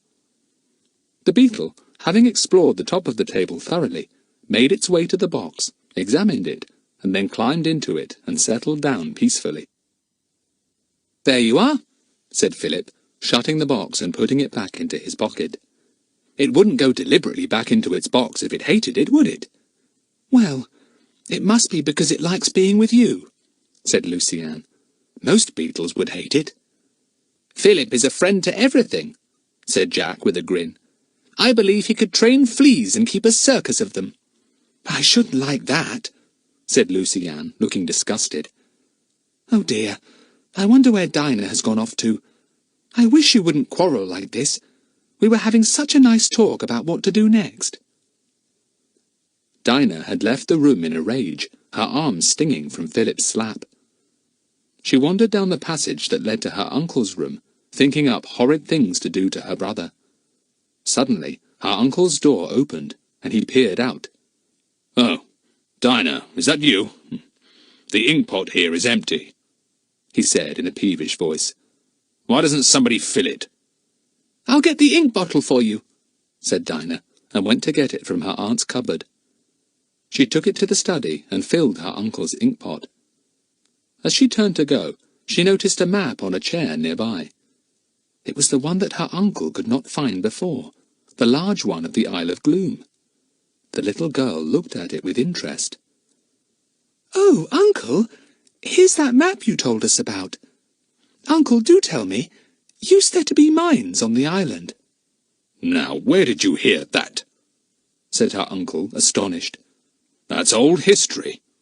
Yes, there used to be mines hundreds of years ago. Copper mines. Rich ones, too. But they were all worked out years ago. There's no copper there now." Dinah pored over the map.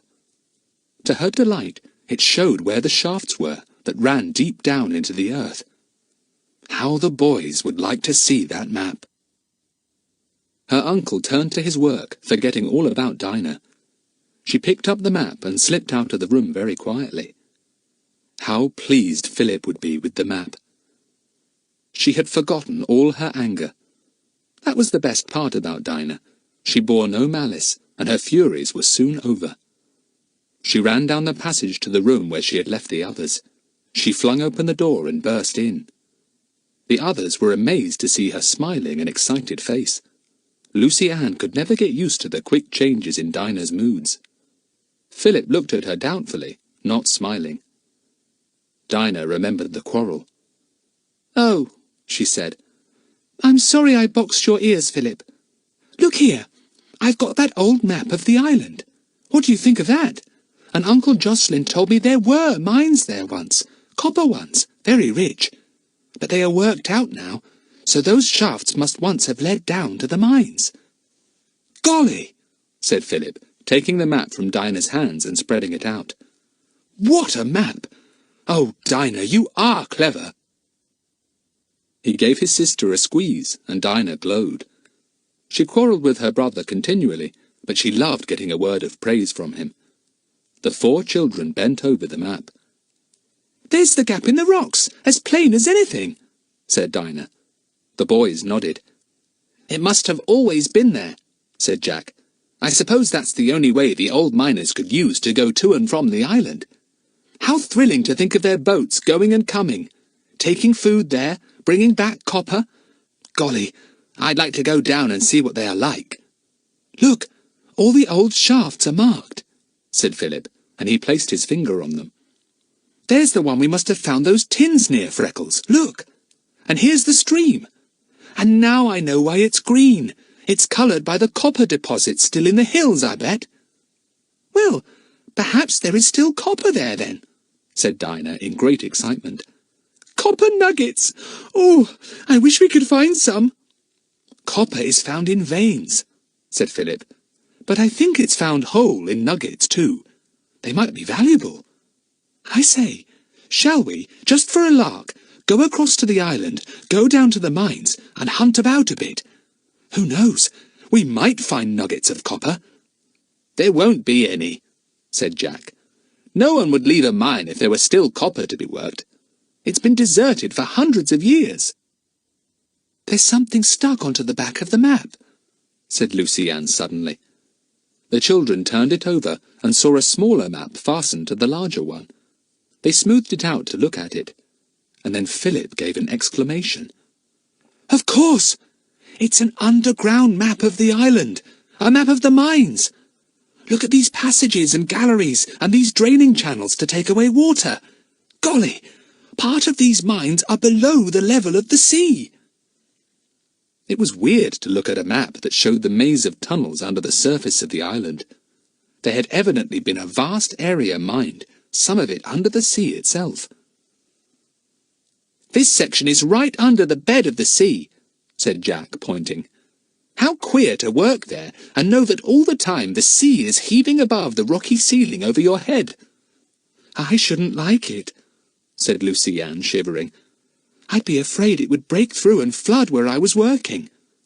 Look here, we simply must go over to the island again, said Philip excitedly. Do you know what I think? I think that people are working in those mines now. Whatever makes you think that? Said Dinah. Well, those food tins, said Philip. Someone eats food there out of tins, and we couldn't see them anywhere, could we? So it must be that they were down in the mines working. I bet you that's the solution of the mystery. Let's go over to Bill and tell him all about it tomorrow, and take this map to show him, said Dinah, thrilled. He will tell us what to do. I don't feel like exploring the mines by ourselves. I somehow feel I'd like Bill with us. No, said Jack suddenly. We won't tell Bill. The others looked at him in surprise. Why ever not? Demanded Dinah. Well, because I've suddenly got an idea, said Jack. I believe it's a friend of Bill's, or friends, working in those mines. I believe Bill's come here to be near them, to take food over, and that sort of thing. I bet he uses his boat for that. It must be a secret, I should think. Well, he wouldn't be too pleased if we knew his secret. He'd never let us go out in his boat again. But, Jack, you're exaggerating. Bill's only come for a holiday. He's bird-watching, said Philip. He doesn't really do much bird-watching, said Jack. And though he listens to me when I rave about the birds here, he doesn't talk much about them himself. Not like I would if someone gave me the chance. And we don't know what his business is. He's never told us. I bet you anything you like that he and his friends are trying to work a copper mine over on the island. I don't know who the mines belong to, if they do belong to anyone. But I guess if it was suspected that there was still copper there, the people who made the discovery would keep it secret on the chance of mining some good copper nuggets themselves. Jack paused, quite out of breath. Kiki murmured the new word she had heard. Copper, copper, copper. Spare a copper, copper, copper. Isn't she clever? Said Lucy Ann. But no one paid any attention to Kiki. The matters being discussed were far too important to be interrupted by a parrot. Let's ask Bill Smuggs straight out, suggested Dinah, who always liked to get things clear. She disliked mysteries that couldn't be solved. Don't be an ass, said Philip. Jack's already told you why it would be best not to let Bill know we know his secret. Maybe he'll tell us himself one day, and won't he be surprised to know that we guessed it? We'll go over in Joe's boat again soon, said Jack. We'll go down that big shaft and explore a bit. We'll soon find out if anyone is there. We'll take this map with us so that we don't lose our way. It shows the underground passages and galleries very clearly. It was exciting to talk over these secrets. When could they go off to the island again? Should they take the girls this time, or not? Well, I think we shall manage even better this time, said Philip. There wasn't much danger, really, last time, once we found the passage through the ring of rocks. I'm pretty certain we shall get to the island easily next time. We can take the girls as well." Dinah and Lucy Ann were thrilled. They longed for a chance to go at once, but Joe did not leave Craggytops long enough for them to take his boat. However, he went out in it himself 2 or 3 times. "Are you going fishing?" asked Philip. "Why don't you take us with you?" "Not going to bother myself with children like you," said the man in his surly way, and set off in his boat. He sailed out such a long way that his boat disappeared into the haze that always seemed to hang about the western horizon. "He may have gone to the island for all we can see," said Jack. "He just disappears. I hope he brings some fish back for supper tonight." He did. His boat returned after tea, and the children helped to take in a fine catch of fish. "You might have taken us too, you mean thing," said Dinah. "We could have let lines down as well." The next day Joe departed to the town again, much to the children's joy. "He's got the day off," said Aunt Polly. "You will have to do some of his jobs. You boys can pump up the water for the day." The boys went off to the well and let down the heavy bucket, unwinding the chain till the bucket reached the water. Jack peered over the edge. "Just like one of the shafts over in the island," he said. Wind up, Tufty! Here goes!" The children hurried over all the work that Aunt Polly set them to do. Then, making certain that the car was gone out of the garage, they begged a picnic lunch from Aunt Polly and raced down to Joe's boat. They undid the rope and pushed off, the 2 boys rowing hard. As soon as they were out on the open sea, up went the sail. "Off we go to the Isle of Gloom," said Dinah in delight. "Gosh, I'm glad we're coming with you this time, Jack. It was hateful being left behind last time." "Did you bring the torches?" asked Philip of Lucy Ann. She nodded. "Yes, they're over there with the lunch." "We shall need them down the mines," said Philip with an air of excitement.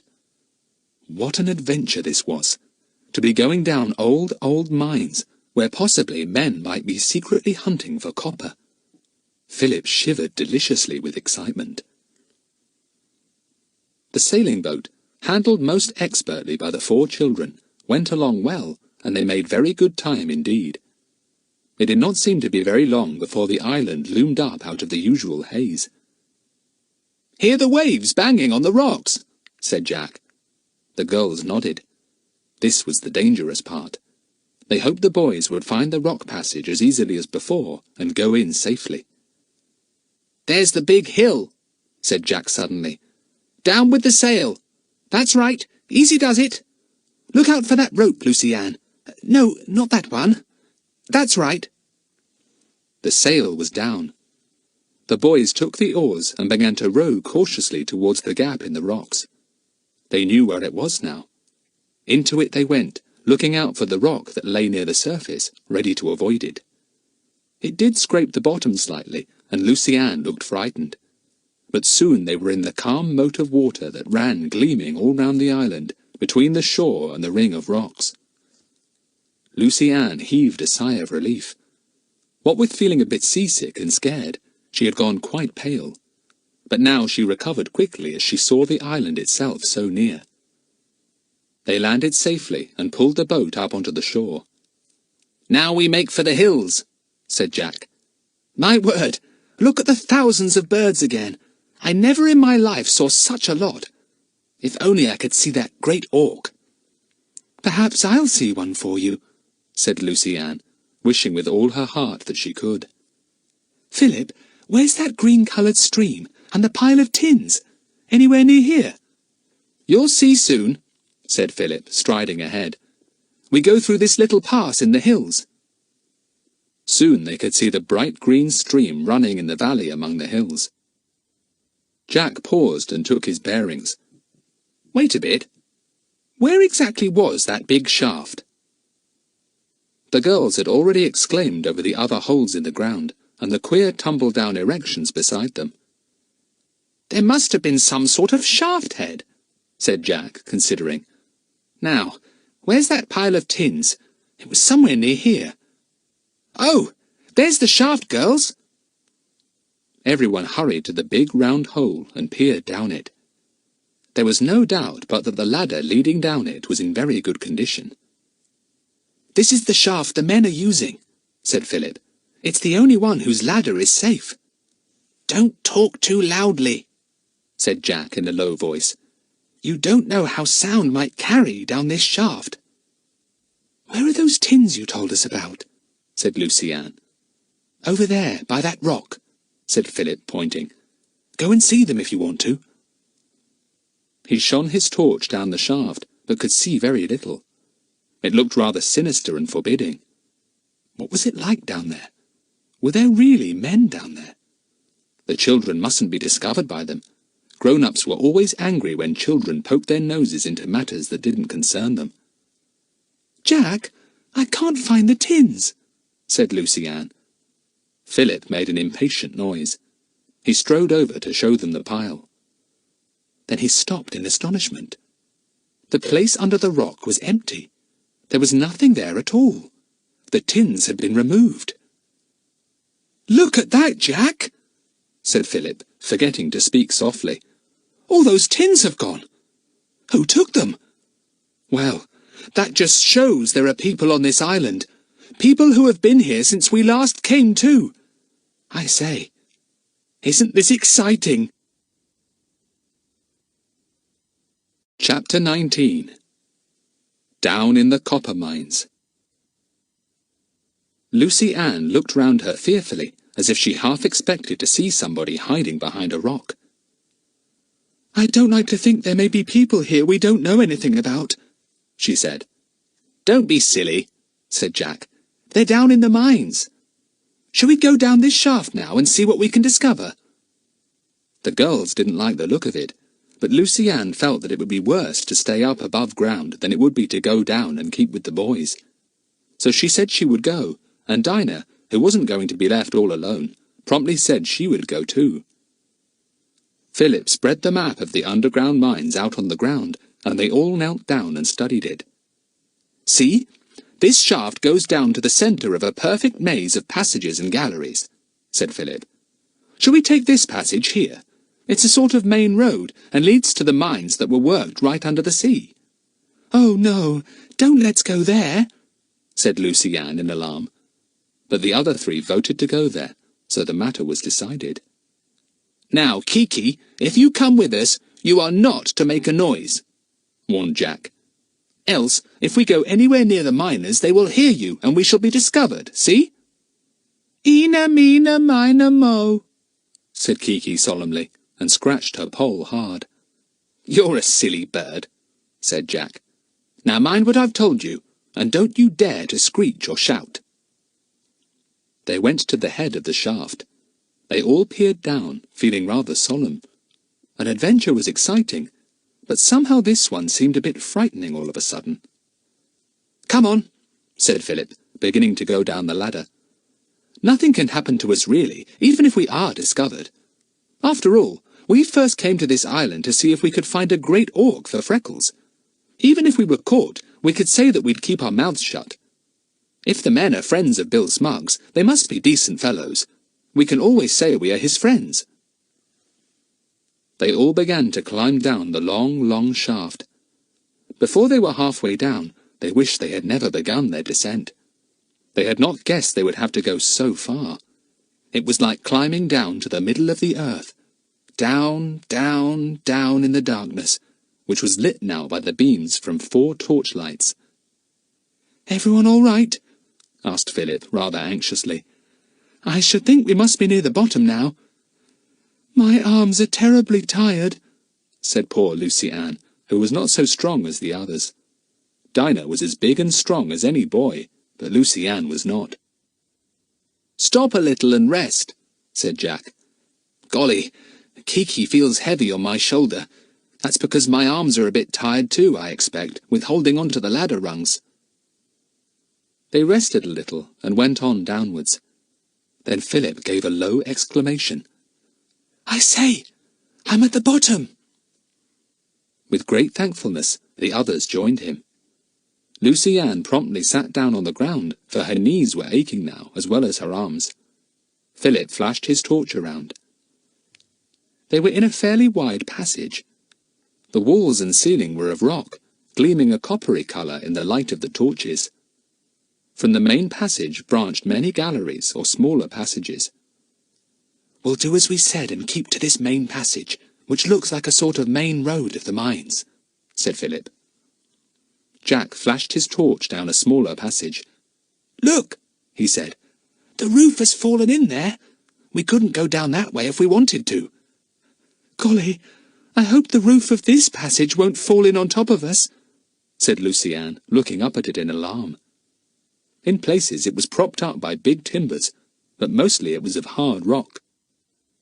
"Come on, we're safe enough," said Jack impatiently. "I say, isn't it thrilling to be hundreds of feet below the earth, down in a copper mine as old as the hills?" "It's funny that the air is quite good here, isn't it?" said Dinah, remembering the musty-smelling air in the secret passage at Craggy Tops. "There must be good airways in these mines," said Philip, trying to remember how the airways in coal mines worked.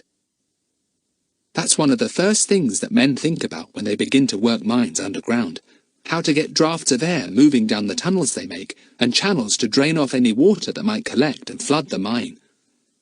"I'd hate to work in a mine," said Lucy-Anne, shivering. "Philip, are we under the sea yet?" "Not yet," said Philip. "About halfway there, I should think. Hello, here's a well-worked piece. Quite a big cave." The passage suddenly opened out into a vast open cave that showed many signs of being worked by men. Marks of tools stood out here and there in the rock, and Jack, with a delighted exclamation, darted to a corner and picked up what looked like a small hammer-top made of bronze. "Look!" he said proudly to the others. "This must be part of a broken tool used by the ancient miners. It's made of bronze, a mixture of copper and tin. My word, won't the boys at school envy me this?" That made the others look around eagerly as well, and Lucy-Anne made a discovery that interested everybody very much. It was not an ancient bronze tool. It was a stub of pencil, bright yellow in colour. "Do you know who this belongs to?"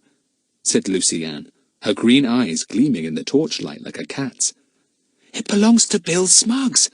I saw him writing notes with it the other day. I know it's Bill's." "Then he must have been down here and dropped it by accident," said Philip, thrilled. "Golly, our guess was right then. He's no bird-watcher. He's living on the coast with his car and his boat because he's friends with the men working this old mine and brings them food and stuff. Artful old Bill. He never told us a word about it." "Well, you don't go blabbing everything out to children you meet," said Dinah. "Well, well, how surprised he would be if he knew we knew his secret. I wonder if he's down here now." "Course not, silly," said Philip at once. "His boat wasn't on the shore, was it? And there's no other way of getting here except by boat." "I forgot that," said Dinah. "Anyway, I don't feel afraid of meeting the secret miners now that we know that they're friends of Bill's. All the same, we won't let them know we're here if we can help it. They might think their children couldn't be trusted and be rather cross about it." They examined the big cave closely. The ceiling was propped up with big old timbers, some of them broken now, so that the roof was gradually fading in. A number of hewn-out steps led to a cave above, but the roof of that had fallen in, and the children could not get into it. "Do you know what I think?" said Jack suddenly, stopping to face the others behind him as they examined the cave. "I believe that light I saw out to sea the other night wasn't from a ship at all. It was from this island. The miners were giving a signal to say that they had finished their food and wanted more, and the light from the cliff was flashed by Bill to say he was bringing more." "Yes, but the light came from our cliff, not from Bill's cliff," objected Philip. "I know, but you know jolly well that it's only from the highest part of the cliff that anyone signalling from the cove side of the island could be seen," said Jack. "If somebody stood on that hill in the middle of the island and made a bonfire or waved a powerful lamp, it could only be seen from our cliff and not from Bill's. So Bill must have gone to our cliff that night and answered the signal."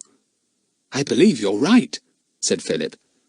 "Old Bill must have been wandering about that night behind Craggy Tops, and you saw his signalling light, and so did Joe. No wonder old Joe says there are things wandering about at night and is scared of them. He must often have heard Bill and seen lights and not known what they were. I expect Bill went off to the island in his boat as soon as he could with fresh food, said Jack, and he took away the pile of old tins. That explains why it is they are gone. Artful old Bill. What a fine secret he has, and we are the only people who know it. I do wish we could tell him we know it, said Lucy Ann. I don't see why we can't. I'm sure he'd rather know that we knew it. Well, we could sort of say a few things that will make him guess we know it, perhaps, said Philip. Then if he guesses, he'll own up, and we'll have a good talk about the mines, and Bill will tell us all kinds of exciting things. Yes, that's what we'll do, said Jack. Come on, let's explore a bit further. I feel as if I know this cave by heart. The passage swerved suddenly to the left after a bit, and Philip's heart gave a thump. He knew, by the map, that when the main passage swerved left, they were going under the seabed itself. It was somehow very thrilling to be walking under the deep sea. "What's that funny noise?" asked Dinah. They all listened. There was a curious, far-off, booming noise that never stopped. "Miners with machines," said Philip. Then he suddenly knew what it was. "No!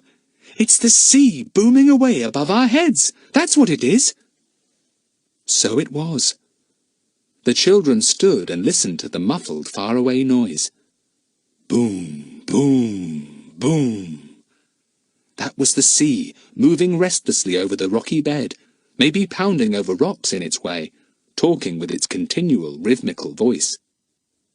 "It's funny to be under the sea itself," said Lucy Ann, half frightened. She shivered.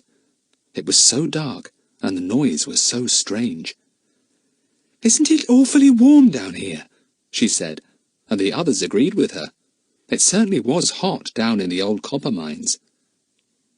They went on their way down the passage, keeping to the main one, and avoiding all the many galleries that spread out continually sideways, which probably led to other workings of the big mines.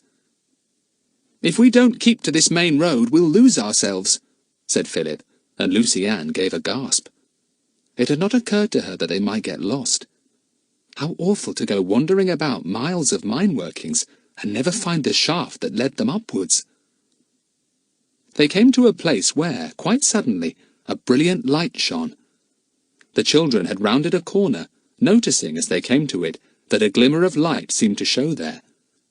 As they turned the corner of the passage, they came into a cave lighted by a powerful lamp.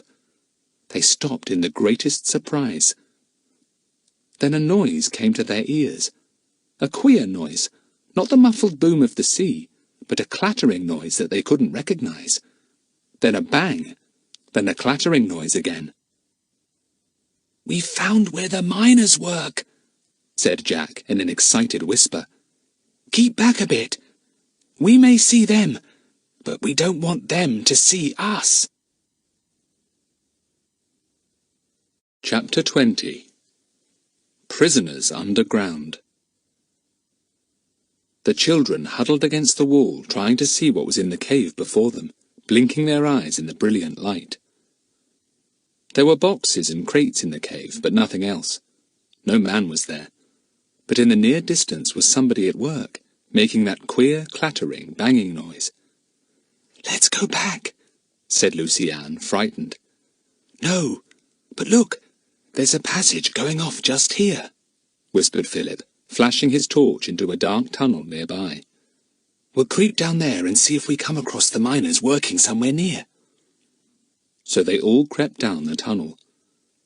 As they went down it, pressing themselves closely against the rocky sides, a rock fell from the roof. It gave Kiki such a fright that she gave a squawk and flew off Jack's shoulder.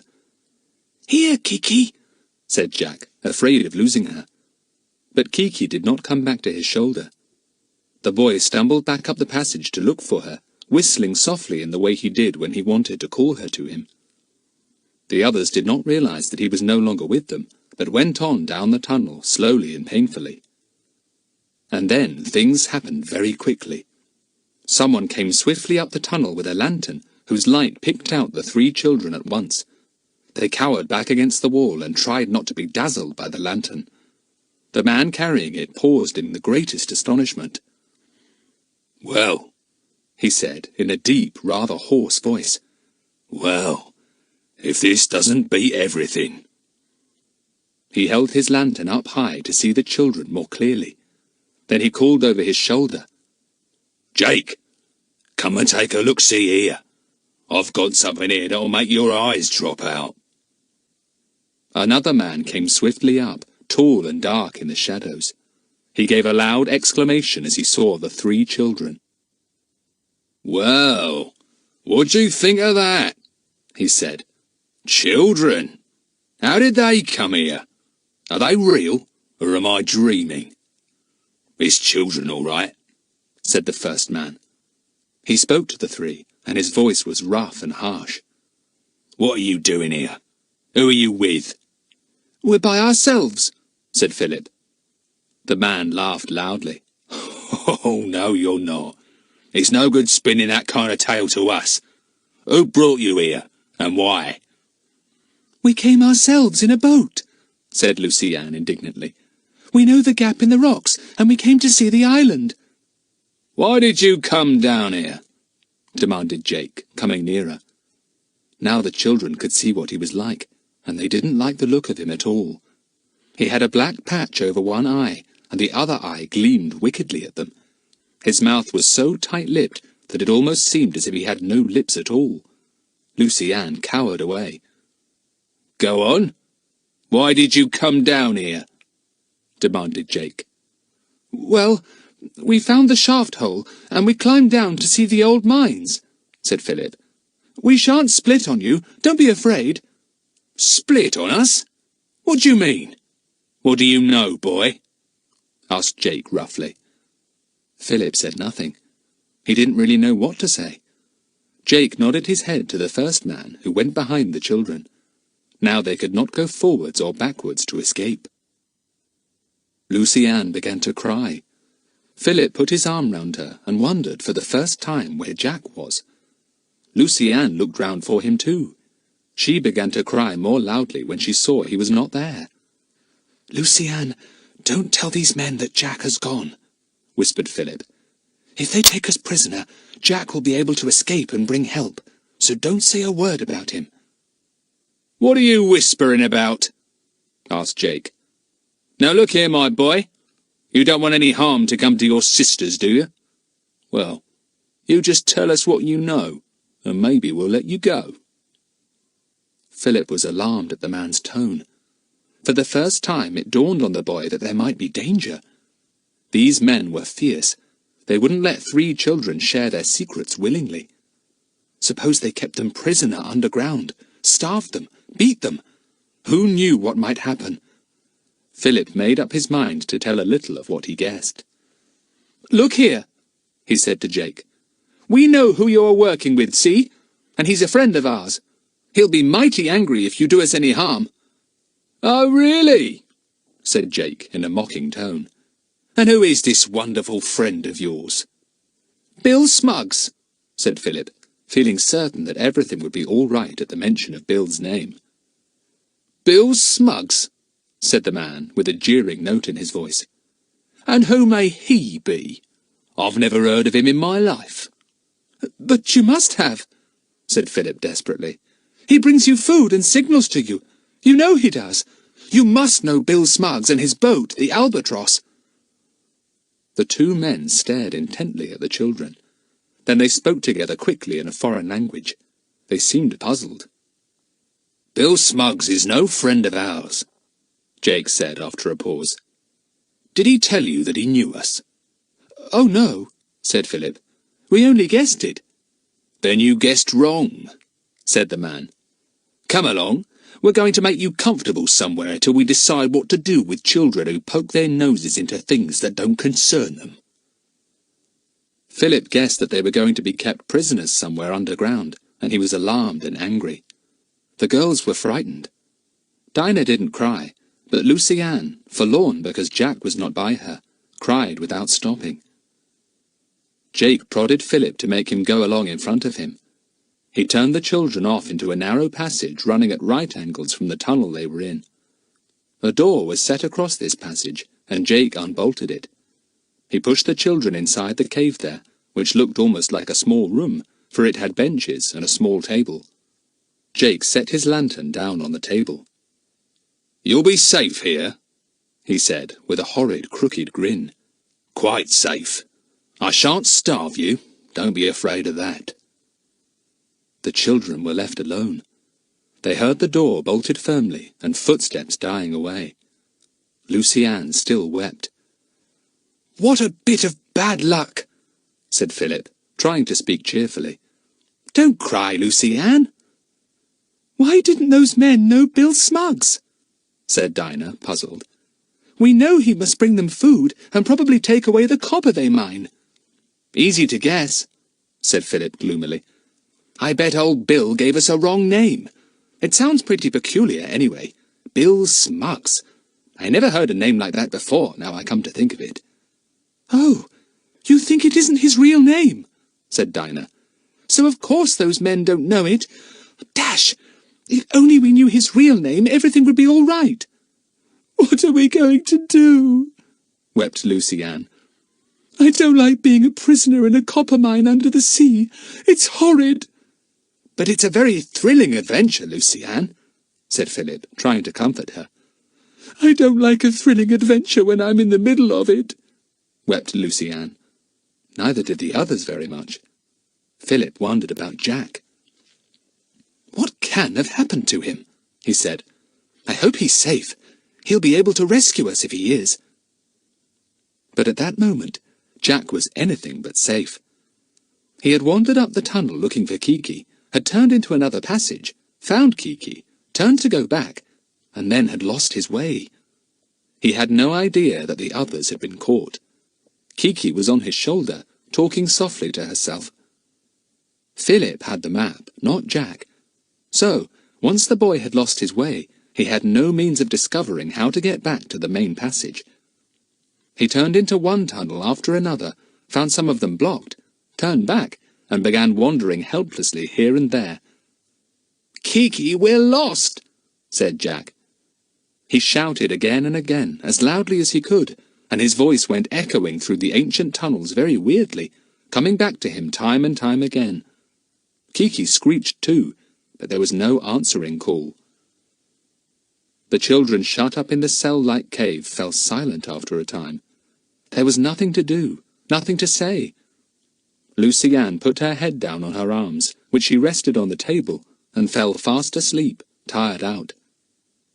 Dinah and Philip stretched themselves out on the benches and tried to sleep too, but they couldn't. "Philip, we'll just have to escape from here," said Dinah desperately.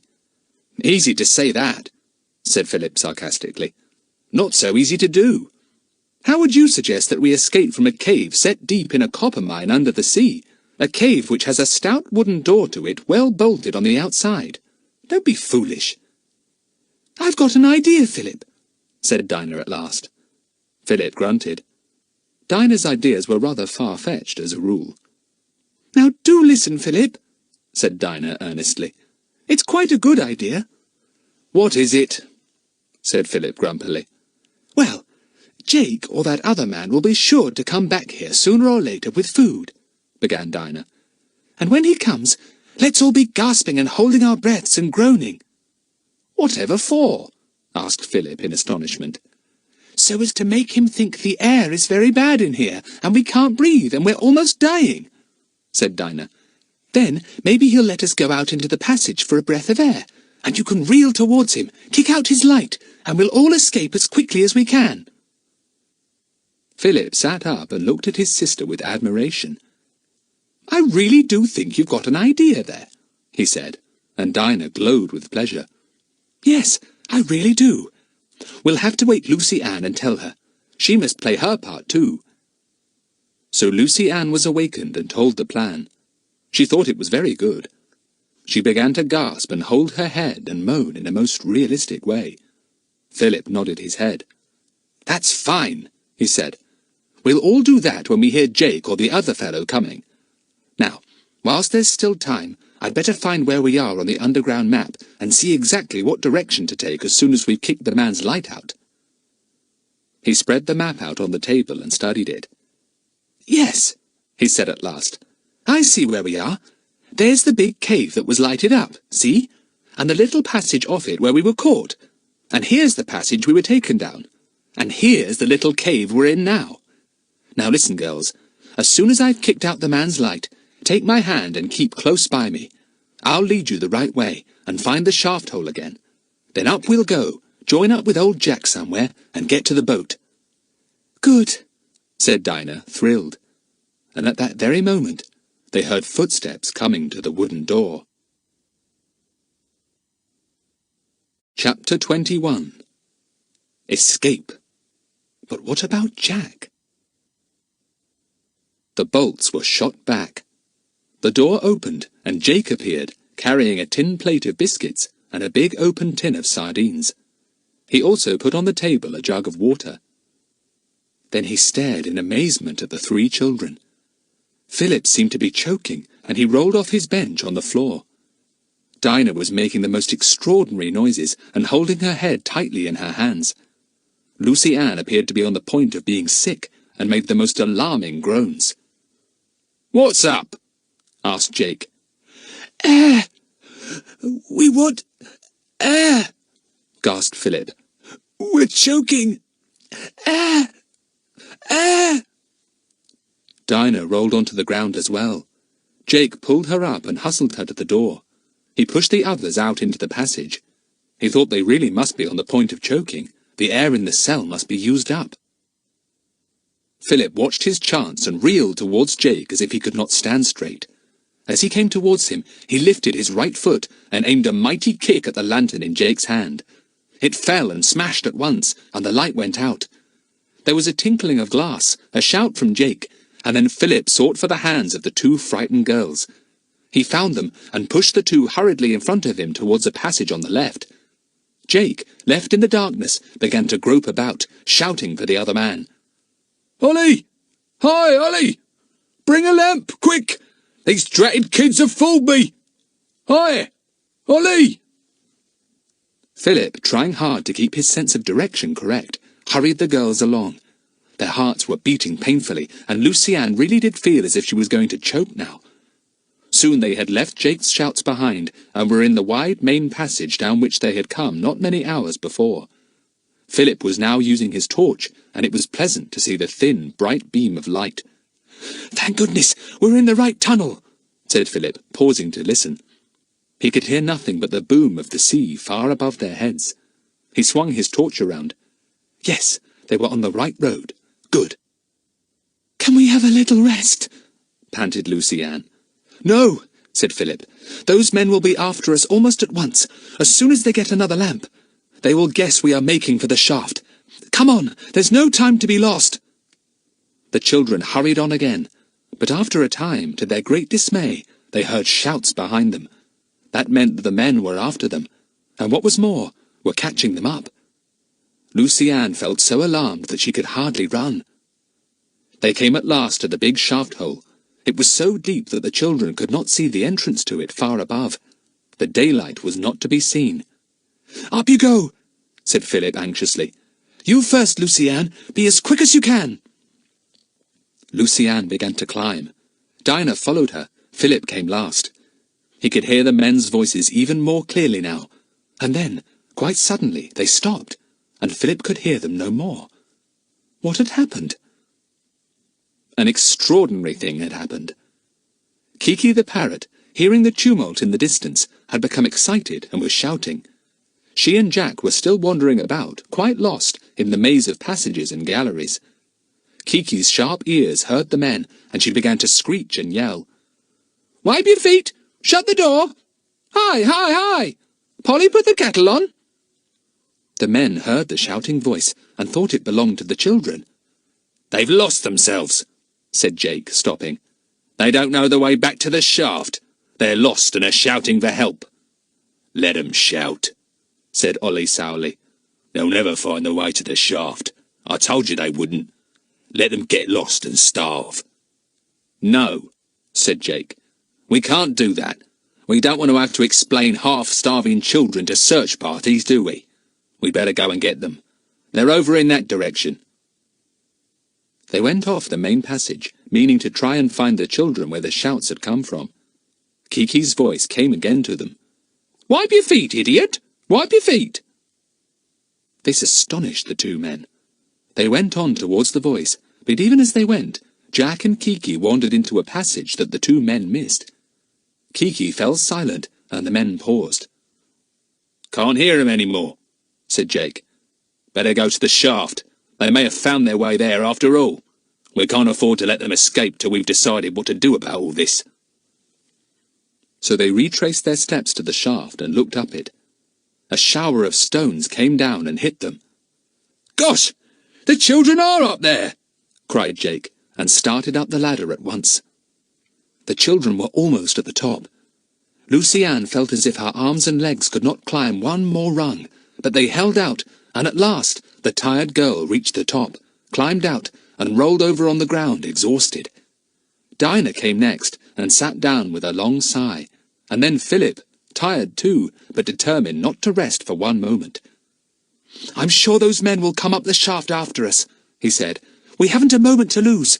Do come on, girls. We must get to the boat and be off before anyone stops us." It was getting dark. What a long time they must have been underground. Philip dragged the girls to their feet, and they set off to the shore. The boat was there, thank goodness. "I don't want to go without Jack," said Lucy Ann obstinately, her heart wrung with anxiety for her beloved brother. But Philip bundled her into the boat at once. "No time to lose," he said. "Come on. We'll send help back for Jack as soon as ever we can. I can't bear leaving him behind either, but I've got to get you girls away safely."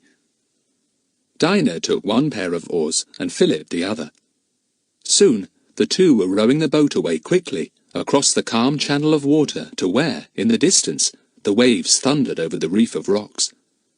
Philip felt anxious. It was one thing to get through the gap safely when he could see where he was going, but quite another when it was almost dark. He heard shouting, but he was too far away from the shore to see the men there. Jake and Ollie had climbed up the shaft, raced over the island to the shore, and were looking for a boat. But there was none. The tide was coming in, and there was not even a mark on the sand to show where the boat had rested. In fact, it had been almost afloat when the children had got in, and it was lucky that it had not floated away. "No boat here," said Ollie. "How did those kids come? It's strange. They must have escaped by boat. They can't still be underground. We better signal tonight and get someone over here. We must warn them that kids have found us underground." They went back to the shaft and climbed down it, not knowing that one of the children was still wandering about in the mines. Poor Jack was still making his way down a maze of tunnels, all looking exactly alike to him. In the meantime, Philip, Lucy Ann, and Dinah had, by great good luck, just struck the gap in the rocks. It was really because of Lucy Ann's sharp ears that they had been so lucky. She had listened to the pounding of the water over the rocks, and her ears had noticed a softening of the thunder. "That's where the gap must be," she thought. "The noise dies away a little there." So, sitting at the tiller, she tried to guide the boat to where she guessed the gap to be, and by good chance she found it. The boat slipped through, scraping its keel once more on the rock just below the surface, and then it was in the open sea, rocking up and down. How Philip put up the sail in the half-darkness and sailed the boat home he never quite knew. He was desperate. They must get back safely, so with great courage he went about his task. When at last he reached the mooring place under the cliff, he could not get out of the boat. Quite suddenly his knees seemed to give way, and he could not walk. "I'll have to wait a minute or two," he said to Dinah. "My legs have gone funny. I'll be all right soon." "You've been awfully clever," said Dinah, and from her those words meant a lot. They tied up the boat at last and went up to the house. Aunt Polly met them at the door in a great state of alarm. "Wherever have you been? I've been so worried about you. I've been nearly off my head with anxiety. I really feel faint." She looked very white and ill. Even as she spoke she tottered a little, and Philip bounded forward and caught her as she fell. "Poor Aunt Polly," he said, dragging her indoors as gently as he could and putting her on the sofa. "We're so sorry we upset you. I'll get some water. No, Dinah, you get some." Soon Aunt Polly said she felt a little better, but it was quite plain that she was ill. "She never could stand any worry of this sort," Dinah said to Lucy Ann. "Once Philip nearly fell down the cliff. She was ill for days. It seems to make her heart bad. I'll get her to bed." "Don't say a word about Jack being missing," Philip warned Dinah in a low voice. "That really will give her a heart attack." Dinah went off upstairs with her aunt, supporting her as firmly as she could. Philip went to look for Joe. He wasn't back yet. Good. Then he wouldn't have missed the boat. He looked at Lucy Ann's white little face, its green tired eyes and worried expression. He felt sorry for her. "What are we going to do about Jack?" said Lucy Ann with a gulp. "We've got to rescue him, Philip." "I know," said Philip. "Well, we can't tell Aunt Polly, and Uncle Jocelyn wouldn't be any good, and we'd be idiots to tell Joe. So there is no one left but Bill, I'm afraid." "But you said we'd better not tell Bill we knew his secret," said Lucy Ann. "I know, but we've got to now that Jack is alone on the island," said Philip. "Bill will have to go and tell those fierce friends of his that Jack is a pal, and he'll find him and bring him back safely. So don't worry, Lucy Ann." "Will you go and tell him now, straight away?" asked Lucy Ann tearfully. "I'll go just as soon as ever I've had something to eat," said Philip, suddenly feeling so hungry that he felt he could eat a whole loaf, a pound of butter, and a jar of jam. "You'd better have something too, Lucy Ann. You look as white as a sheet." "Cheer up. Jack will soon be safe here, and we'll all be laughing and talking like anything." Dinah came down then, and set about getting some food. They were all very hungry, even Lucy Ann. Dinah agreed that the only thing to do was to go to Bill Smuggs and get him to go and rescue Jack before the men found him.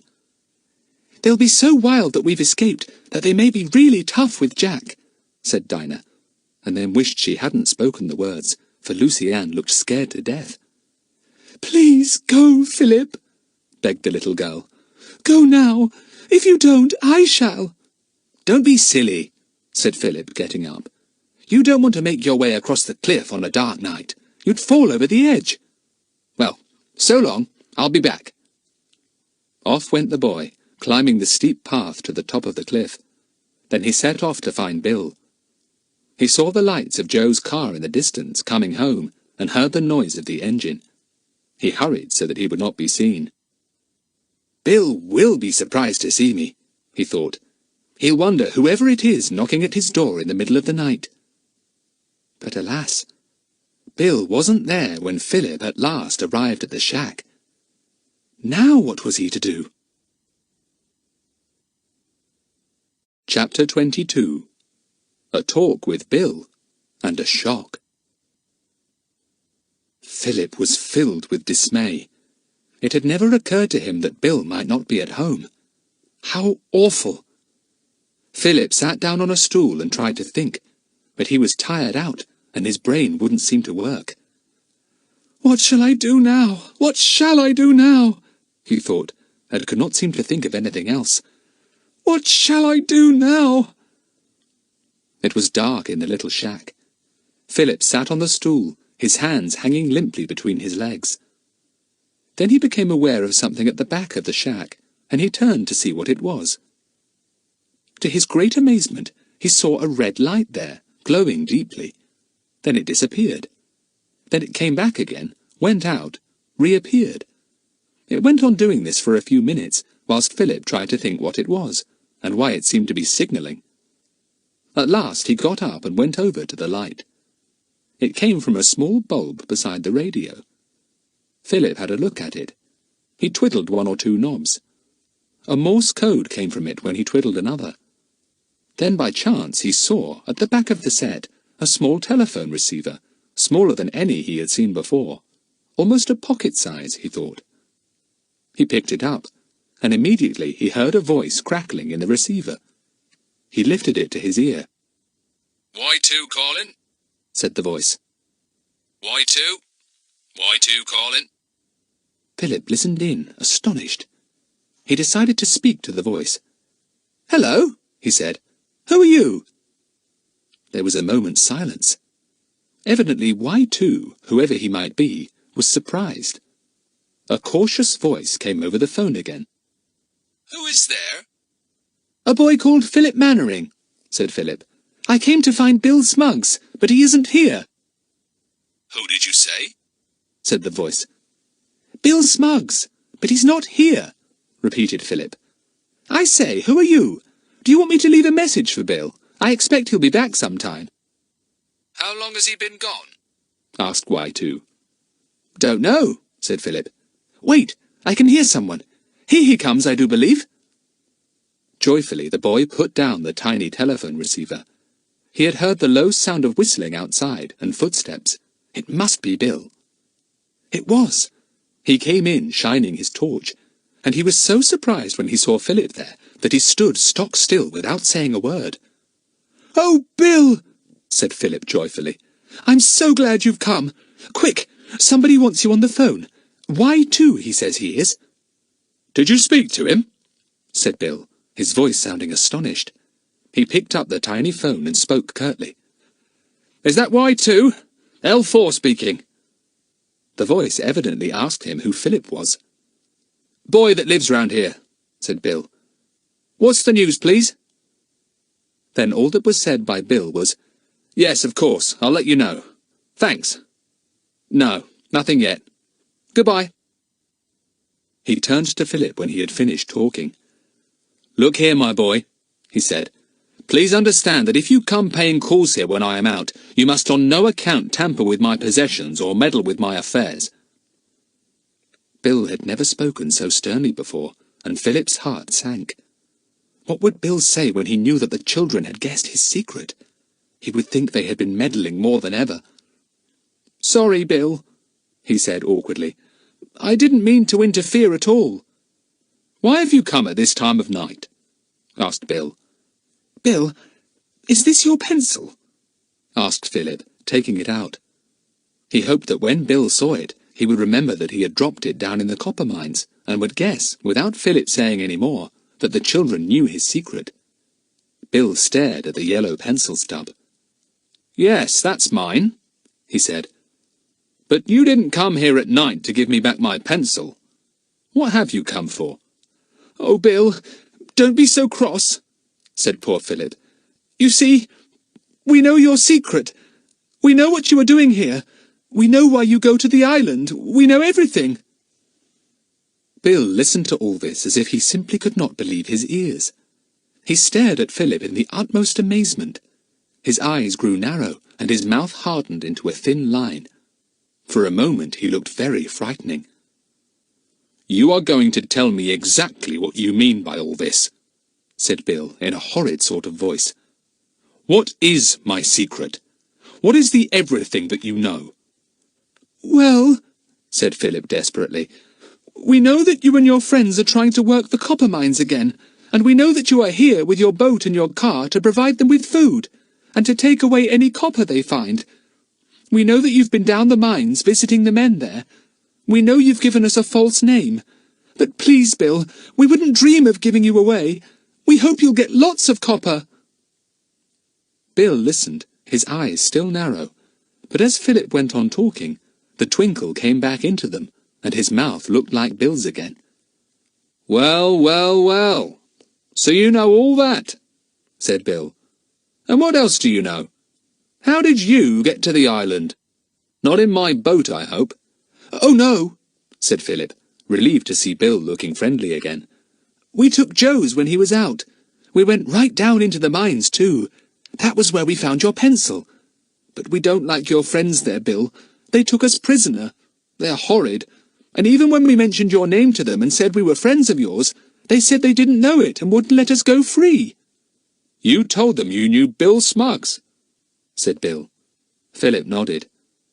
"What men did you see?" asked Bill.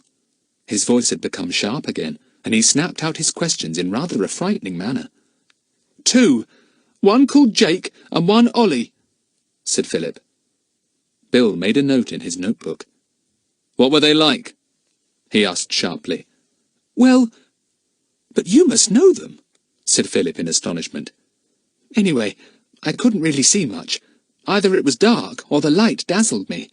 I just saw that Jake was tall and dark, with a patch over one eye, that's all. But you must know what they are like yourself, Bill." "See anyone or anything else?" asked Bill. Philip shook his head. "No. We heard other miners at work, though. A terrific clattering, banging sort of noise, you know. They must have found some part of the mine that was still rich in copper. Bill, are you finding much copper there? Will it make you rich?" "Look here. You didn't come here tonight to tell me all this," said Bill suddenly. "What did you come for?" "I came to say that although Dinah and Lucy Ann and I managed to fool Jake and get away, we had to leave Jack behind, with Kiki," said Philip, "and we are worried about him. You see, he might get lost forever in those workings under the sea, or those friends of yours might find him and ill-treat him because they are angry at our tricking them as we did." "Jack's still there, on the island, in the mines," said Bill, looking quite shocked. "Good heavens, this is serious. Why didn't you tell me that at first? My word, it looks as if everything's going to be ruined by you kids." Bill looked angry and upset. He went to his radio, fiddled about with the knobs, and then, to Philip's amazement, began to talk in short, sharp tones in a language the boy did not know. "It's a transmitter as well as a receiving set," thought Philip. "This is all very mysterious. Who is Bill talking to now?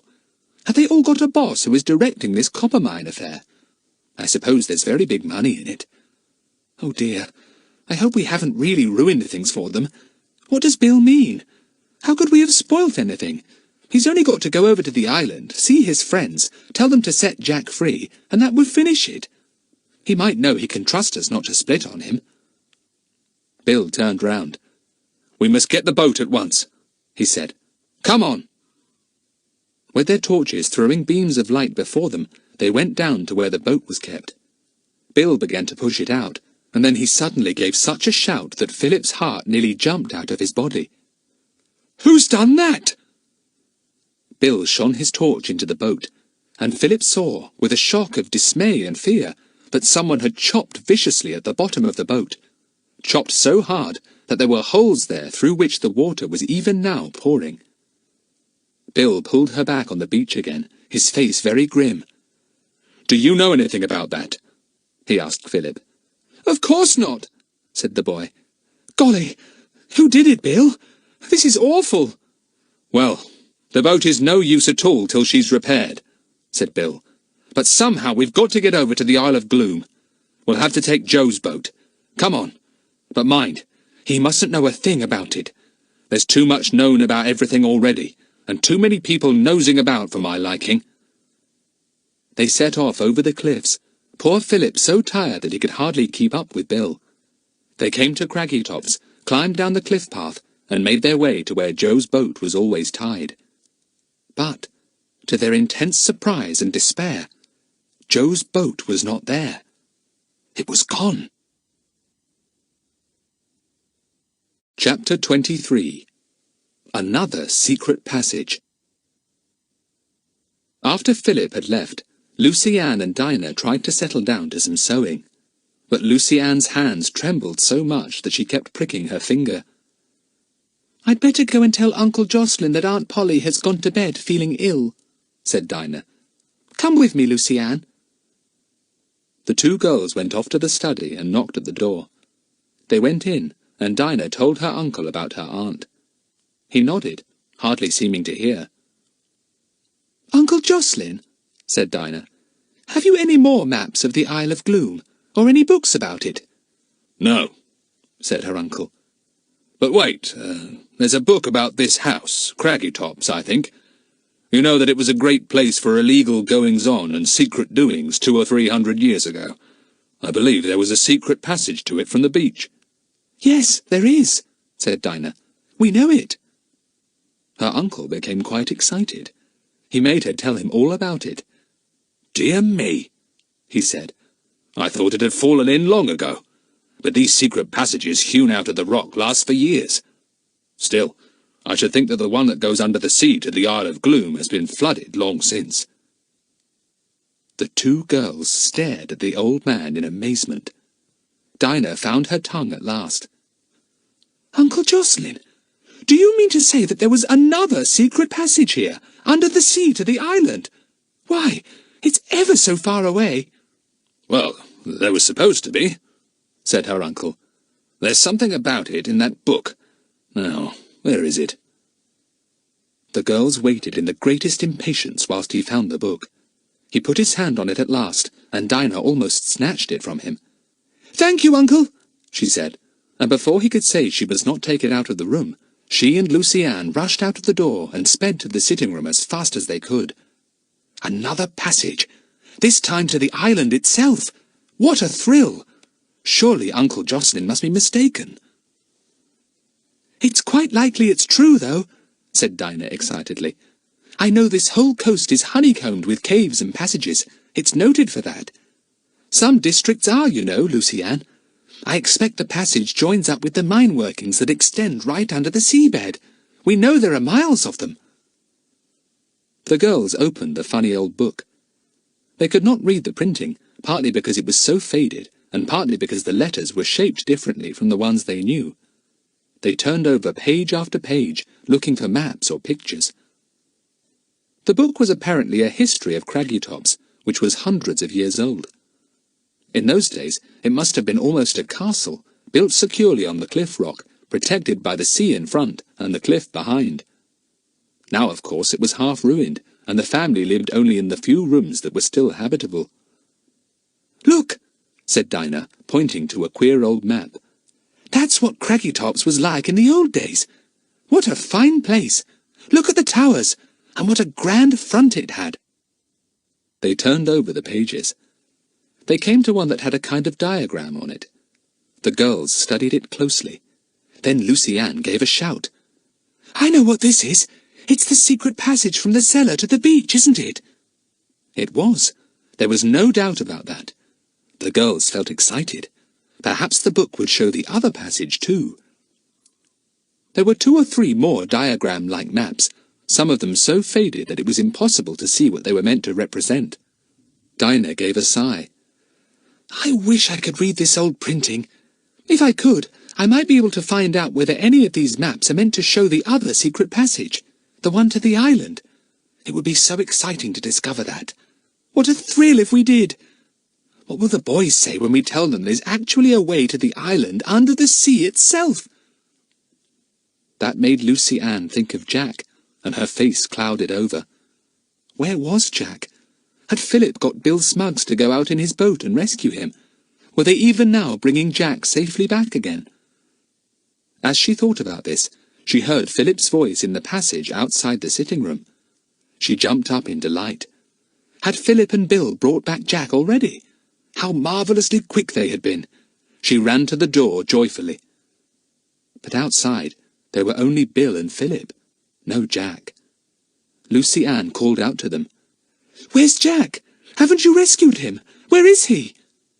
"Bill's boat has been smashed up by someone," said Philip, going into the room. "So we came to get Joe's, and that's gone too. I suppose Joe is doing some of his usual night fishing. So we're stumped. Don't know what to do." The girls stared at the 2 in dismay. No boat. No way of rescuing poor Jack. Lucy Ann's eyes filled with tears as she thought of Jack lost in those dark, endless caves, with those fierce men ready to catch him and imprison him. She felt glad he had Kiki with him. "Oh, Philip," said Dinah, suddenly remembering. "Do you know what Uncle Jocelyn told us tonight? He said there used to be a way under the sea to the copper mines, to the island. He knew about the other secret passage, but he didn't think it was still usable. He was surprised. Oh, Philip, do you suppose the secret passage to the island is still there? Do you think it has been flooded by the sea or fallen in? Oh, how I wish we could find it!" Bill looked suddenly interested.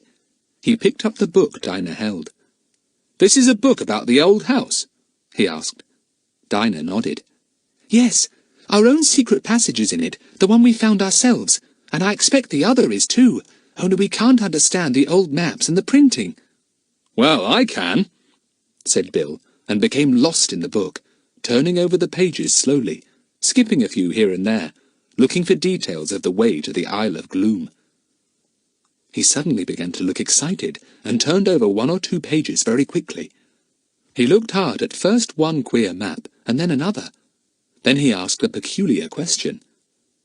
"How deep is your well here?" "The well?" said Philip in amazement.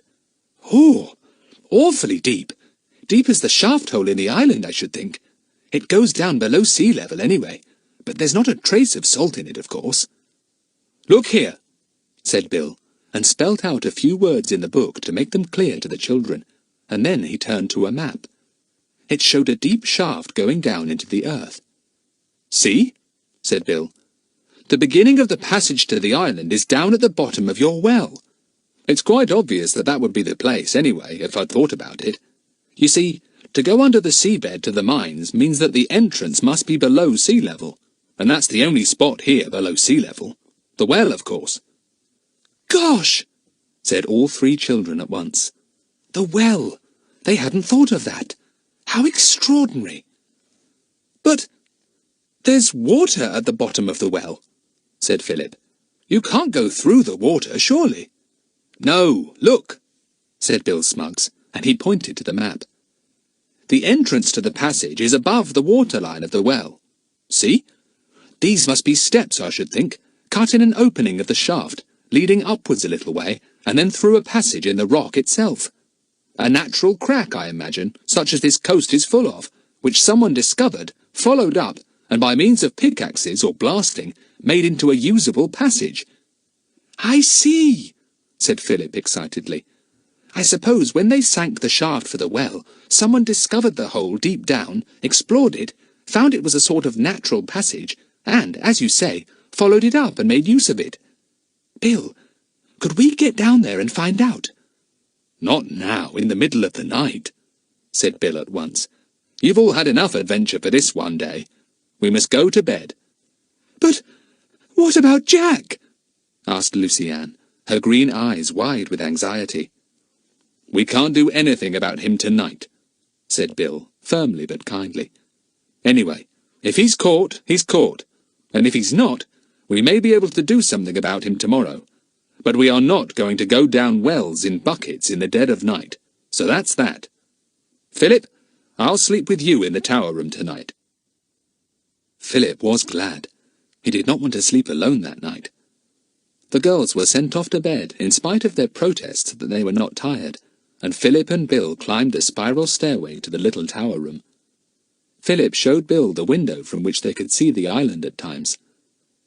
Then he sat down on the bed to take off his shoes, but he was so tired that even the effort of undoing the laces was too much for him.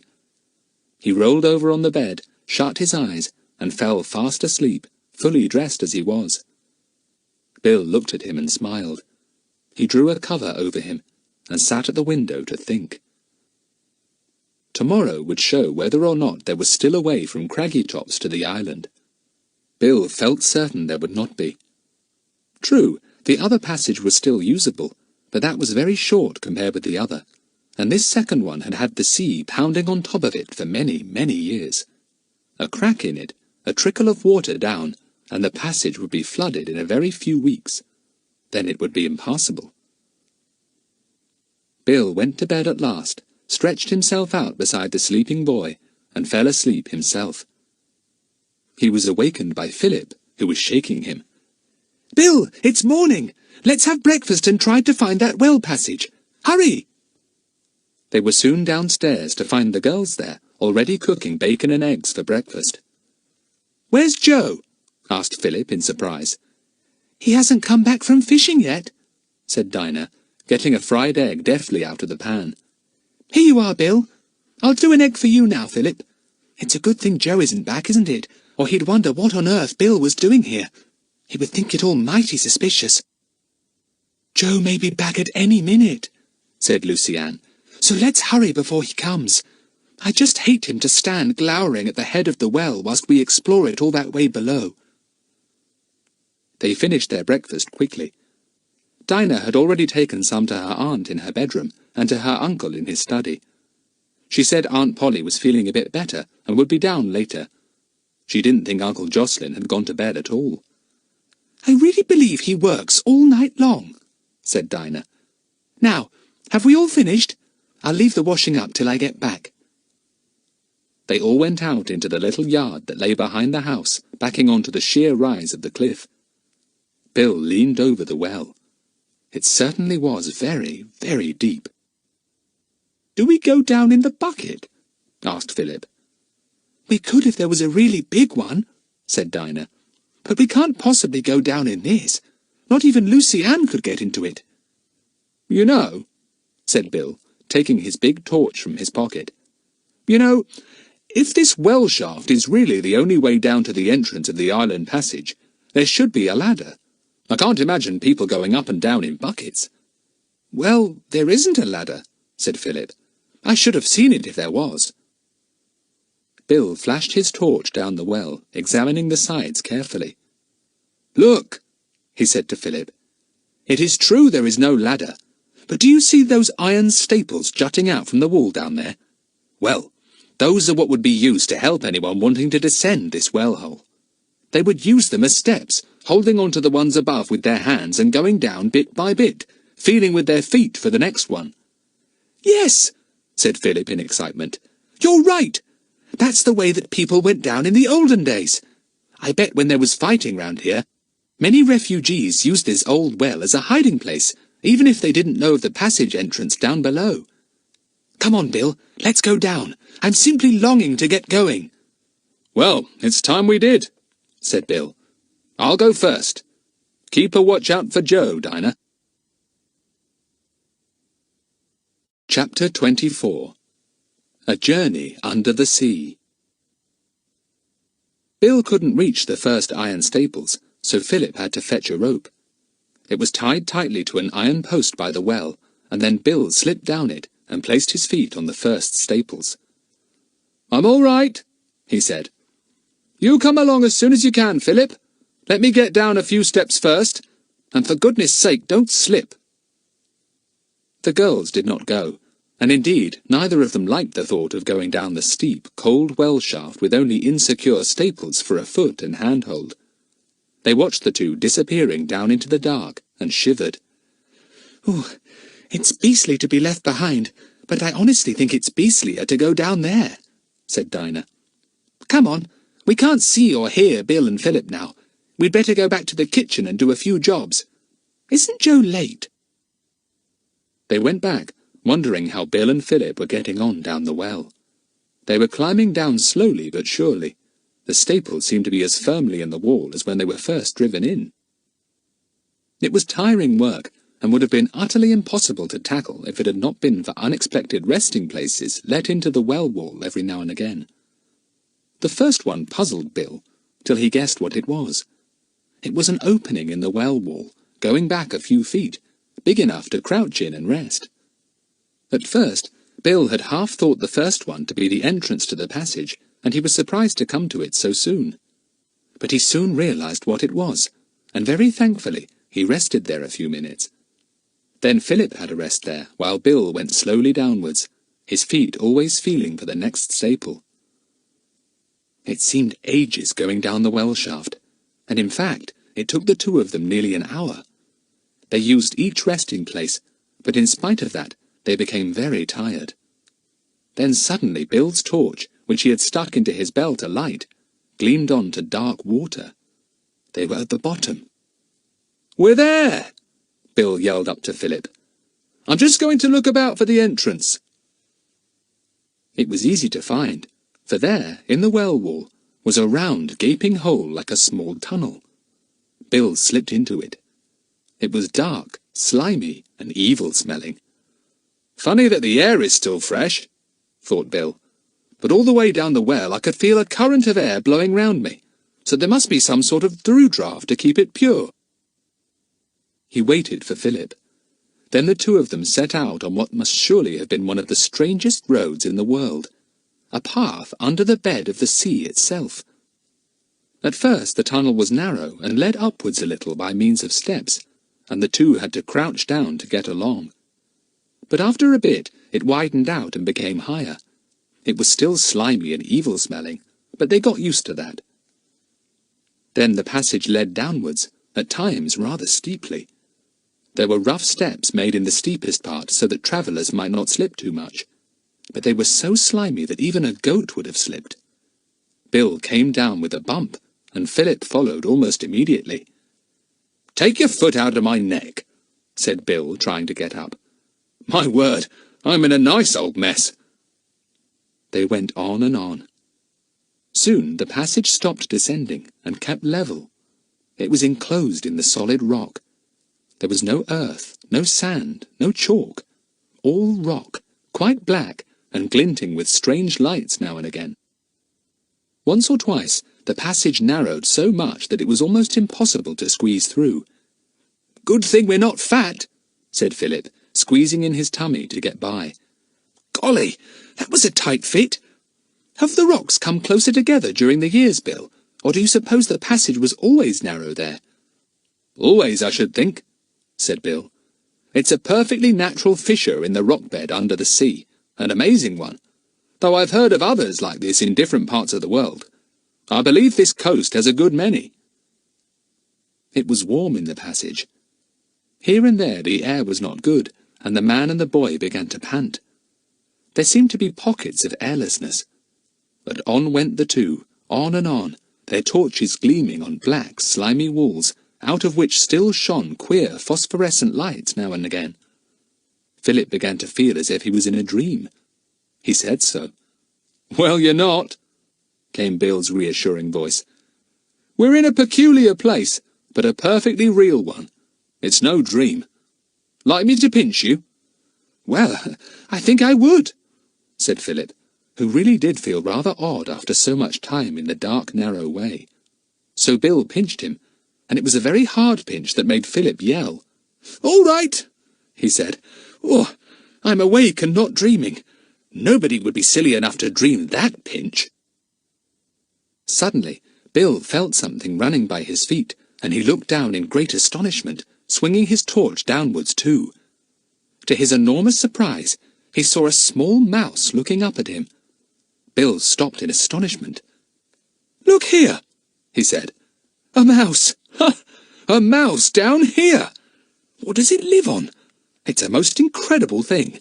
I simply cannot imagine any animal living down in this passage under the sea." Philip chuckled. "It's all right. It's only Waffly, my pet mouse. It must have run down my sleeve and hopped out."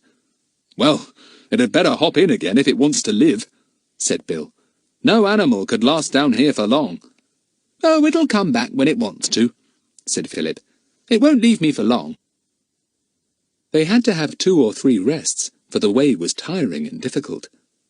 It went curiously straight for a time, and then seemed to go on in jerks, having little bits that went off at right angles for a few feet, only to come to the straight again. Philip began to wonder how long his torch would last. He felt suddenly frightened at the thought of being left in the dark down there. Supposing Bill's torch gave out as well? But Bill reassured him. "I've got another battery in my pocket," he told Philip, "so don't worry, we shall be all right. And that reminds me, I've got a packet of boiled sweets somewhere. I can't help feeling it would make this awful journey easier if we sucked 1 or 2. There was a pause whilst Bill searched his pockets. He found the sweets, and soon the 2 of them were sucking away hard. Certainly it made things easier somehow to have a nice big boiled sweet tucked away in his mouth, Philip thought. "How far do you think we've gone?" asked Philip. "Halfway?" "Can't tell," said Bill. "Hello, what's this?" He paused and shone his torch in front of him. The way appeared to be blocked. "Gosh, it looks like a roof full," said Bill. "Well, if it is, we're done. We've got nothing to clear up the mess with to see if we can get by." But to their great relief, the fall was very slight, and with the combined strength of both of them, the main rock that stopped their progress was removed to one side, and they managed to clear it. "I say," said Philip, after a long time of groping along the passage, "do you notice that the rocks are changing colour, Bill? They're not black any longer. They're greenish. Do you think that means we are nearing the mines?" "Yes, I think it probably does," said Bill. It's distinctly hopeful. I don't know how many hours we've been so far. Seems about 100 at least. But I do think it's about time we were nearing that wretched island." "I'm glad we had such a good breakfast," said Philip. "I'm beginning to feel very hungry again now, though. I wish we'd brought some food with us." "I've got plenty of chocolate," said Bill. "I'll give you some presently, if it hasn't melted. It's so hot down here that I shouldn't be surprised if it has." It had certainly got very soft, but it hadn't melted. It was good chocolate, slightly bitter, but really delicious to the hungry boy. He went on the dreary way, feeling the slimy walls, noticing the coppery gleams in them, wondering how much longer it would be before the end came. "Have you by any chance got that map on you?" called Bill suddenly. "I forgot to tell you to take it. We shall need it soon." "Yes, it's in my pocket," said Philip. "Hello, look! The passage is widening out tremendously." It was. It suddenly ended and came out into a big open space, evidently the end of the mine workings. It must have been here that the copper had run out, thought Philip. What big mines they must have been, and how rich at one time. "Well, here we are at last," said Bill in a low voice. "And remember that from now on we don't make any noise, Philip. We must find Jack if we can, without attracting any attention at all." Philip felt astonished. "But Bill," he said, "why can't you just go to the part of the mine where your friends are working and ask them where old Freckles is? Why all the hush-hush, mustn't talk loudly business? I don't understand." "Well, I have my reasons," said Bill, "so please respect them, Philip, even if you don't know what they are. Come on, where's that map?" Philip pulled it from his pocket. Bill took it, opened it, spread it out on a conveniently flat rock, shone his torch on it, and studied it very carefully. At last he put his finger on a certain place. "Look," he said, "that's where we are, see? Right at the end of the workings. I think this bit here shows the beginning of the undersea passage, but I'm not sure. Now tell me, which of these many ways did you take when you came into the mines from the shaft hole?" "Well, there's the shaft we went down," said Philip, pointing to where it was marked on the map. "And here's the main passage we kept to. And there is the cave with the bright light. And it was somewhere about there we heard the clattering, banging noise of men at work." "Good," said Bill, pleased. "I have quite a clear idea of where to go now. Come along, as quietly as possible. We'll make for the main passage, and then see if we can spot Jack anywhere about, or hear of him." They made their way very carefully up the wide main passage, off which many side galleries went. Bill held his finger over the beam of his torch so as not to make too much light. They were not yet near the cave where the children had seen the bright light and heard noises, but they would come to it sooner or later, Philip knew. "Shh!" suddenly said Bill, stopping so quickly that Philip bumped into him. "I can hear something. It sounded like footsteps." They stood and listened. It was weird standing there in the darkness, hearing the muffled boom of the great waters moving restlessly on the rocky bed of the sea overhead. Philip thought he could hear a noise too, someone's foot kicking against a loose pebble. Then there was complete silence.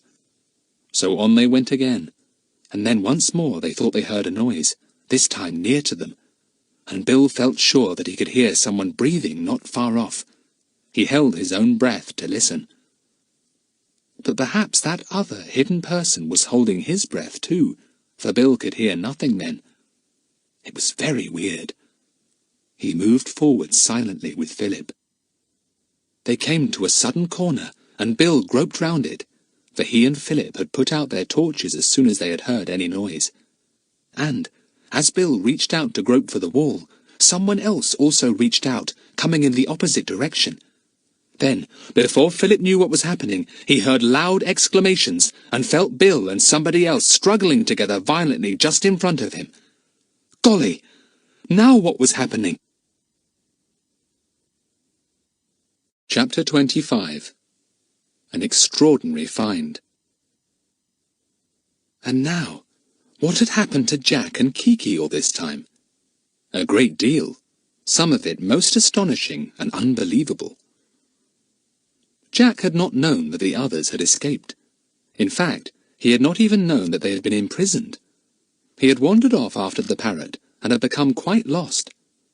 The men, as we know, had heard Kiki squealing and shouting some hours later, when they had been chasing Philip and the girls, but they had gone down the wrong passage after them, and had not seen them. So there was poor Jack, lost and terrified, with the forlorn Kiki clutching hard at his shoulder. The boy wandered down a maze of galleries, coming to more and more old abandoned workings. He was afraid that his torch would give out. He was afraid of the roof falling in on top of him. He was afraid of a great many things. I may be lost forever down here, he thought. I may be wandering miles away from that main passage. He suddenly came to a great hole in the roof above him, and realized that he had come to another shaft. Of course, there were quite a number of them, Jack thought, his heart beginning to thump. Thank goodness! Now I can climb up and get out into the open air. But, to the boy's dismay, there was no way of getting up the shaft. Whatever ladder or rope there had once been had rotted or fallen away. There was absolutely no way of climbing up. It was awful to stand there at the bottom, knowing that freedom, daylight, and fresh air were at the top, and yet with no means of reaching them. If I were a baby, I bet I'd burst into tears, said Jack out loud, feeling something suspiciously like tears pricking at the back of his eyelids. But I won't do it.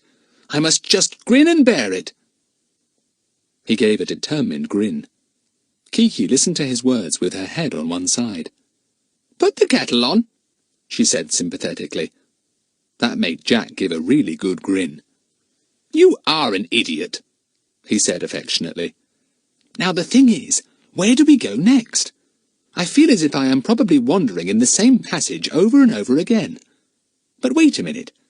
The shafts are all on the island itself, so I must have retraced my steps somehow, because we were all under the seabed at one time.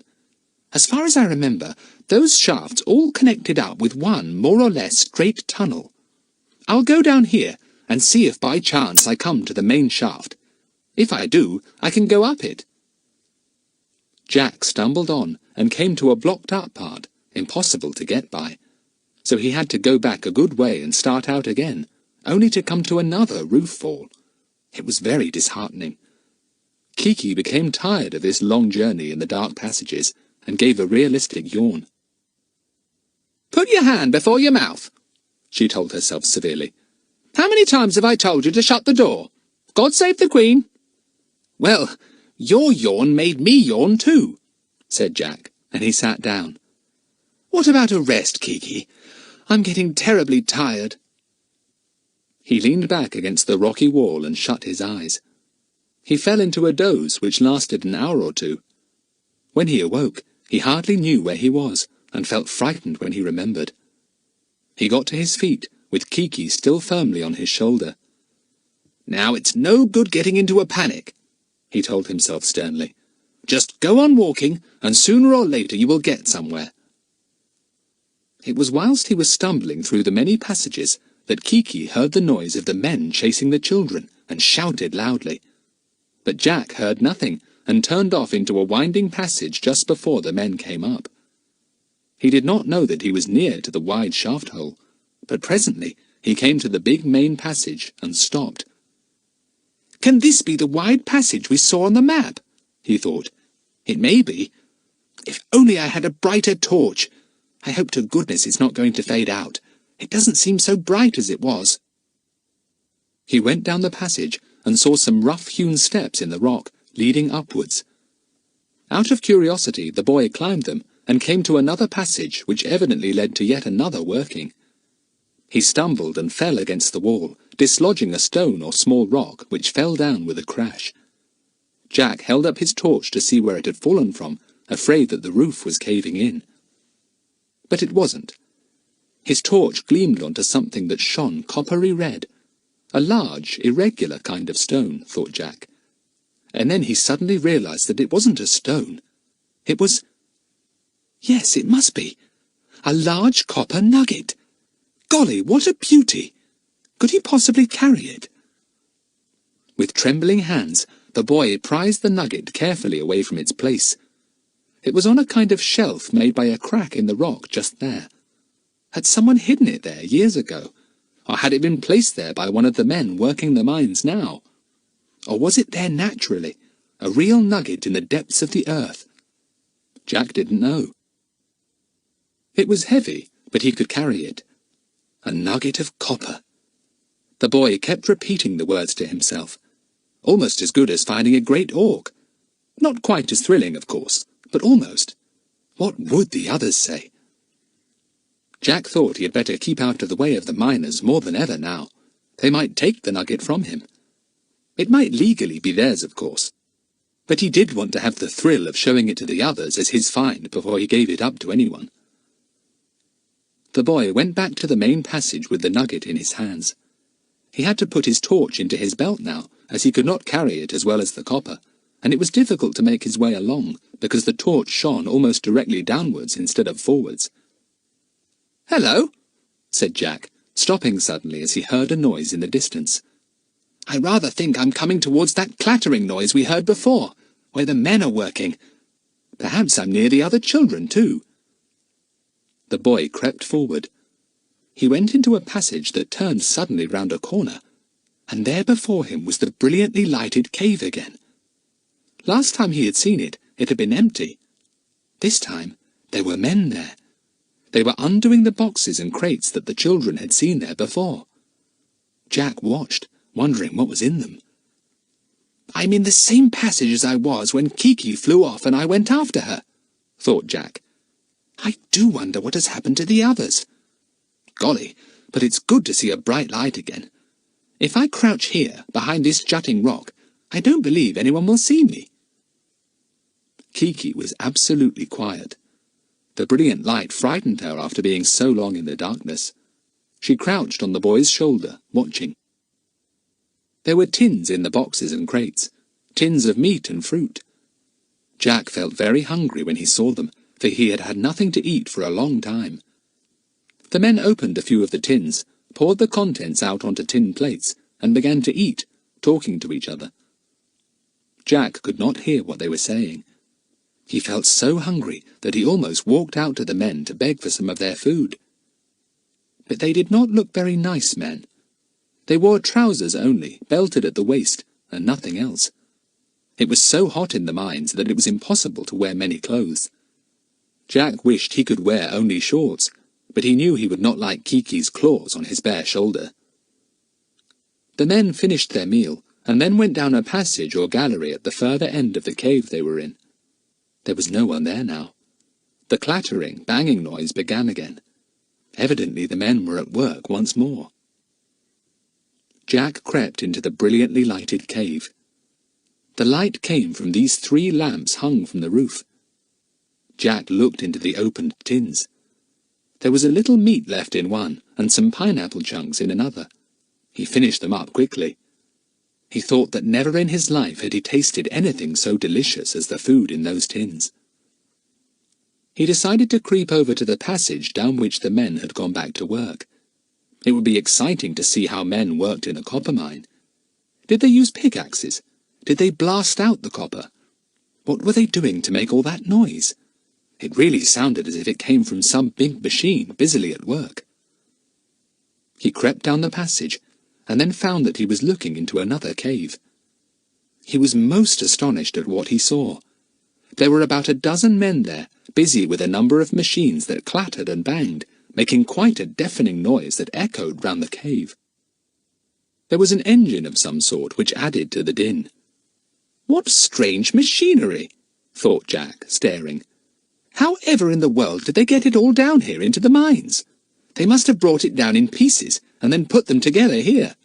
Golly, how busy it all is, and what a noise it makes!" Jack watched in wonder. Were they extracting copper by means of this machine? He knew vaguely that many metals had to be roasted or smelted or worked in some way before they were pure. He supposed they were doing that. It was plain then that the copper in these mines was not usually found in big nuggets, such as the one Jack was even now holding. One of the men wiped his forehead and came from the machine towards Jack's hiding place. The boy darted away and went into a small blind passage to wait till the man had passed. He came back carrying a mug of water. Jack waited in the little blind passage for a minute or two, leaning against what he thought was the wall. But suddenly, the wall gave way a little, and the boy slipped backwards. Then, putting his torch on, he found that it was no wall, but a strong wooden door, leading into a cell-like place, rather like the one in which the other children had been imprisoned. Hearing footsteps, he hurriedly went into the cell and pushed the door shut. The footsteps went by. Jack switched on his torch again to see what was in the cave. It was stacked with bundles upon bundles of crisp papers, the same size put together and the same colours tightly fastened together. Jack looked at them, and then he looked again, blinking his eyes in amazement. In that cell-like cave were thousands of bundles of paper money. There were bundles of £5 notes, bundles of £10 notes. There they were, neatly stacked together, a fortune great enough to make anyone a millionaire in a night. Now I really must be dreaming, thought Jack, rubbing his eyes. There's no doubt about it. I'm in a very extraordinary dream. In a minute I shall wake up and laugh. People simply don't find things like this. Treasure in a cave underground. Why, I might be in the middle of some wonderful fairy story. It's quite impossible. I'd better wake up immediately. Chapter 26. A Bad Time, and a Surprising Meeting. But Jack didn't wake up, and for a very good reason too. He wasn't asleep. He was wide awake and staring at this colossal fortune in paper money. It didn't make sense. Why was it all stored here, in this cave underground? Who did it belong to? Why didn't they put it into a bank in the usual way? Perhaps the men working this mine are finding a lot of copper and selling it secretly, and keeping the money here that they get for it, thought Jack. He was so lost in amazement at the sight of such a fortune piled up there in front of him that he did not hear someone coming to the door of the cave he was in. The man who opened the door and saw Jack in the cave was even more surprised than Jack himself. He stood staring at the boy with his mouth wide open and his eyes almost falling out of his head. Then he dragged the boy roughly out of the cell and pulled him to the room where the machine was working. "Look here," yelled the man. "Look here! I found him in this storeroom." The machine was stopped at once. The men gathered round Jack and his captor. One of them stepped forward. It was Jake. He looked very evil, and the black patch he wore over one eye made him look most peculiar. He shook Jack so roughly that the boy lost his breath completely and sank down on the ground when Jake let go of his arm. "Where are the rest of you?" said Jake. "You tell me, see? Who are you with? What are you doing down here? What do you know?" Jack picked up his nugget, looked round for Kiki, who had flown in fright to the roof of the cave, and tried to think what to answer for the best. The men took no notice of his big copper nugget, which surprised Jack very much. He had been afraid they would take it away from him at once. "I don't know where the others are," he said at last. "We came to the island together, 2 boys and 2 girls, and I got separated from the others." "Who else was with you?" demanded Jake. "You kids didn't come here by yourselves." "We did," insisted Jack. "I say, who does all that money in there belong to?" The listening men made some low, threatening noises, and Jack gazed round uneasily. Jake's face grew black. He looked round at the men. "Something's up," he said, and the men nodded. He turned again to Jack. "Now look here," he said. "You know a lot more than you've told us. You've picked up something from the others, haven't you? Well, you just tell us all you know, or you may never see daylight again. See? Is that clear?" It was horribly clear. Jack began to tremble. Kiki gave a screech that made everyone jump. "I don't know what you mean," said Jack desperately. All we knew was that someone was working these copper mines again, getting copper, and that Bill Smuggs was taking food here in his boat. That's honestly all I know." "Bill Smuggs," repeated Jake. "That's what the other kids said. Who is this Bill Smuggs?" Jack was puzzled. "Isn't that his real name?" he said. "What's his real name?"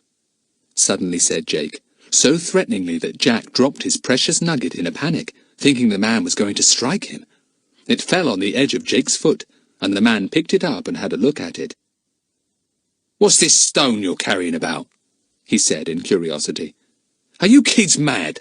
A parrot and a heavy stone? Bill Smuggs? Copper mines? You're all crazy." "I think this kid knows more than he's said," said Ollie, stepping beside Jake. "What about locking him up without any food for a day or so? That'll make him talk. Or what about a good beating?" Jack went pale, but he did not show that he was afraid. "I don't know any more than I've already told you," he said. "What is there to know, anyway? What's the mystery?" "Take him away," said Jake roughly. "He'll talk when he's half-starved." Ollie took the boy by the shoulder and led him roughly from the cave, prodding him unkindly as he did so. He led him to the same cell-like cave in which the other children had been imprisoned. Just as he was pushing the boy in, Kiki flew down and hacked viciously at the man's face with her curved beak. Ollie put up his hands to protect himself and dropped his torch. It went out. Jack slipped swiftly to the side and crouched outside the cell in silence. Kiki did not know where she was. She flew into the cell and perched on the table there in complete darkness. Now then, what a pity," she said loudly. The cell door banged. Ollie had shut it on the parrot, thinking that it was Jack talking inside there. He had not even known that the bird could talk. He turned the key in the lock.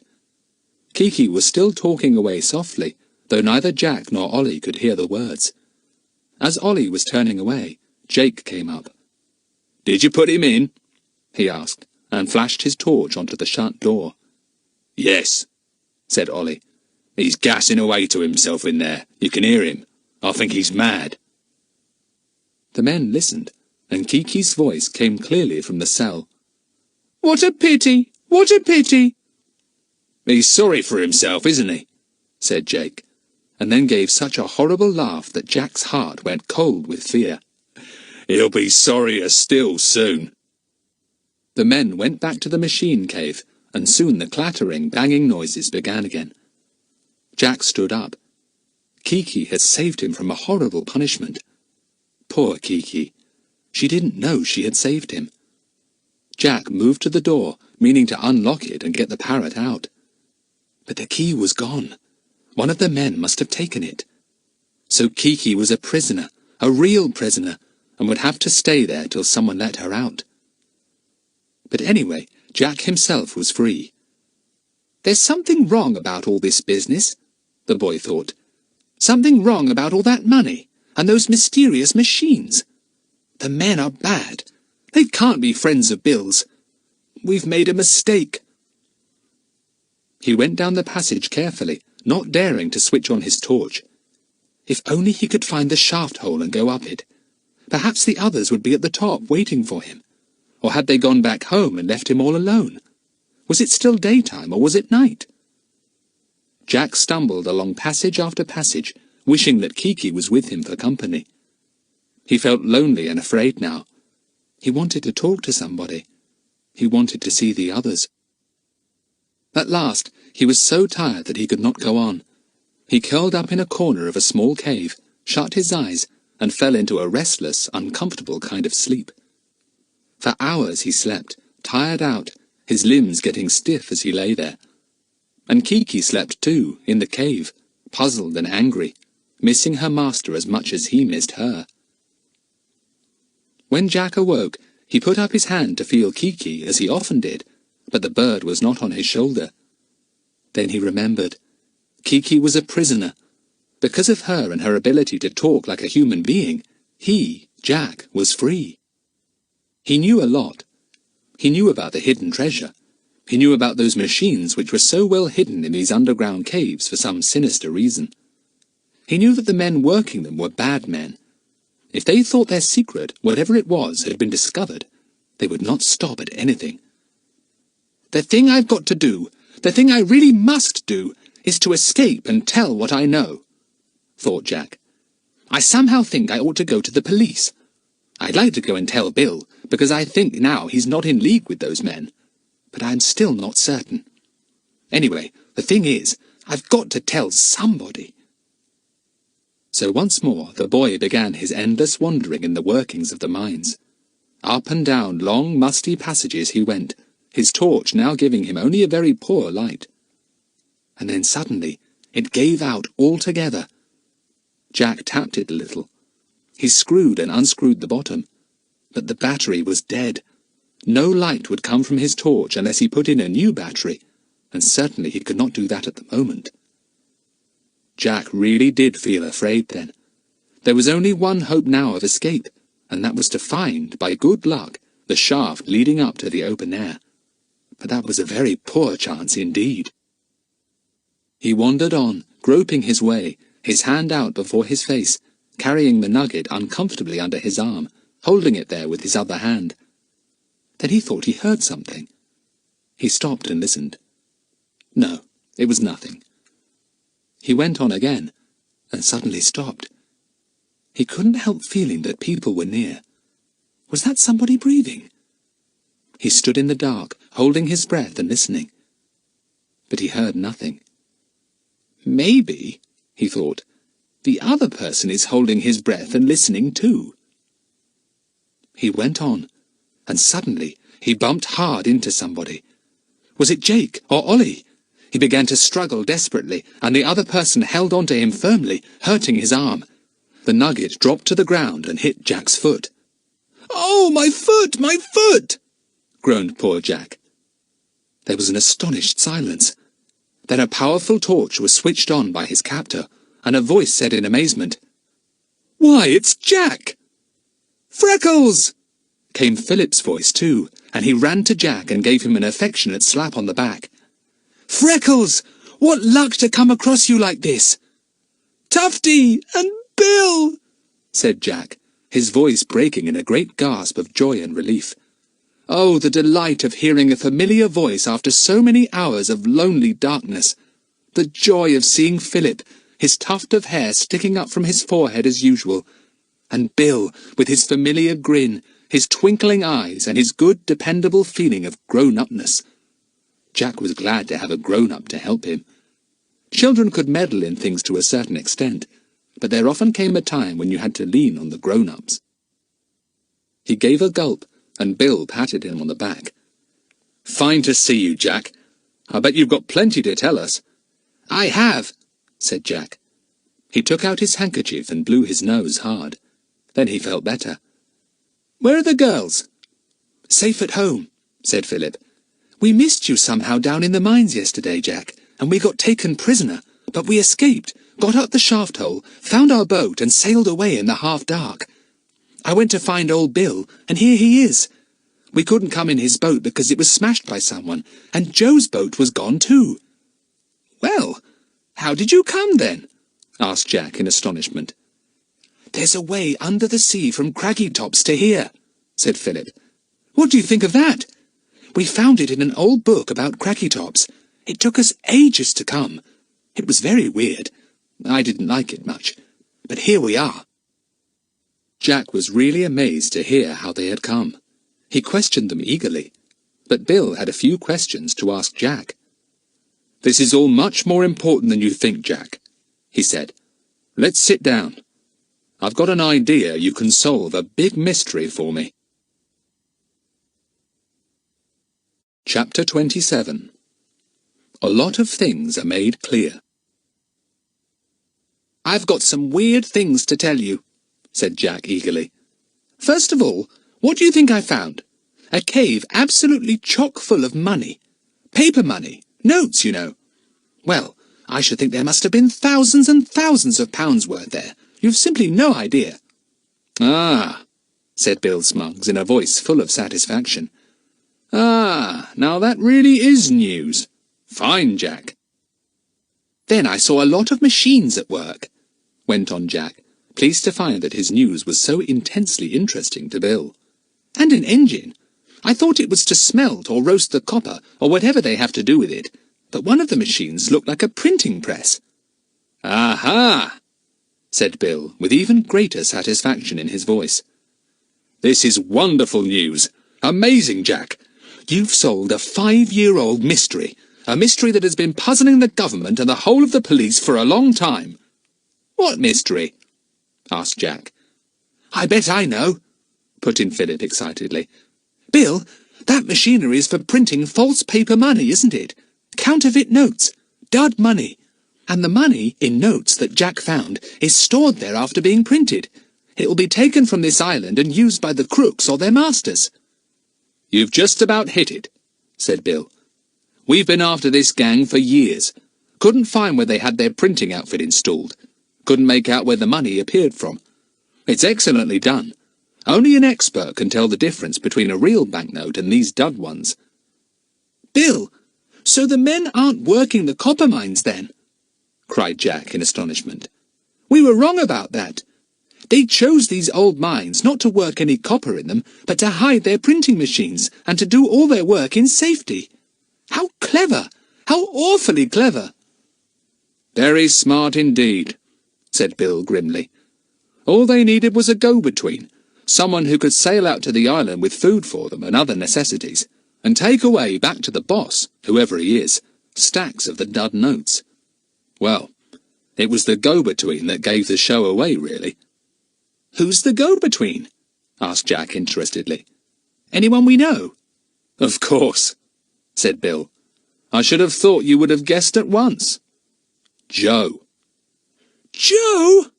cried the two boys, and in a flash they saw how everything fitted in where Joe was concerned. Yes, he had a boat, and he had only to say that he was going fishing in it in order to get over to the island and back, said Philip.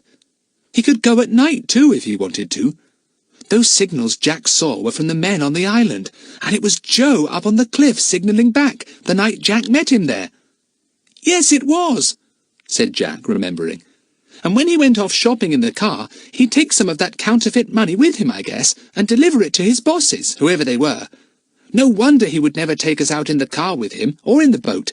He was afraid we might suspect something. Do you remember those boxes and crates down in the second cellar, behind that door he kept hidden by piled-up boxes? Said Philip. Well, I bet those didn't belong to Aunt Polly. I bet they were Joe's stores, waiting to be taken across to the island next time he went in his boat. His tales about things wandering on the cliffs at nights were only stories to frighten us and keep us from going out at night and finding out anything he was doing, went on Jack. Gracious! How everything fits in now, doesn't it? It certainly seems to, said Bill in an amused voice. He had been listening to this conversation with great interest.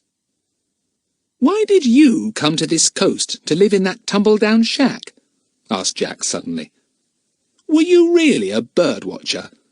Of course not, said Bill, laughing. I didn't bargain on meeting a real bird-lover when I told you I was a bird-watcher. You nearly tripped me up lots of times. I had to read up a whole lot about birds I wasn't the least interested in, so that you wouldn't suspect I didn't know much about them, Jack. It was really very awkward for me. I couldn't tell you what I really was, of course.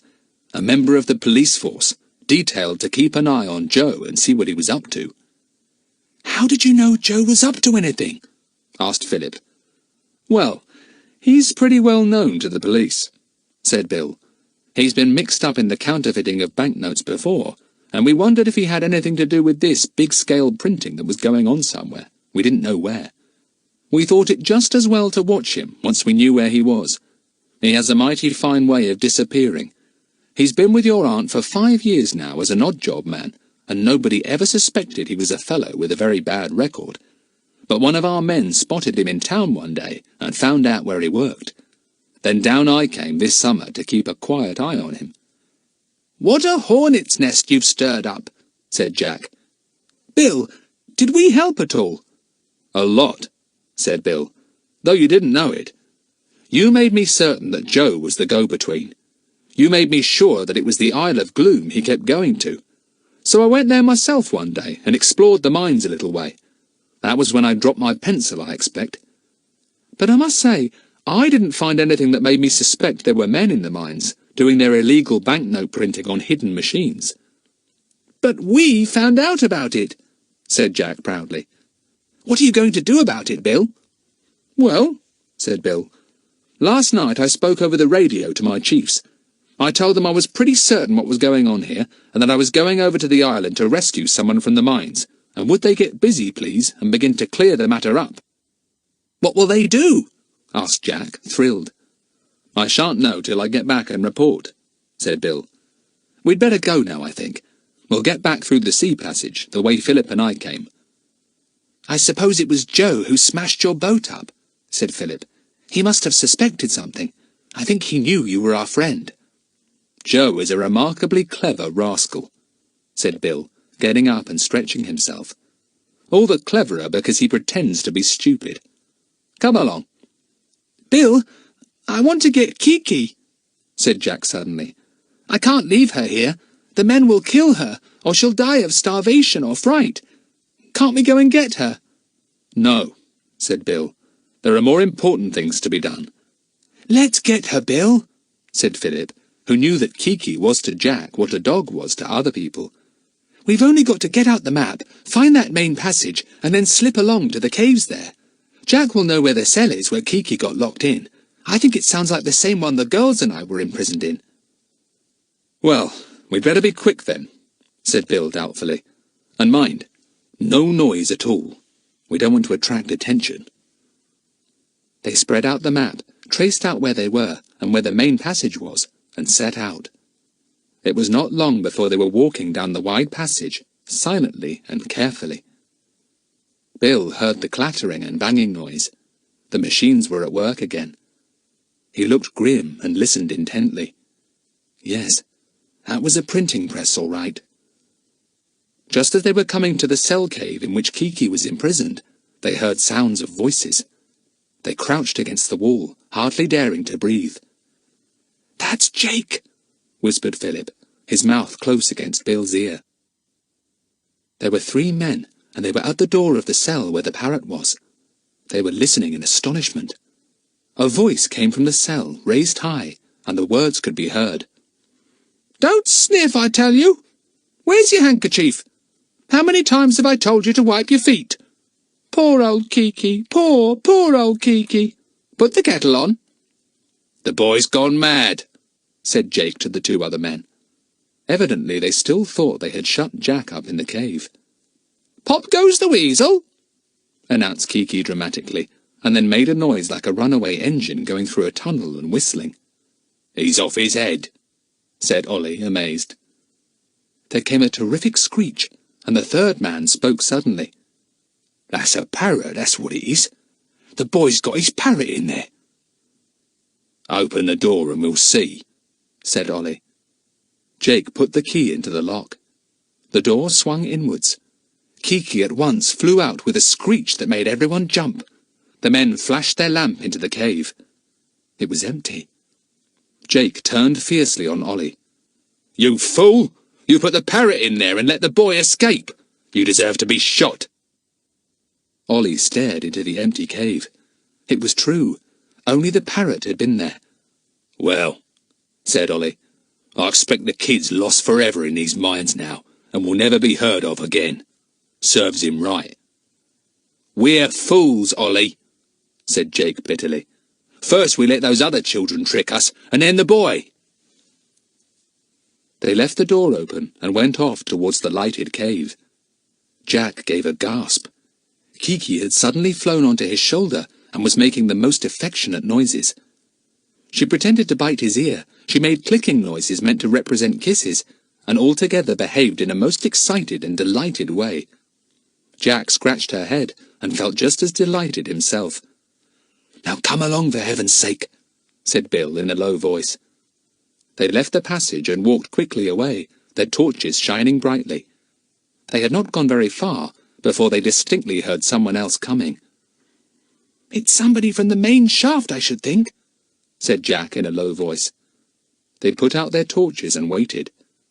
The person came nearer, heavy-footed. His torch shone brightly. They could not see what he was like at all.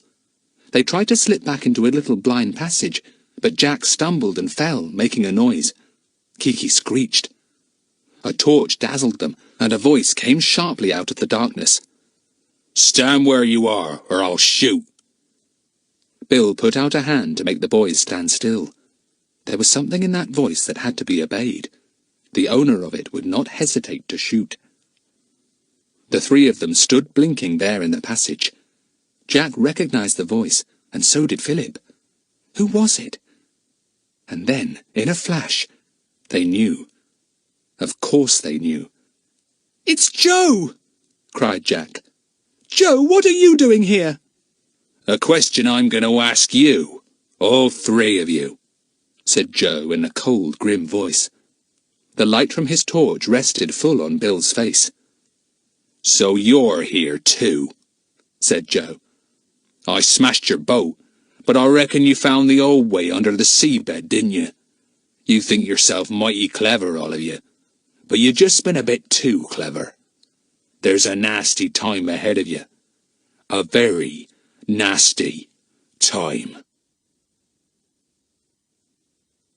Chapter 28.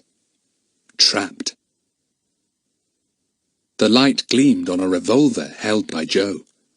Bill felt angry with himself. If he hadn't agreed to go back for that wretched parrot, this would never have happened. Joe was tough. He was not likely to be fooled as easily as Jake had been. "Turn round, hold your hands above your heads and walk in front of me," ordered Joe. "Ah, there's that parrot. I owe it quite a lot. Well, I'll pay me debt now." Jack knew Joe meant to shoot Kiki, and he gave the parrot a blow that surprised her very much. Kiki rose high into the air in indignation, screeching, lost in the darkness. "Keep away, Kiki! Keep away!" yelled Jack. Kiki remained lost in the darkness. Something warned her that Jack did not want her near him. She sensed danger. She followed the little company, keeping well behind Joe, flying from place to place as silent as a bat. The three of them were soon shut in the now familiar cave. Joe, who had shouted for Jake, locked the door himself. Then the prisoners heard them going off. "Well, we're in a pretty pickle now, I'm afraid," said Bill. "Why in the world did I agree to go back for that parrot? We may all lose our lives because of that, and these fellows may escape scot-free with their thousands of false banknotes to spread them all over the country. We really are up against it now." "I'm sorry I asked you to go back for Kiki," said Jack humbly. "I'm as much to blame as you," said Bill, lighting a cigarette. "Golly, it's hot down here." After what seemed to be an endless time, the door was opened again, and Joe came in with Jake, Ollie, and 2 or 3 more men behind him. "We just want to say a fond goodbye to you," said Joe, his face gleaming in the lamplight. "We've finished up our business here. You came in at the end, Bill Smuggs, the cop. Too late to do anything. We've got all the notes we'll ever be able to use now." "So you're clearing out, are you?" said Bill quietly. "Smashing up the machines to hide your tracks, taking away all your stores and your packets of dud notes. You won't escape so easily. Your machines will be found all right, smashed or not. And your—" "Nothing will ever be found, Bill Smuggs," said Joe. "Not a thing. The whole of the police force can come to this island, but they'll never find anything they can trace back to us. Never." "Why?" asked Bill, unable to conceal his surprise. "Because we're flooded in the mines," said Joe, smiling wickedly and showing his teeth. "Yes, Bill Smuggs, these mines will soon be flooded. Water will pour into every tunnel, every passage, every cave. It'll hide our machines and all traces of our work. I'm afraid it'll hide you, too." "You're not going to leave us here, surely," said Bill. "Leave me if you like, but take the boys up with you." "We don't want any of you," said Joe, still in the same horribly polite tones. "You'd be in the way." You couldn't be as cruel as that, cried Bill. Why, they're only children. I have my orders, said Joe. He did not seem at all the same stupid, grumpy fellow that the boys knew before. He was a different Joe altogether, and not at all a pleasant one. "How do you propose to flood the mines?" asked Bill. "Easily," replied Joe. "We've mined part of the passage through which you came from Craggy Tops under the seabed. When we're safely above ground, you'll hear the muffled roar of a great explosion. The dynamite will blow a hole in the roof of that undersea passage, and the sea will pour through. As you will guess, it will rush into these mines and fill them up to sea level. I'm afraid you will not find things very pleasant then." Jack tried to stand up to show Joe that he was not afraid, but his knees wouldn't hold him. He was afraid, very much afraid, and so was Philip. Only Bill kept a really brave front. He laughed. "Well, do your worst. You won't escape so easily as you think. More is known about you and this gang and its bosses than you imagine." One of the men said something to Joe. He nodded. The boys felt certain that the time was soon coming when the seabed was due to be blasted open, and then the waters would roar down and find their way into every nook and cranny.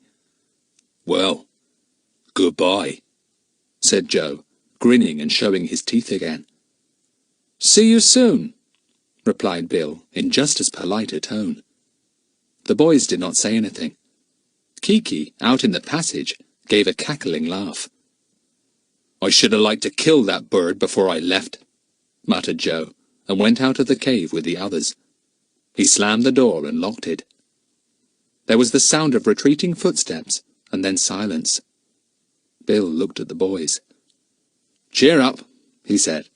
"We're not dead yet. We'll give those fellows time to get some distance away, and then I'll open this door and out we'll go." "Open the door? How?" asked Jack.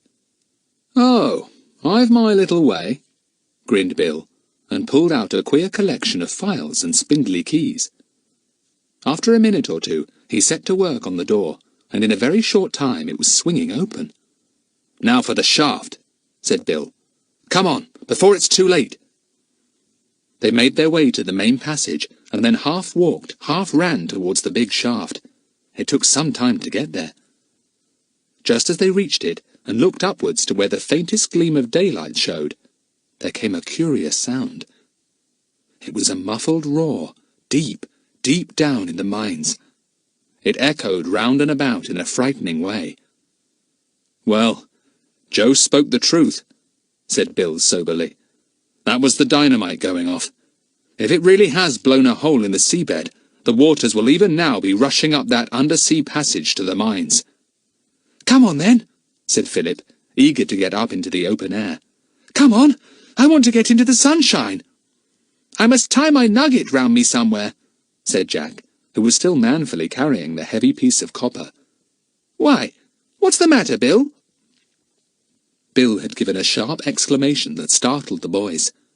"Look there," said Bill, shining his torch onto the first few feet of the shaft hole. "Those men have gone up the shaft, and have carefully hacked away the ladder near the bottom so that we couldn't climb up, even if we did escape from the cave. They were leaving nothing to chance. We're done. We can't escape. There's no way of climbing up without a ladder." In despair, the three of them gazed at the smashed-up rungs. Kiki gave a mournful screech that made them jump.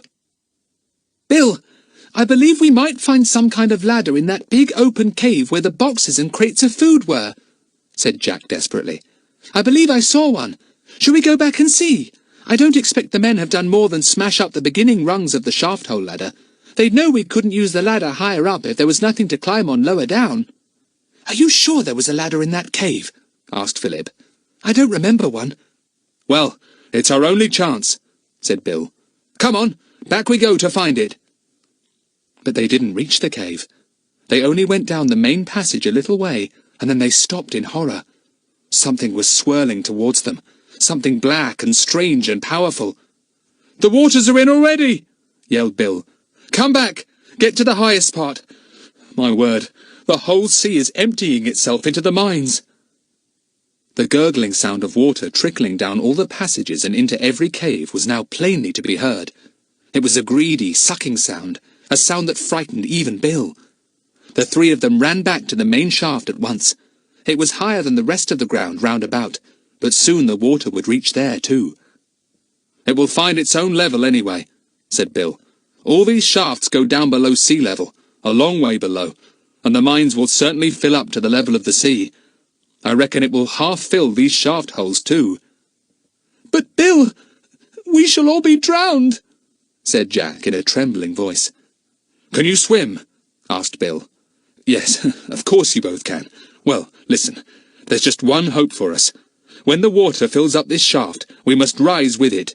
Let it take us up. We can keep afloat all right, I think, if we don't get panicky. Then, when we reach the part of the ladder undamaged by the men, we can climb up. Now, do you think you can keep your heads, and, when the water comes, go up the shaft hole with it?" "Yes," said the boys pluckily. Jack turned and looked nervously down the passage. He could see the black water in the distance, gleaming in the light of Bill's torch. It looked very horrible somehow. "That's the end of these mines then, Bill, isn't it?" said Philip. "No one will ever be able to come down here again." "Well, they were worked out anyway," said Bill. "Jack was lucky to find a nugget to take back to show everyone. It was probably hidden by a long-ago miner who forgot where he had hidden it, and years afterwards, Jack found it." "I must take it back with me," said Jack. "I simply must. But I know I can't hold it and swim too. It's too heavy." Bill stripped off his jersey and his vest. He wrapped the nugget in his vest, knotted it, then tied a thick piece of string round it. He put his jersey on again, then hung the nugget round his neck.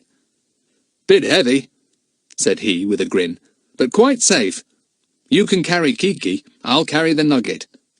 "Thanks awfully," said Jack.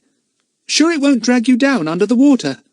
"I hardly think so," said Bill, who was immensely strong. "The water's coming nearer," said Philip uneasily. "Look!" They all looked. It was advancing near to the little bit of rising ground under the shaft where they stood. "Isn't it awfully black?" said Jack. "I suppose it's the darkness that makes it look so black. It looks simply horrid." "It will take a bit of time to get to our shaft," said Bill. "Let's sit down and rest a bit while we've a chance."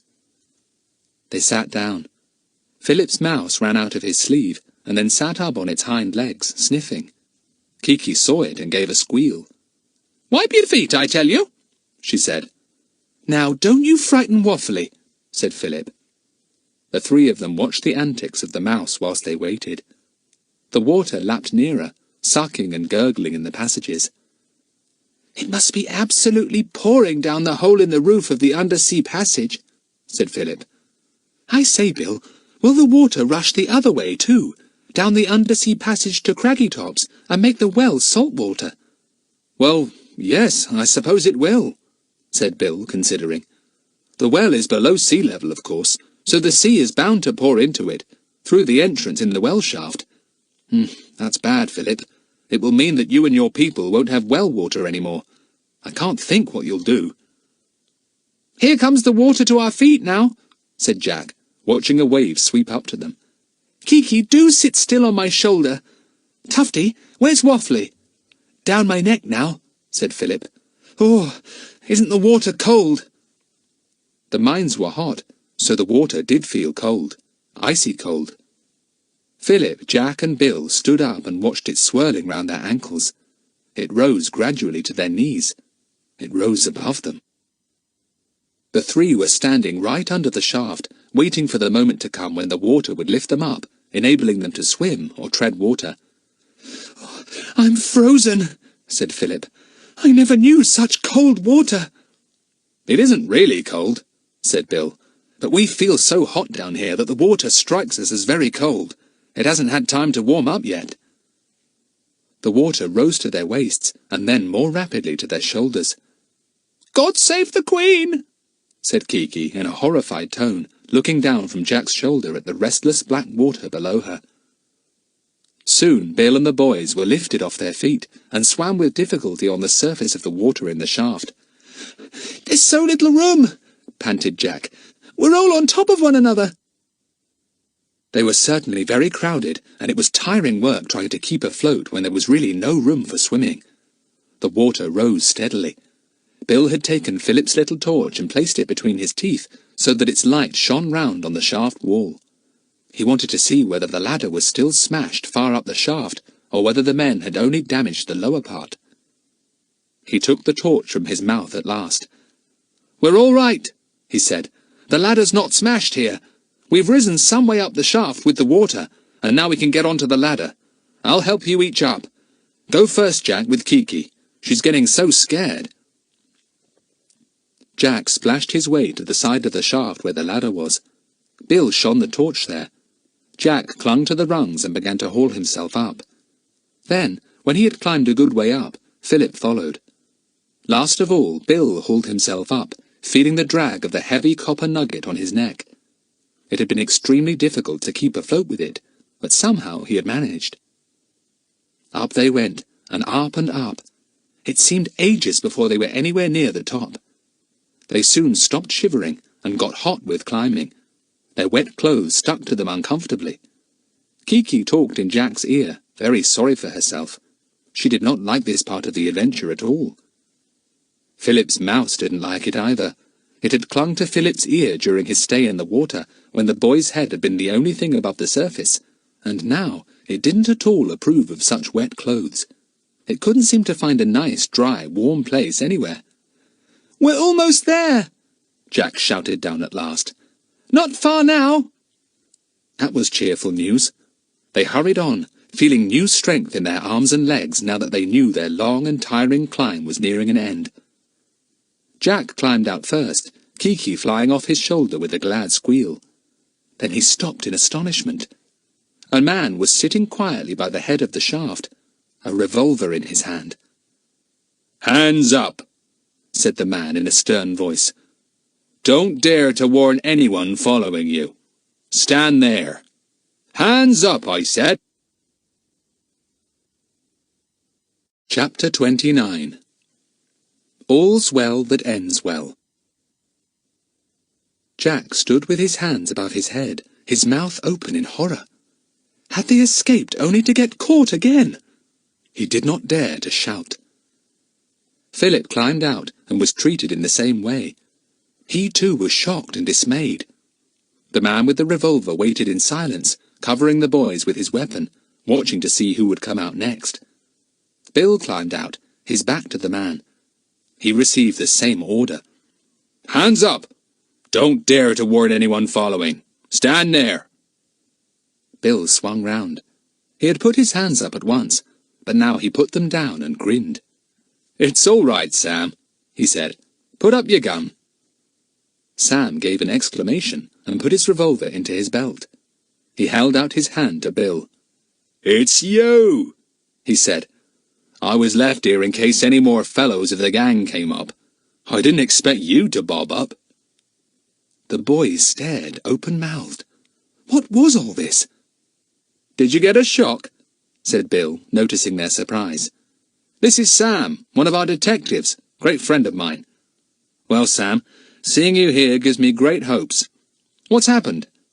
"Come and see," said Sam with a grin, and he led the way. They all went through the pass in the hills, following the burly Sam. They came out onto open ground and made their way towards the coast. They came suddenly on a truly interesting sight. Lined up in a row, their faces sullen, were all the men from the mines. Joe was there too, fierce anger in his face. Two men stood nearby, each with a revolver. All weapons had been taken from the prisoners. "There's Joe!" cried Philip. Joe looked at him with a scowl that turned to surprise. So the boys and their friend had escaped. Joe was immensely surprised, and racked his brains to think how anyone could have got out of a locked cave in a flooded mine and up a shaft whose ladder was completely smashed at the bottom. "How were they caught?" asked Jack in wonder. Kiki saw Joe and flew round his head, screeching and hooting and yelling. She recognized her old enemy and knew he could no longer harm her. Sam grinned at Jack's wonder. "Well, Bill Cunningham here." he said with a nod towards Bill. "He managed to tell us a good bit over the radio last night, and we put 2 and 2 together and reckoned we better get going. So we got going and came over to this island as fast as we could. We found Joe's boat here and signs of an early departure, stacks of dud notes in crates on the beach, and all kinds of other interesting documents." "How did you get here so quickly? There are no boats near on this coast," said Philip. "We've got a few fast motorboats of our own," said Sam. "We took 2 of them and came along here at top speed down along the coast. There they are."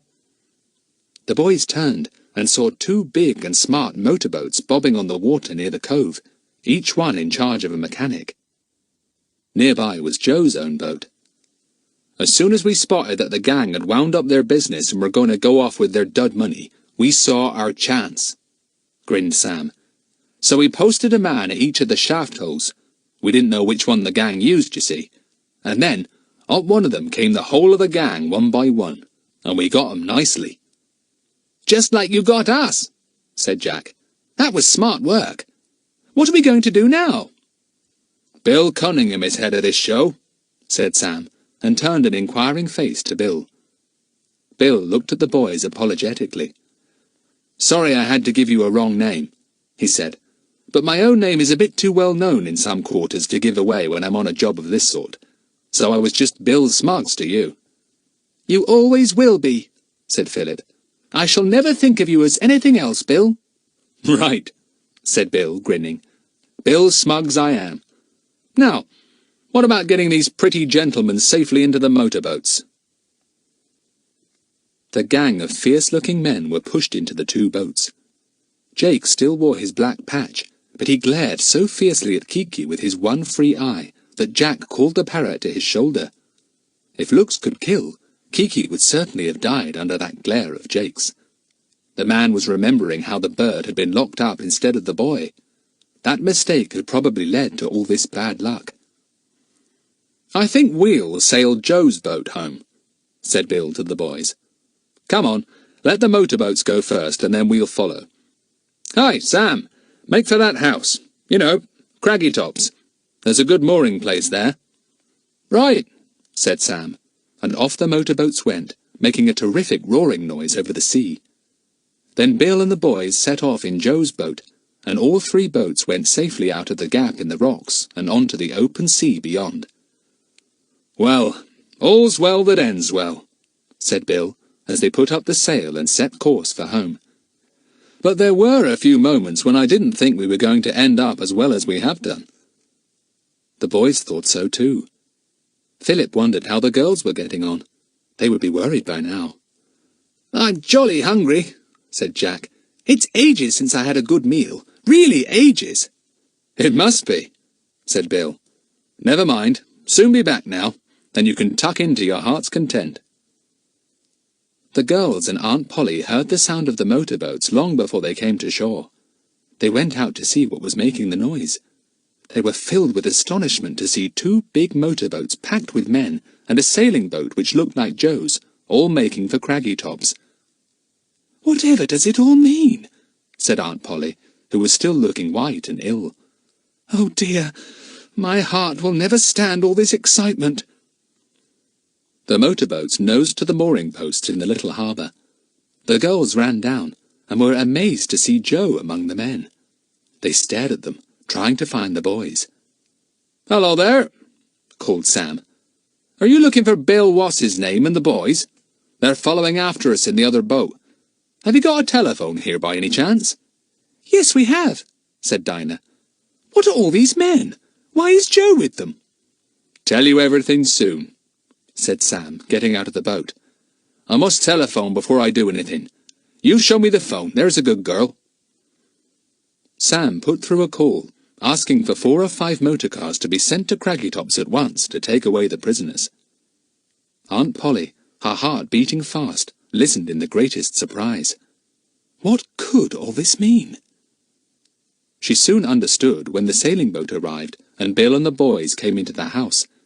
They told her the whole story, and she sank back on the couch in horror when she heard what a wicked and dangerous fellow Joe was. "As clever as a bag full of monkeys," said Bill. But he's not got away with it this time, thanks to these 4 smart children. It's funny, said Jack. We went to the island to find a great orc, and we found instead a whole gang of men working at hidden printing machines down in the mines. If I'd known you were doing things like that, I'd have sent you all to bed, said Aunt Polly severely. That made everyone laugh. Oh, naughty girl, Polly, cried Kiki, flying to Aunt Polly's shoulder. The cars arrived as the boys and Bill were in the middle of a most enormous meal. The men were packed into them and driven off swiftly. Sam said goodbye and departed with them. Good work, Bill, he said as he went. And those kids want a pat on the back too. They got plenty of pats. The next day or two was so exciting that not one of the children slept properly at night. For one thing, they were taken to the nearest big town and had to tell all they knew to 2 or 3 very solemn gentlemen. Big wigs, said Bill mysteriously. Very big wigs. Jack, have you got the photograph of that pile of tins you saw on the island? Joe denies that he ever took supplies there, and we've found some empty tins in the cellar at Craggytop's which we may be able to identify by means of your snap. So even the little photograph of the tins came in useful, and was a bit of what Bill called the evidence against the prisoners. Another little bit of excitement was Jack's nugget. The boy was disappointed to hear that it was not valuable, but as a curiosity, a memory of a great adventure, it was thrilling. I shall take it back to school with me and present it to the museum we have there, said Jack. All the boys will love to see it and handle it and hear how I got it. Won't they be envious?